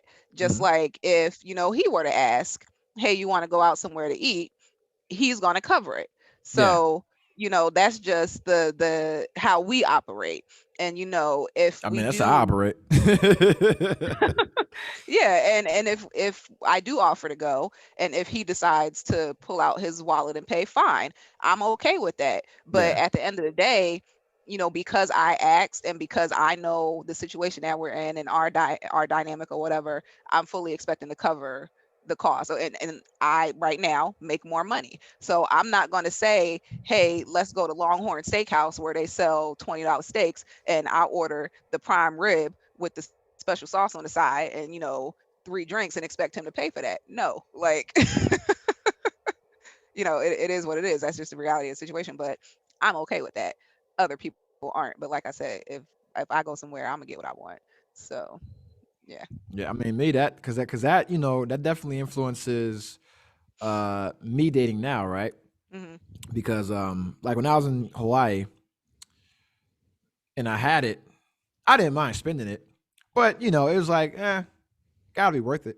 But I Yeah. was normally going places that I wanted to go, Hmm. and then even then, like I wasn't going on extravagant dates, nothing like that. Never dinner, never dinner. It'd be like lunch or brunch, and if we go on a brunch, I'm going to my spot. You know Hmm. what I mean? Where I'm getting my bottomless mimosas. I know what I'm getting, and I know what you can get. You know what I Hmm. mean? And so you ain't like you can't get nothing crazy. You know what I Right. mean? Because it's covered. You know what I mean? Or if you try to get something crazy, my people that work there are going to take care of it. You know what I'm saying? So because that's what always happens. That's why it's good to make friends, right? But yeah, and then even now it's like Hey, you want to go out? We can go meet for a drink. You know what I'm saying? Like we can go grab some coffee. You know, we can grab like lunch or something like that. But Mhm. because it's like, yo, like, because beyond the shit that you mentioned about, having to worry about what somebody can afford or looking greedy, or just when you don't know somebody yet, you can't go get the baby back ribs. Right. You know what I mean? And be all messy and shit. You know what I'm saying? You may not want any finger food. You know what I'm saying? Because it's like, now I'm gonna look like I'm fucking just fucking shit up and like I'm all just, a sloppy eater or something like that. No, I'm just like, you know what? We can go grab some coffee.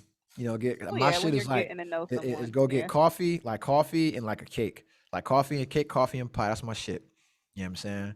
Or Dave and Buster's. We can go grab a beer, watch the game, play some fucking air hockey, and I can see how you respond. You know what I'm saying? Because it's like I don't want to be in a situation where we can't talk. You Mhm. know, because I ain't here to watch you eat. I'm here to talk to you. You know what I mean? And that's what happens. Is like people, and then the other thing is like today people want to share everything with people. Like you mentioned, you like to keep your relationship to yourself, private, off the fucking internet. And it's like, Mhm. yo, if I'm on a date and your phone is out and you taking pictures of shit, that's the last date. Yeah, that's You know what my I'm biggest saying? pet Like peeve. I that's the can't last stand date. that. Yeah, because like, what the fuck? You ain't never been away before.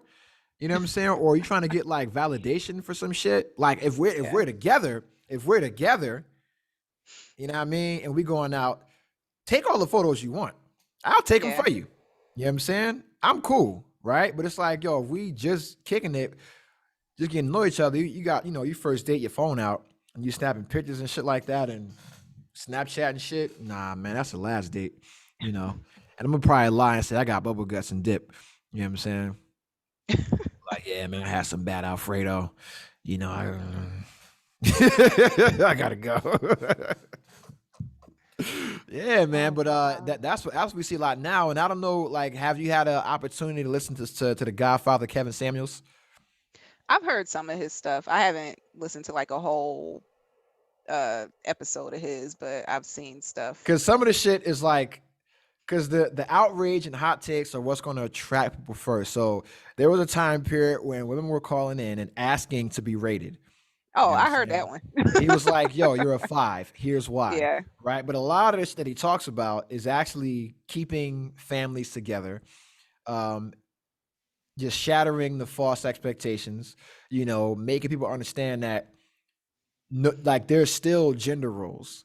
There's Mhm. still like that's never going to change. Like you still need a man for protection. You Mhm. still need a man to open this fucking jar, to Mhm. feel safe at night when there's a fucking bump, you know what I'm saying, or something makes noise. If you're in a country and you got fucking coyotes and fucking wolves and deer running around, you need a man. You know what I'm Yeah. saying?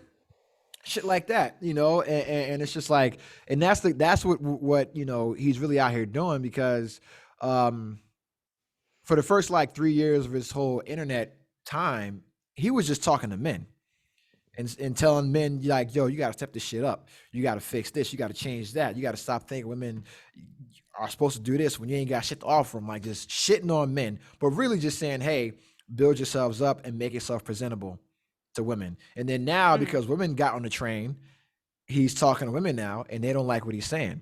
Like when he talks about like, okay, a single woman dating with children as opposed to a single woman with no children dating. He's like, yo, you're not equal. A man's looking at that like, yo, that's another man's kid. That's a liability. You know what I'm saying?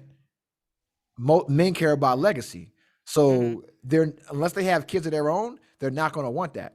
You know what I mean? And he's like, yo, if you have kids, you should date a dude that has kids Mhm. because y'all ain't gonna want more kids. You know what I'm saying? Like, and y'all can relate on some shit as opposed to you having kids and him not having kids, and then he wants a kid and you don't want more kids, and he's got to look at somebody else's kid forever and never have his own kid. Like, it's never Yeah. gonna work. You know what I'm saying? Shit like that, or women thinking that okay, because I make X amount of dollars, I should be able to attract like a quote unquote high value man, which is a man that makes like top 10% income earner, right? But Mhm. it's like, yo, men that make that kind of money want women to stay at home. Right. We're not trying to compete with you. You know what I mean?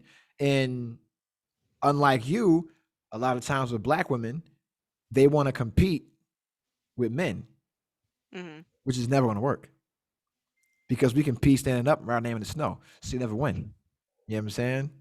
Like we can piss standing up. You can never win. We'll always win in that category.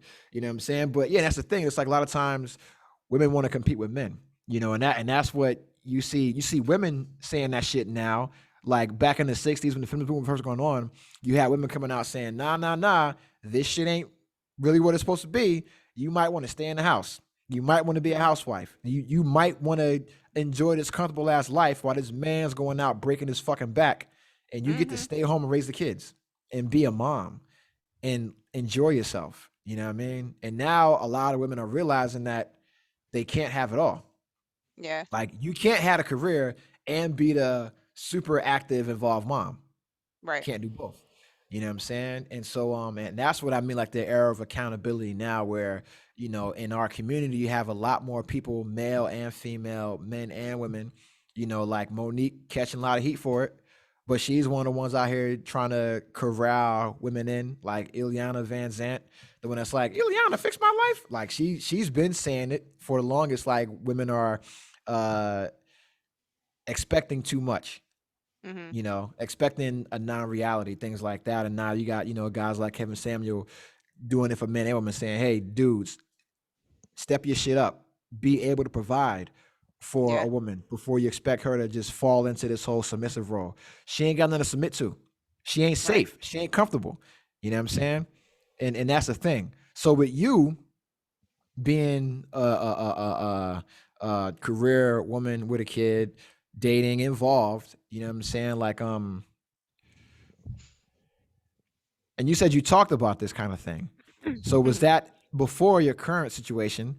Was that something that gave you problems before, which was balancing the career and the feminine role that you have? Um, I can't really say, because when I was married, we were both in Mhm. the military. So, the dynamic was the same between the two of us. We were both working, we were both providing, probably making the same amount of money at that point. Um, the difference in that was, um, one of us was less financially responsible than the other. So it caused some issues. But after that, it wasn't really an issue. And then even now, it's not anything crazy. Repeat the question. With high income earning women, Hmm. do you see a issue with them balancing their careers and their feminine roles when it comes to dating? And you don't got to talk about yourself if you're not in a situation, but you have friends and shit like that and peers and coworkers. Do you see an issue for them balancing, hey, I earn this much and I expect XYZ, but Oh, okay. like it's like, hey, I earn six figures and I want a man to do all this shit, but I'm not a wife. Like I don't Yeah, have the no. wifely qualities. Yeah. No, like I said, when I was married, we were on the same level, so it wasn't really, and shoot, he did all the cooking and crap. So, I mean, you that's what he did know, in the fucking it wasn't, military. So, yeah, yeah. But yeah, it was even then, and then even now, I don't see an imbalance. well, not in you, just in women in general. Well, from the ones that I know, no. Um, and really, I only know a handful that are actually in steady relationships. Because I only have a couple close friends, and the one, she's in the same situation kind of I am. I think she makes more than her partner, and he contributes and does little things around the house and stuff like that. But I don't think there's an imbalance, when it comes to gender roles or anything like that. Um, for me, it's more of a time thing, because I'm working 8 hours a day. Mhm. I have a kid that I have to take care of, and she has things I have to uh, do for her. and everything. So it's more of finding time to do what needs to be done, like around the house, if you want to take those gender roles and separate them. But that doesn't stop him from washing the dishes. It doesn't stop him from doing laundry. It doesn't stop him from cutting the grass or sweeping the front room or something like that. So, we even it out. Yeah. So But with household duties, I don't separate those by gender roles. hmm That doesn't. That's like, nigga, you live there, do something. You know what I'm right. saying? That's just me. That's how we were raised, Yeah. right? But no, for the gender roles, I mean, like, if you're in a relationship, a committed relationship where you guys are building something together, a man leads the relationship. That's what I hmm mean. You know what I'm Oh, I mean, saying? Like, yeah. Um, yeah, there was none of that. Well, we won't go there. Um,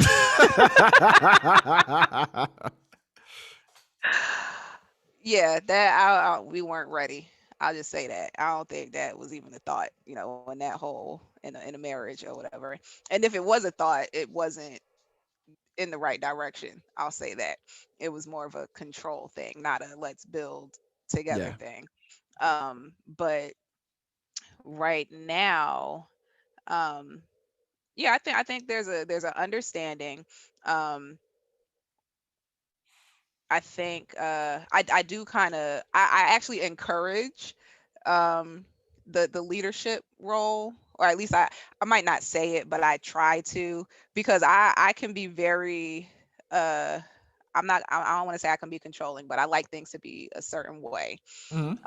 And I had been by myself for however long, so I did things. So for me to take a step back and let someone else kind of take the reins, that's something I'm still getting used to and adjusting to. But I do try not to dictate. I'll say Hmm. that. I try not to dictate how things are done. But I would prefer that, he take that leadership role. But because I do so much right now as far as maintaining the household and everything else until he gets to that point, I have to find a balance there, where, like I said, because I don't want to parent an adult, and that's not my intention. That's what I'm trying to do. That's not what I'm trying to do. So I do kind of step back a little bit when it comes to certain things. And yeah, I definitely want him to step up and take that you know man role. Okay. So here's a not not question. not saying that he's not, but So here's I a think question. he's It getting used pertains to to that me, too. and it Yeah. pertains to me, right? Could someone be a stay-at-home dad and be the head of a relationship, the head of a household? Yeah, I don't see why not. It all depends on how it depends on, because I'll use Yanni for example. Now, while the situation is switched, Yanni is a stay-at-home mom, but she is, I would think she's the head of the household, and not because Kevin works full time, and it's just that situation. But I think if it was reversed and say Kevin was a stay-at-home dad and Yanni went to work all the time, but he's running the household, he would be making sure everything was taken care of. Mm. Exactly what Yanni does. It's just a flipped situation. So he's the breadwinner, he's whatever, but she's still maintaining and making sure everything runs smoothly, making sure. So yeah, i I don't see that being an issue. It takes So a could lot to so could a man be a stay-at-home dad and be the decision maker? yeah. Okay. Okay. Interesting. Interesting. Yeah, and A yeah, I'm lot not of saying that. people will disagree with you because they equate that the decision making power comes with the income. True, but like I just said, Kevin works, right? And I'm just using them because it fits the discussion, but it's flipped.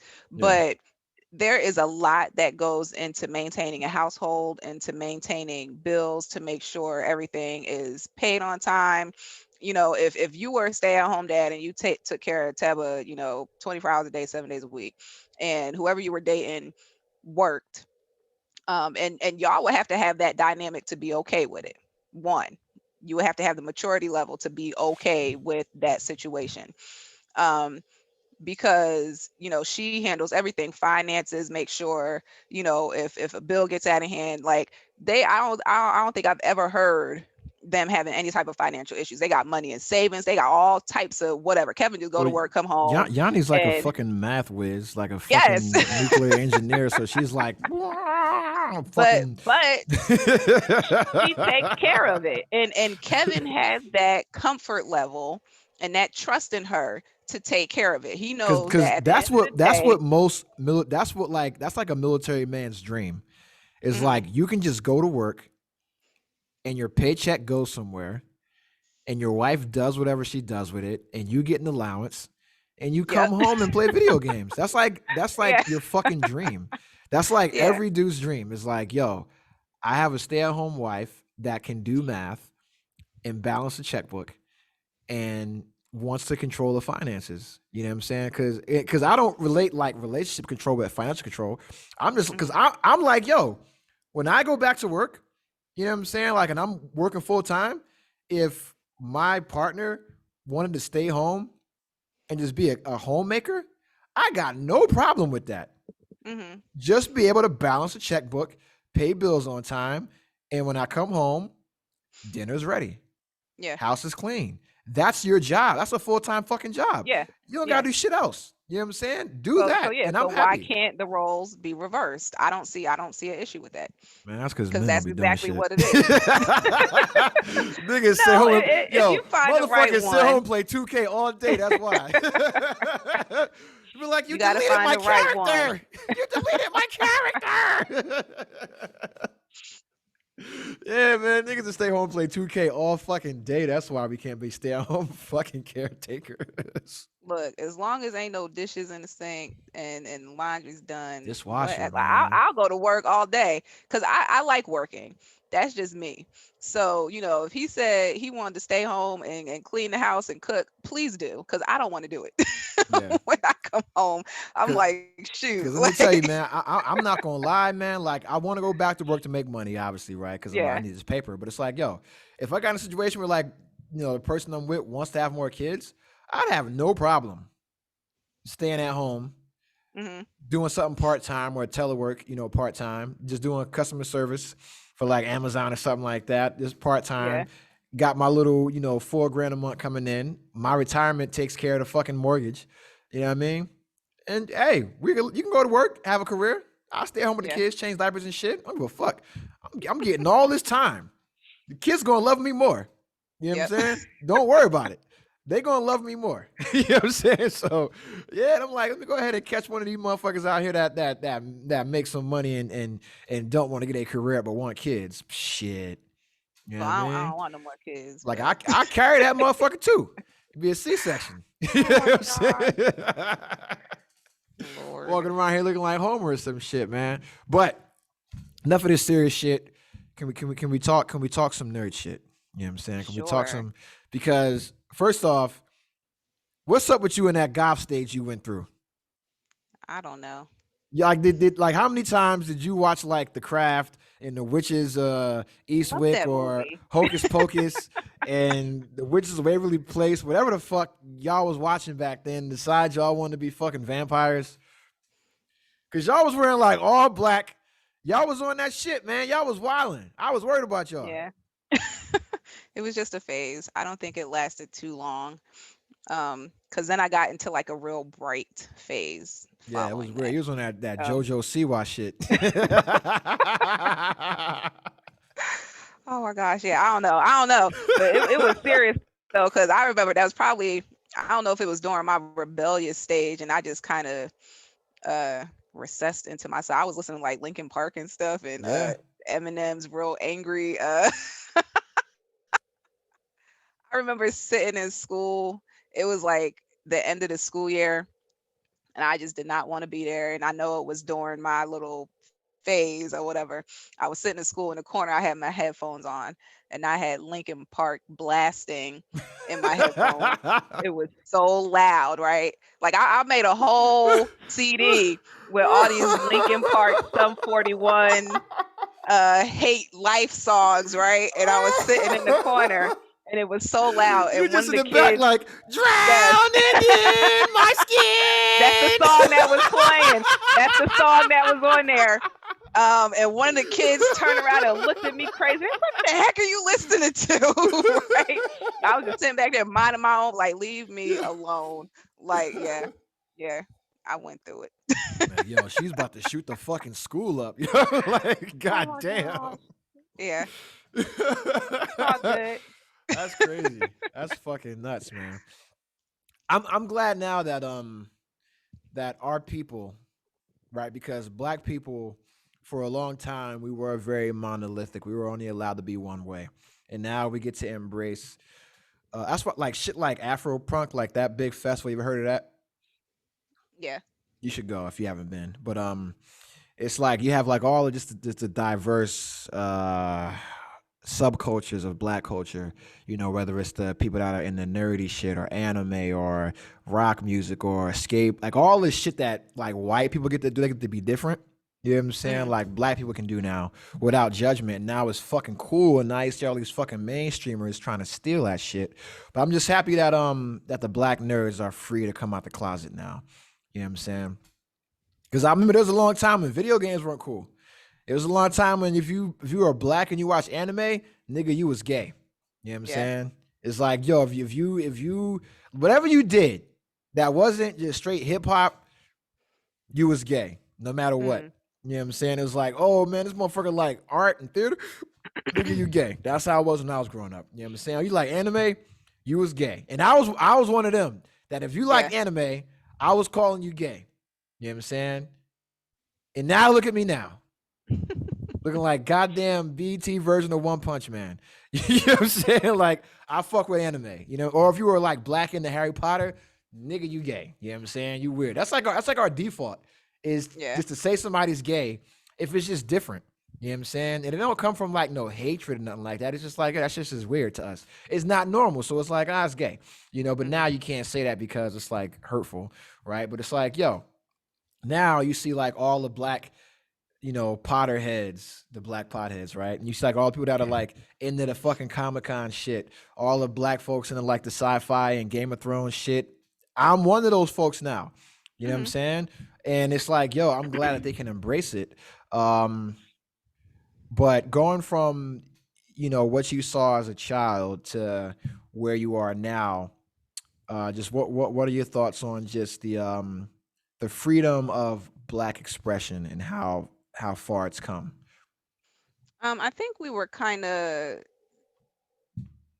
getting into it, as I was growing up, coming through high school and stuff, because a lot of my friends were into anime and the Harry Potter and stuff like that. So um, the group of friends I hang out with, we all like the different technical music, the Linkin Parks, the Sum 41s, the Evanescence, So we were surrounded by that already. Um, and then I guess as we just got older, we had more access to it, so Mhm. it became the norm. So I don't think we really ran into those issues where, oh, you're weird because you listen to that. So I don't think we had that, but it's definitely you see it more, people expressing how they are. Have you seen Yanni's house? No, I've only seen like a little bit of like some of the pictures, like this are her decorations and stuff. I haven't She been has inside. Harry Potter flags. Her house is decorated like, Harry Potter Halloween, like all year round. Like she's the biggest nerd out of all of Jesus us, I Christ, think. Kevin, why Um, did you ask her to marry you, dog? but they fit. But that's who she is. That is honestly who she is. She loves the Nightmare Before Christmas and Jack Skeleton, Sally, all that stuff. So, but that's who she is. And then I like some things. I'm not as extreme or out there as she is when it comes to it. Um, but no, I think we were able to express ourselves in the nerdy side of it without any real issues. Yeah, I'm just happy now because now it's like I get to enjoy white people shit. You know what I'm saying? Because white folks, you motherfuckers been having too much fun for too goddamn Mhm. long. All right, now is my time. It's our time to enjoy some of this white fun. You know what I'm saying? Renaissance fairs, that ain't yours no more. You know what I'm saying? You got to share it. All right. All the fucking Harry Potter conventions, you got to share that shit now. You know what I'm saying? Comic Con, we here. You know, it's not because it's Yep. like, yo, like I look at just the freedom of just how other people, because now, like we've done it, and now you get to see like the other ethnic groups, because it was just all about surviving, and that's what I related to. It's like it was about survival for so long, right? And then finally the culture got to a point where we can allow it to thrive and expand. And because Mhm. now you see like Hispanics being able to like, cause bro, for a minute you would never see like Hispanics that fucked with anime like that. You know what I'm Right. saying? Or fucked with like Game of Thrones, dressing up like fucking White Walkers and shit. Cause they were just like, yo, I gotta work, work, work, work, work, work, work, work, work. Right? That's how the parents were. It was like, yo, just Mhm. bust our ass to survive. And now the kids get to fucking enjoy some of this white fun. You know what I'm saying? And I don't want to say white fun, I'm just being stupid, but it's like, yo, the Yeah. kids get to enjoy the fruits of that fucking labor, man. And it's like, even now, it's like you saw, like, 'cause I had like Asian friends growing up, and it's like they got to enjoy shit that was specific to Asian culture, but now it's like their kids get to enjoy everything. You know what I'm Mhm. saying? And that's like when I say like, yo, parenthood, it's like you're just here to be fucking pavement for your kids to walk on, right? So they can Yeah. enjoy the shit that you didn't get to enjoy. You know what I'm saying? And I'm like, yo, that shit is dope. Cause now it's like, yo, I know Halloween, I'm going out dressed up with my daughter. You know what I'm Mhm. saying? And we'll do that all the time. Why the fuck is my phone ringing? Nobody should be calling this. Hold on. I don't know you. But yeah, let me turn this. It's my business phone. So I mean, it's either somebody trying to pay me or that's somebody that I owe. So let me turn this shit Mhm. off. But yeah, man, it's like I'm happy about that now because it's like, yo, you think about growing up, right? Our parents were into all the sci-fi shit. Grandma was into the sci-fi shit heavy. Our parents into that shit, but we didn't know until we Yeah. left the house. Like I didn't know that Molly was a fucking nerd. I didn't know she was in that shit. I know she watched the X Files. That was Yeah. it. I didn't know she was a fucking nerd. You know what I'm saying? Until we left, and you get to, and they're not busting their ass for us to fucking to live, and they get Mhm. to do their own thing. So for me, it's like that's why I be on Bruce ass all the time. Pause about like, yo, you need to watch these Marvel shows because it's Yeah. like, yo, you got me in the comics, motherfucker. You know what I'm saying? Like, and I don't mean to call him motherfucker, but yo, you did smash my mom's, right? But it's like, yo, you got me into this shit. Nigga. You know what I'm saying? Like, yo, so it's important to me that you go watch the Avengers movie. You know what I'm Mhm. saying? Like, it's important to me that you watch Spider Man because you can now relate to your grandkid who Yeah. watches the same shit that you grew up on. You know what I'm saying? And it's like I know when it's like I'm watching Disney movies, dog, and I cry at every one of these motherfucking Pixar movies. I hate this shit, but it's like, yo, eventually my daughter's going to understand what the hell's going on, and we'll have that together. You know what I'm Mhm. saying? And it's like now we're in an age where it's like, yo, the shit that our parents enjoyed but didn't really get the chance to truly enjoy, we can all enjoy it now, 3 generations. Like you can literally Yeah. go to the movies with your daughter and your mom and go watch fucking whatever. You know what I'm saying? And most of the shit now is like all the nerd shit, all the sci-fi shit, all the fantasy shit because it's just like it's the books that they grew up on and the movies that were made by us essentially. You know what I'm saying? Mhm. So has who the fuck is called? So has Faith, is she like into the Marvel shit or the or the Oh or yeah. the, or the so what does she Yeah. rock with?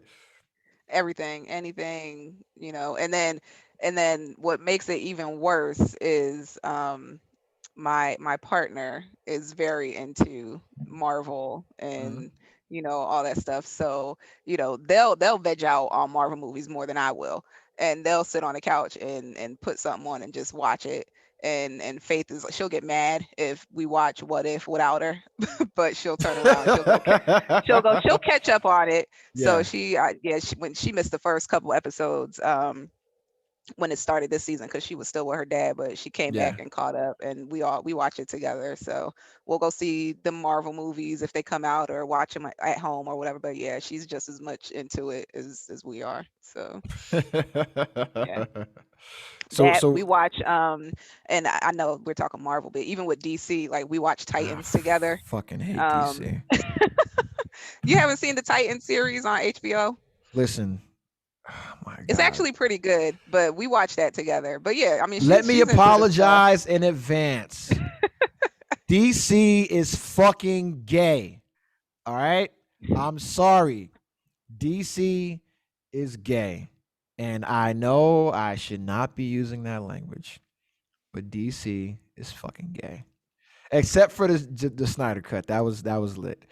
The That rest was of good. DC is Yeah. gay. All right? I'm sorry. I don't like it. It's all gay. I'm sorry. I'm sorry. Flash, gay. Arrow, gay. Smallville, gay. You know what I'm saying? It's all gay. I feel like fucking Riley from the Boondocks. Like, nigga, you're gay. That's what the fuck I look at DC, and it's all Superman's fault.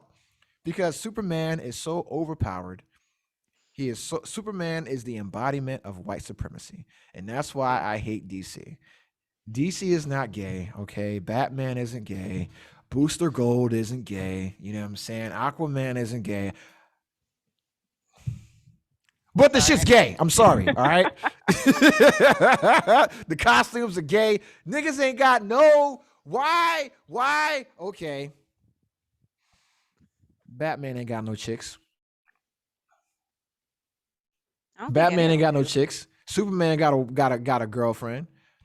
Superman got Kinda. Lois Lane. That's it, right? But who else? Who else? You know what I mean? Don't nobody else get to have like a regular ass relationship in Marvel TV comics. Barry Allen does. Well, Flash is actually gay in the comics, so sorry. Oh. You know what I'm saying? So yeah, that's the thing. But yeah, man, fucking oh God. Why is my shit going off right now? But yeah, so yeah, man, like DC, like in Marvel comics, like people got to go through actual relationships and have problems. That's why I like Marvel, because it's like they were human, they were real. It's like you look at Cyclops and Jean Grey, they went through some shit. Wolverine, toxic as fuck. You know what I mean? Like everybody went through actual shit, and it was just more relatable. So I don't mean DC's gay. It's just not relatable. You know what I'm saying? Because everybody was too fucking perfect. You know what I'm saying? And then DC didn't have characters of color that mattered. You know what I'm saying? And Marvel did, and they always did. They always have, and they always will. You know what I'm saying? And that's why I fuck with Marvel heavy. DC, I'm sorry, but you know, the only like, do you see how they did Cyborg? You see how they did Cyborg, the most important character in the fucking movie. And you see how they did Cyborg. You know what I mean? That's why I don't fuck with DC. You know what I'm saying? So that's just me. But I hear Titans is good. I hear Doom Patrol is good. I heard Gotham was good. I fuck with Batman. Batman is dope. You know what I'm saying? But I am stuck in my ways, obviously. Fine. Right? So that's what it is. But no, I hear all the DC shit now is actually really good. You know what I'm saying? Yeah. It ain't Marvel. It ain't Marvel. No, All right? it's not. I mean, it's different, but I mean, yeah, I like TV Flash. I don't care for the other DC TV shows that are out there, like Arrow and Supergirl. That Flash is the only one I keep up with. I was watching the other one where they had the group of heroes or whatever. I forget what that's called, but then that show started getting crazy, so I stopped watching that. But yeah, some of their stuff is good, but yeah, Marvel's always gonna be better. Yeah, give me 1 second. I gotta send a text. I'm sorry, audience.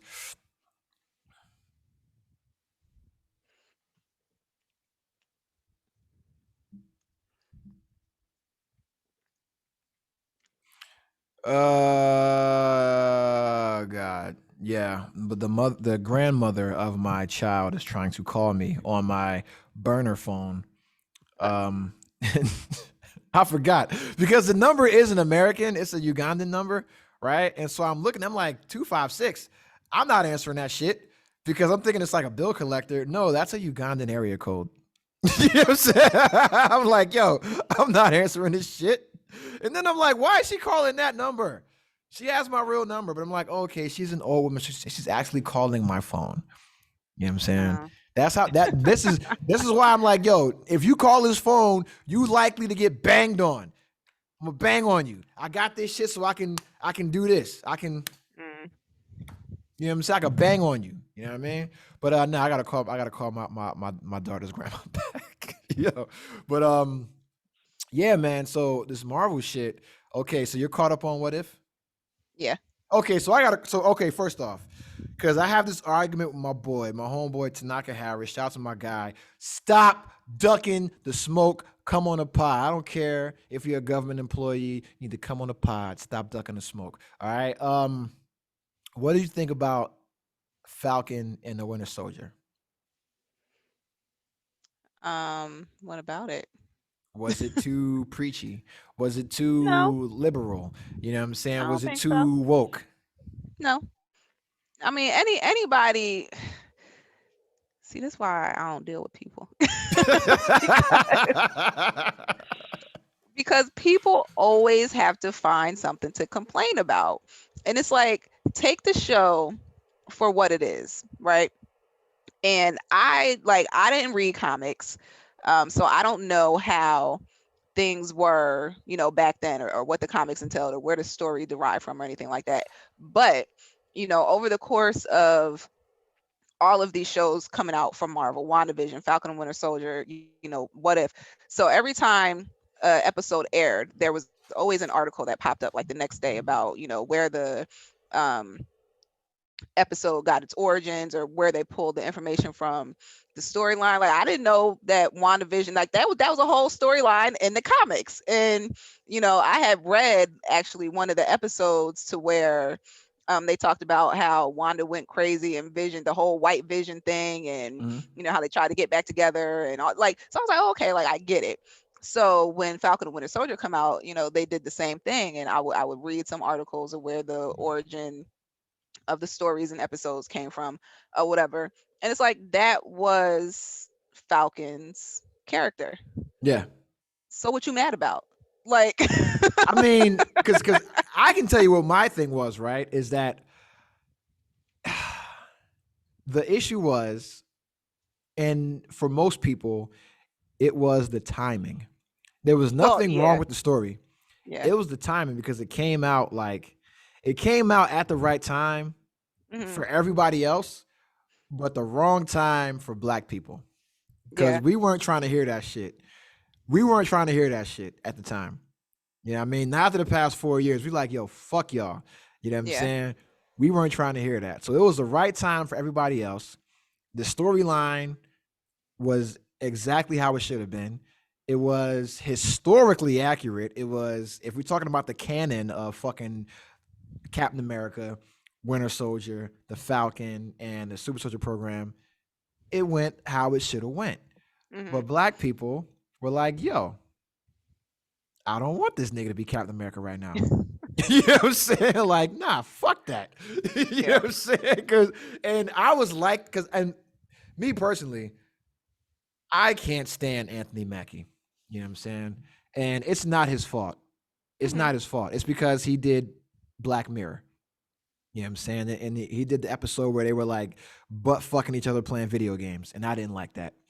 You know what I'm saying? Because I felt like you're targeting me and my friends, you know what I'm saying, who play video games all the goddamn time. So I'm mad because it was him and the other dude from Black Panther, one of the bad guys from Black Panther, right? One of these other big brawly ass fucking black dudes, right? I'm like, y'all got niggas kissing. I'm like, damn, man, we can't just chill. Fuck. You know what I'm saying? Why you gotta get the same black actors to do all the gay shit too? You know what I'm saying? Like, get the motherfucker that was in Moonlight to do some shit like that. You know what I mean? Like, god damn, right? But and that's just me being close-minded, right? And so I'm mad at him for that. But I can't stand Anthony Mackie. He did a good job in the fucking show. I think everybody did a good job in the show. I mean, Bucky did his thing. I liked his story arc. You know what I mean? My favorite thing was Elijah Cummings. You know what I'm saying? mm, Or Elijah Bradley. I'm sorry, Elijah Cummings is the goddamn. Yeah, but I like Elijah Bradley, right? Because I'm yeah, like, that is what the fuck actually happened to actual black fucking soldiers. You You know what I'm Mhm. saying? And I'm like, I'm glad they made that a big point of the fucking show. And my boy hated it because he was like, it's too woke, essentially, right? But it was how it had to be. Yeah, But yeah. WandaVision, I hated the first 3 episodes. I'm like, what's the point? Like this shit is stupid. And then episode 4 came, and I was like, oh, this shit got real. You know what I'm Yeah, saying? Like this shit got real, and then it all made sense. And yeah. then got like, oh fuck, what else? Because there's so much shit coming out, like Loki.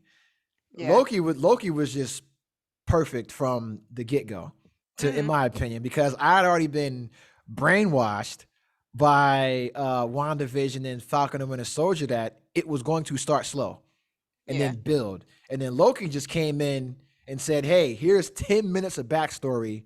Now you're getting all crazy shit from then on." You know what I'm saying? And I'm like, "Oh, okay. This ain't Loki. This another Yeah. nigga." You know what I'm saying? So it's another nigga. No, that's what it is. This ain't Loki. This another nigga. You know what I mean? And he ain't the main character. Right. So yeah. And then I'm like, oh, okay, this shit is crazy. And so now it's like I'm watching What If, and they kind of fooled everybody thinking it was like just like an anthology, like none of us related. And then if you're caught up, you see, oh no, all this shit is fucking related. You know It's what I'm saying? crazy. Yeah. And they're saying that What If ties into Spider-Man No Way Mhm. Home, ties into Doctor Strange, Multiverse of Madness, ties into Ant-Man Quantumania, you know, and I'm like, yo, bro, this shit is fucking nuts. I don't understand. Like, I'm just like, yo, and then it's like, part of me is like, yo, it ain't what I grew up on. Mhm. It ain't the same stories. They changed the comics. Yeah, they made it, palatable for TV for the Mhm. most amount of people, right? And I'm like, okay, whatever. You know what I'm saying?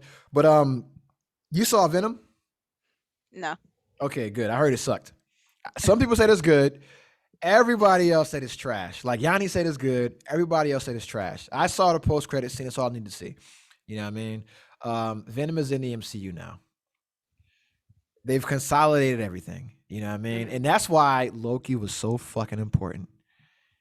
That's why that show is the linchpin in the entire Phase fucking 4.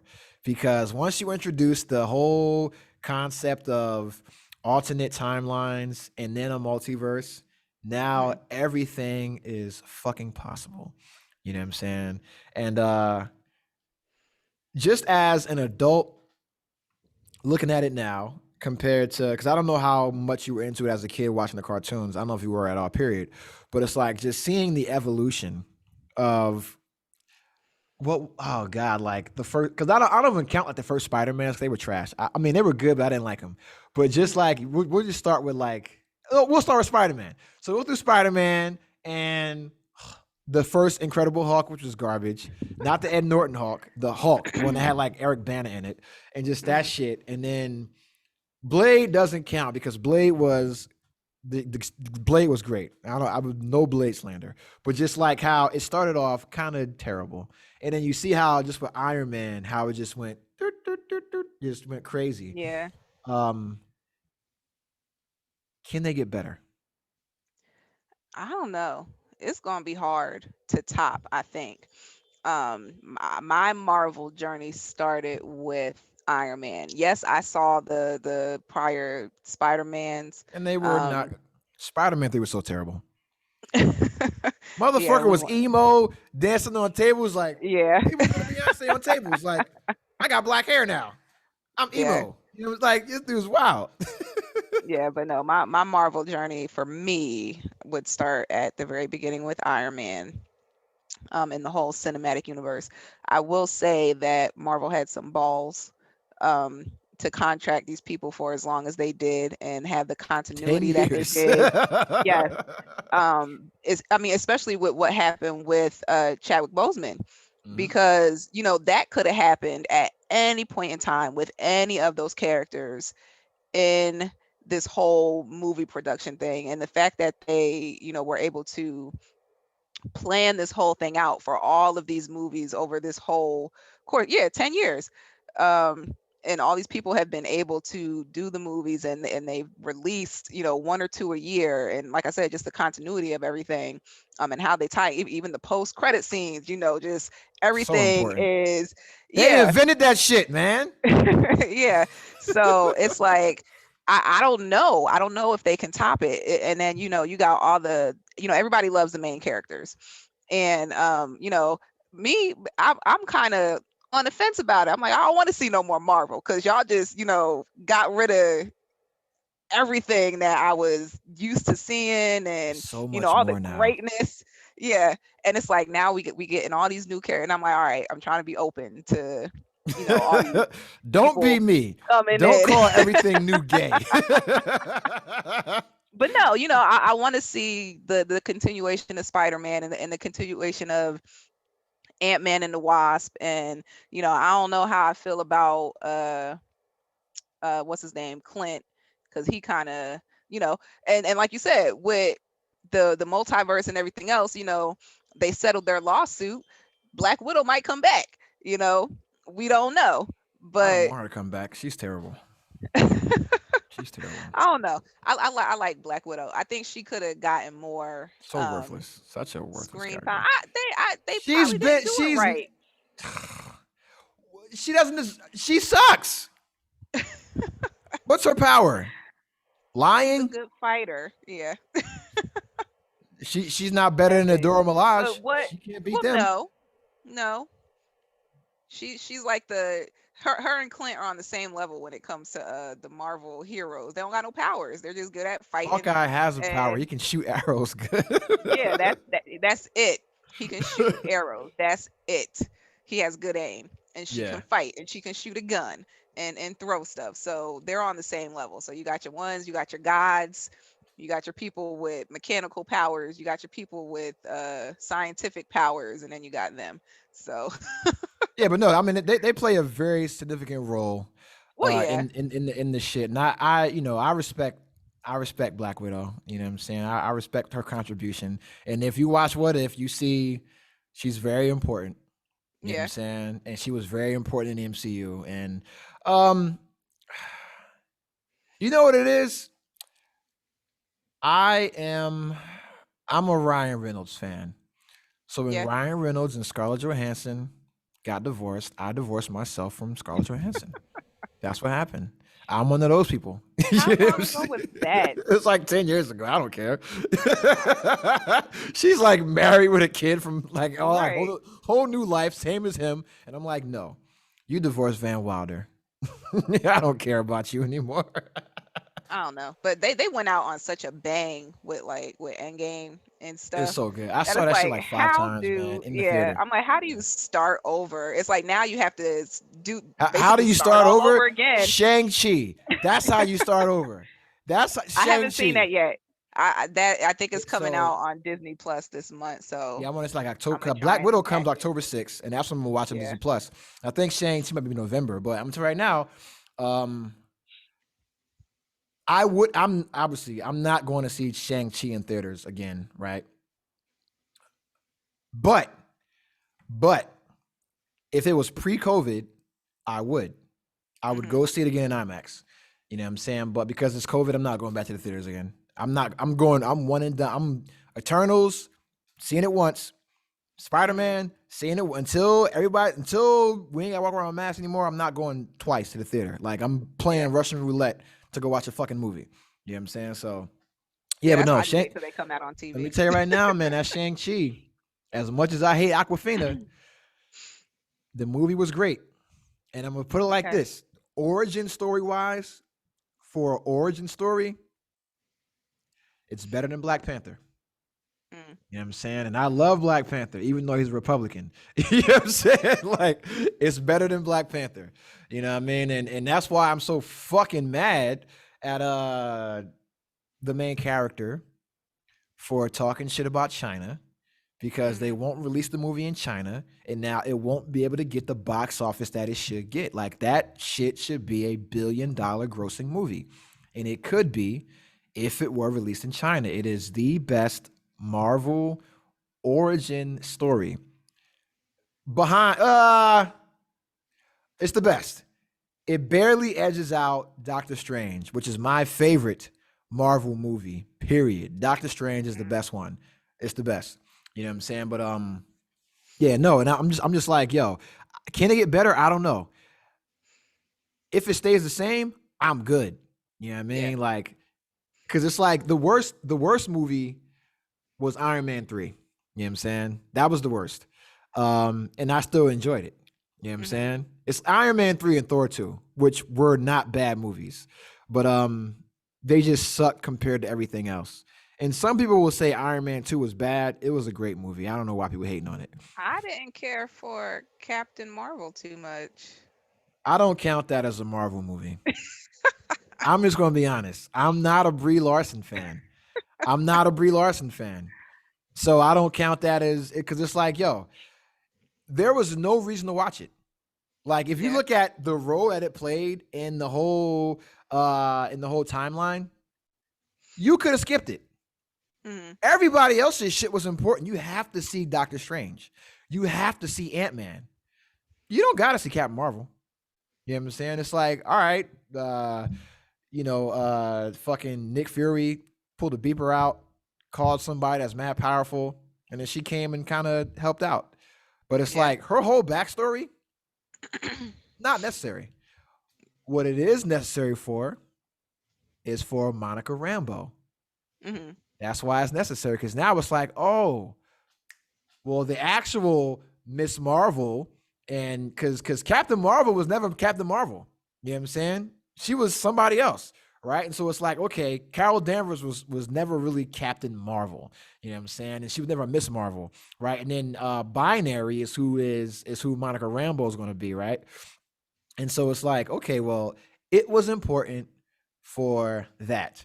You know what I'm saying? So Yeah. now I can get Kamala Khan, I can get Miss Marvel now. You know what I'm saying? I can get everybody else now. And so that's why I can get Secret Invasion now when the Skrulls come and fucking take everybody over. Now I can get all that. That's the role Captain Marvel played. Hmm. As a movie, I didn't like it. You know what I'm Yeah. saying? Even though it had everybody in it, I didn't like Yeah. it. And that's why I didn't like it because it had too many big name actors. Like I love Jude Law. I don't need Jude Law in my Marvel movies though. You know what I'm saying? I don't want him in the movies. That's it. But even though I liked the backstory, just not hers. You Yeah. know what I'm saying? I liked everything except her backstory. So I'm like, she's not special. You know what I'm saying? Like, she ain't no different than Green Lantern. That's the problem. She's no different than Green Lantern. You know what I'm saying? With a couple more powers. That's it. But very important character, obviously, right? But not in the What If series. Not very important. You know what I'm saying? Yeah. Because she is getting her ass kicked left and fucking right by Right. everybody. You know what I'm saying? So, but super important character, Doctor Strange. You know what I'm saying? Yeah. Strange I'm ready. Supreme. Strange Supreme is coming back. You know what I'm Yeah. saying? And he's coming back. Super important character. Ultron. We thought he Yeah. was gone. And now, because and That was then crazy. And you know what's crazy with these episodes? Like after every episode that we watch, we just sit there and like stare at each other. Like there's no happy endings. And like even no. the last one, you thought it was a happy ending, and there here come Ultron, and like literally just stared at, like, they really just want to end the episode like that. No happy Yeah. endings whatsoever in any of these shows. And it's just like, that is, I mean, we were speechless the episode where they killed all the Avengers. It was like, holy crap. Like, Because Iron Man keeps getting killed. yeah, Like like how he like everybody's like, how many times we got to watch Tony Stark die? yeah. For dump everything every time. Just Yeah. yo. Because Yep. he's like the linchpin. Because they talk about like absolute points for like like how Doctor Strange's girlfriend was like an absolute point. It's like Hmm. Tony Stark is an absolute point for everything else to go fucking wrong. You know what I'm Yeah. saying? The same thing like with Spider-Man, Uncle Ben has to die. You know what I'm Right. saying? Like shit like that. And so it's like, well, fuck, man. Because I'm like, yo, Iron Man, bro, what the like, come on, my guy. Like, you keep getting fucked up no matter Yeah. what, bro. Is a Yeah. zombie or you getting killed by fucking Hank Pym or fuck, bro. Like everything is you just getting your ass kicked, man. But all the Avengers get washed, essentially. But I'm like, yo, they brought back characters or made characters more significant than they were. Like Yondu, right? Nebula. Nebula, super Yeah. important. You know what I'm saying? Yondu, it's like, okay, he kidnaps fucking T'Challa. And then you see how T'Challa changes that whole he's still Black Panther. You know what I mean? Just in space now, right? And it's like, god damn, that motherfucker's like Yondu is actually super important. You know what I'm Yeah. saying? Killmonger. You thought he was It's so- gone. And Yeah. now it's like, oh, this motherfucker's like, if he would have won, god damn. Like, because for a time, folks were like, yo, Killmonger was right.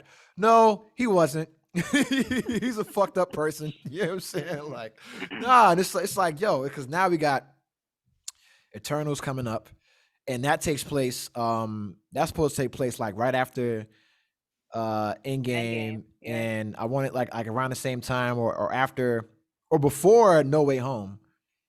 After Endgame, before No Way Home. And then it's like no one knows about the Eternals because no one read the comics like that. So it's like everybody's walking to this blind, but they got big cast, big budget, big director, and it's like this is the fucking shit that's gonna start everything else out. Because you got Shang-Chi, which establishes the new Avengers. And now it's like, okay, Eternals is like, okay, now this is supposed to introduce like the big or a potential big threat, but it's actually not. You know what I'm saying? The big threat comes in Spider-Man No Way Home, because everybody's like, it's not strange, it's not strange, it's not strange, it's not Doctor Strange. Everybody's saying it's Mephisto, and I don't think so. it might be strange, might not be, but I'm gonna tell you what, it ain't Strange Supreme. That's who it ain't. That's who it's not. You know what I'm saying? And I'm just like, yo, I don't care about none of that shit. I just want Kang. You know what I'm saying? I'm on But the he's fucking not coming till Ant-Man. Ant-Man. Yeah. Well, I'm hearing some shit that he is going to be in the post-credit scenes of Spider-Man. I mean, yeah, that's possible. Yeah. But not in like how, because I mean you didn't see Venom, but the post-credit scene of Venom is out. But not like some small like some like little shit, or like how Thanos, came in and was like got the gauntlet and was like, I'll do it myself. No, it's like, yo, you already know, because you saw He Who Remains. We ain't see Kang. You know what I mean? Yeah. We saw a light-skinned Kang. We ain't see dark-skinned Kang. You know what I'm saying? So, and that's what it is. Like, he's going to be in the end credits for fucking No Way Home and come to do his thing. You know what I'm saying? And start Okay. fucking shit up. And I'm like, okay, I can fuck with it, because then it makes Quantumania make so much more sense. You know what I'm saying? Because Doctor Strange Multiverse of Madness is supposed to take place at the same time as No Way Home, at the same time as WandaVision, because if you look at the whole timeline when it all happens, it's like some of the things are out of order right now because of the pandemic. Yeah. Eternals was supposed to come out before Shang-Chi. You know what I'm saying? So, and that's the thing. So it's like, we're going to watch this and be like, oh, well, the fuck? Because Shang-Chi is like a year after, damn near. You know what I'm saying? So, Oh, okay. yeah, Shang-Chi is like after, like the blip is already done.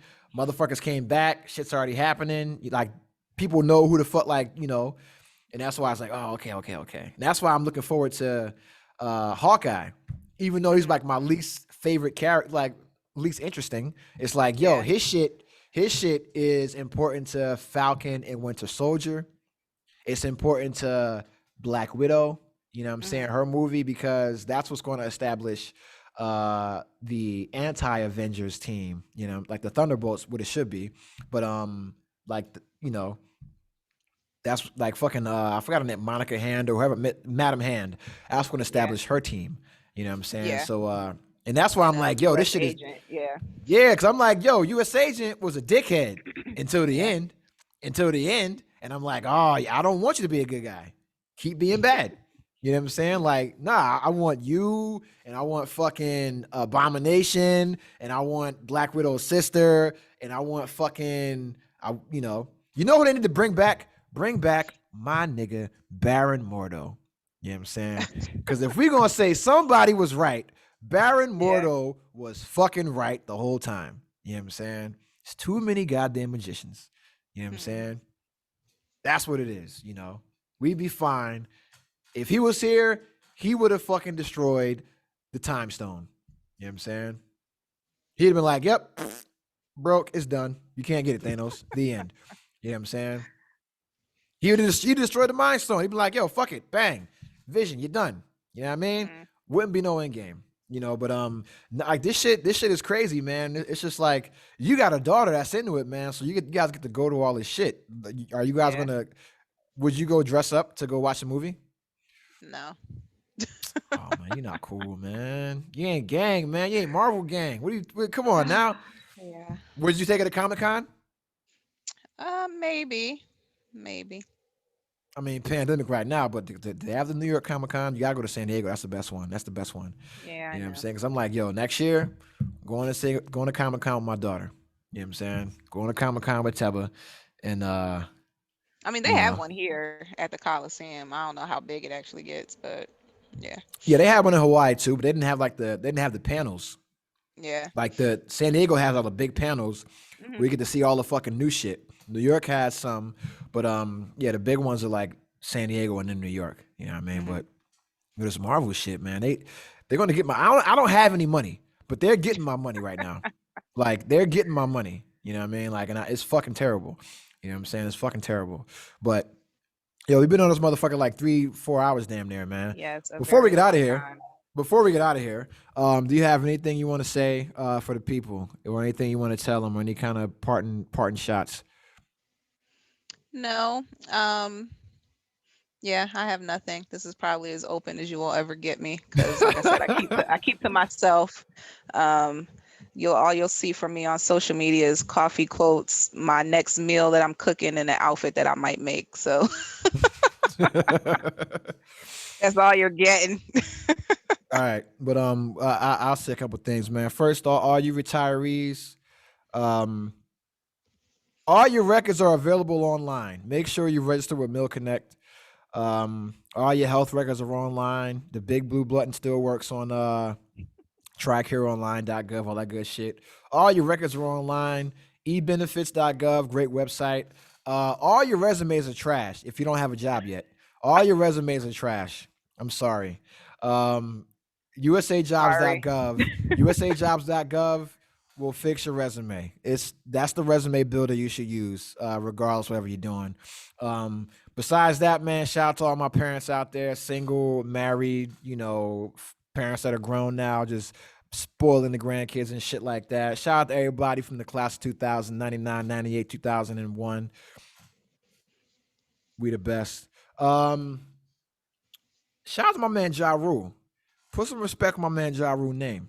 Ja Rule the God. You know what I'm saying? Some of y'all got fucked up memories. Ja Rule ruled like 8 summers. You know what I'm saying? Um, if you're not vaccinated, good luck. Because I'm snitching. You know what I'm saying? Let me see you with a fake vaccine card. I'm snitching. Facts. You know what I mean? Other than that, man, hey, same thing as always, man. Fuck being woke. Should have never been sleep. Peace.